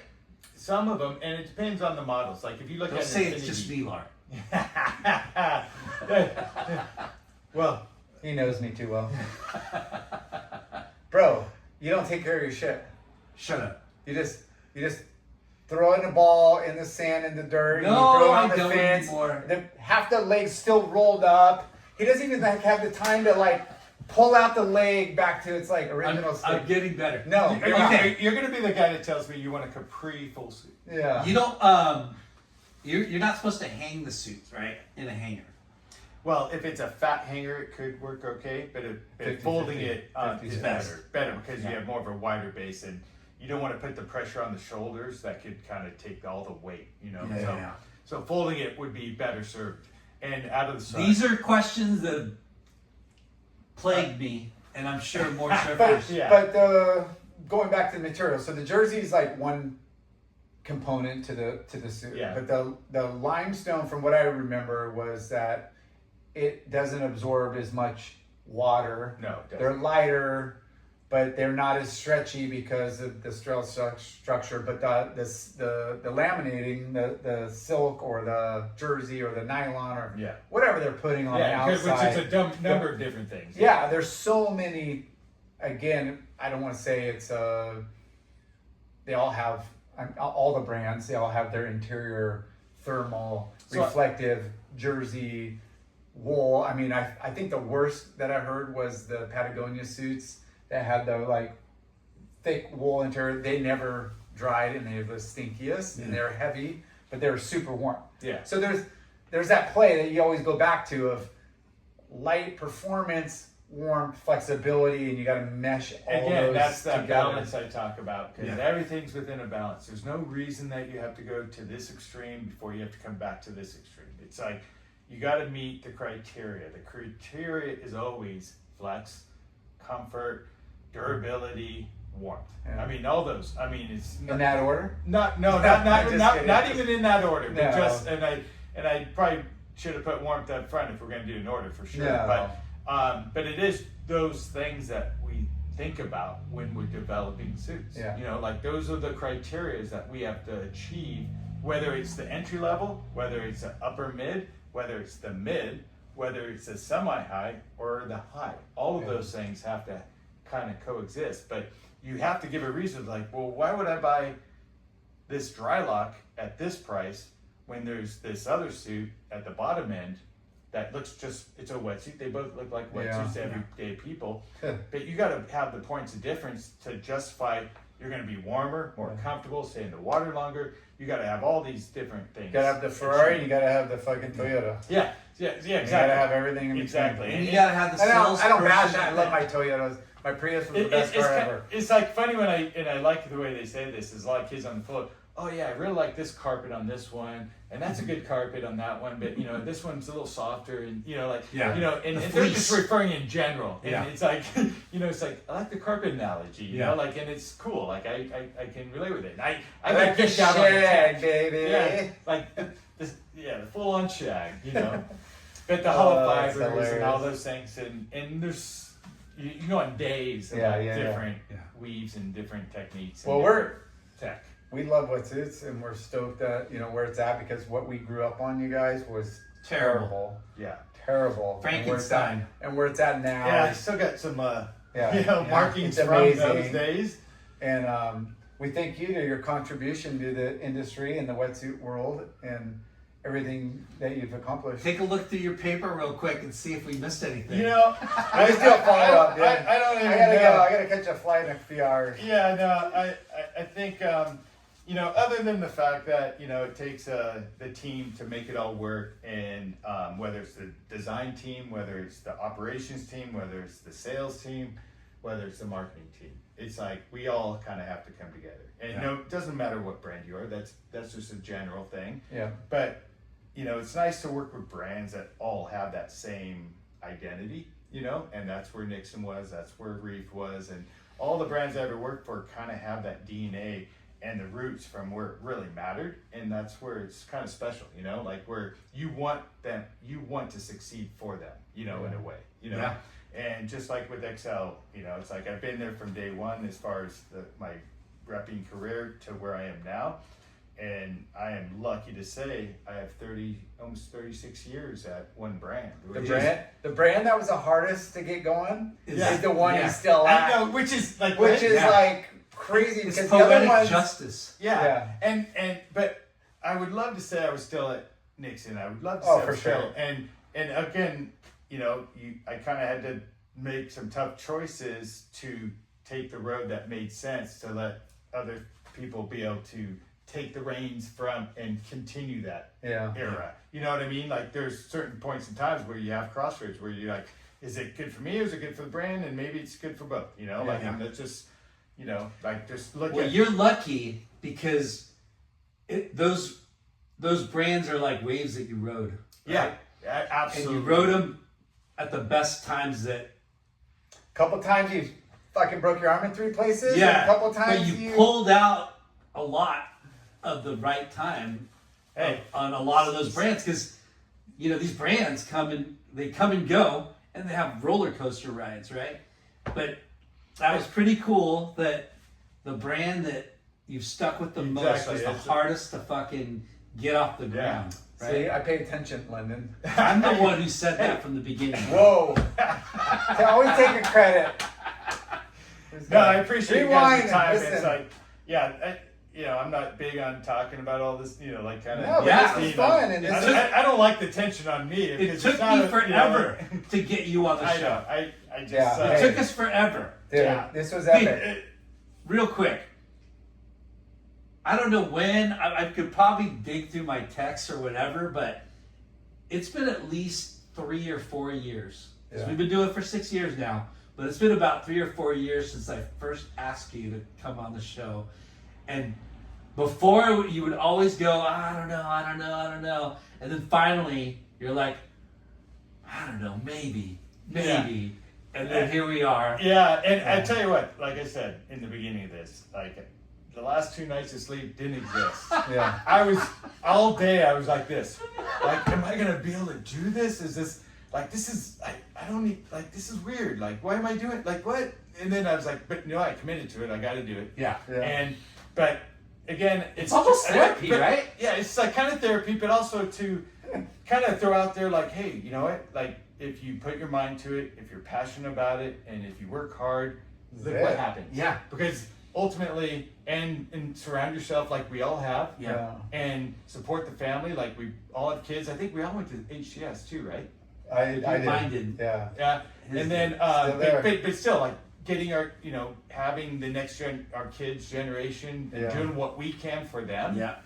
And just really kind of, putting that first, and that's the pedestal. Like Yeah. that's the win. Like, you know what I mean? Like Yeah. with Chad, I like. Can I see that real quick? Oh my god.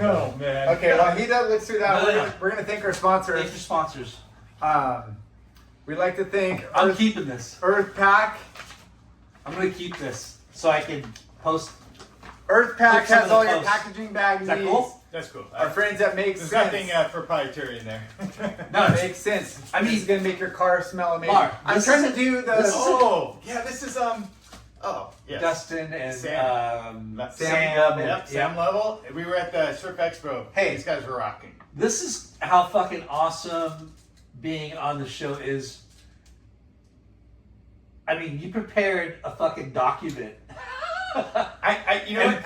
That's flattering. This is fucking flattering for us. I just was You're- going, there's so many important elements of this whole journey that Yeah. I don't want to miss. Out of the hundreds and hundreds of interviews, there's only this many that actually put out that effort. Yes. There, and you're one of them. So Yes. we're making a big deal about it. No, it's Oh. cool, man. Okay, can we But say now, thank you so now it can smell good too. Yeah. In the car.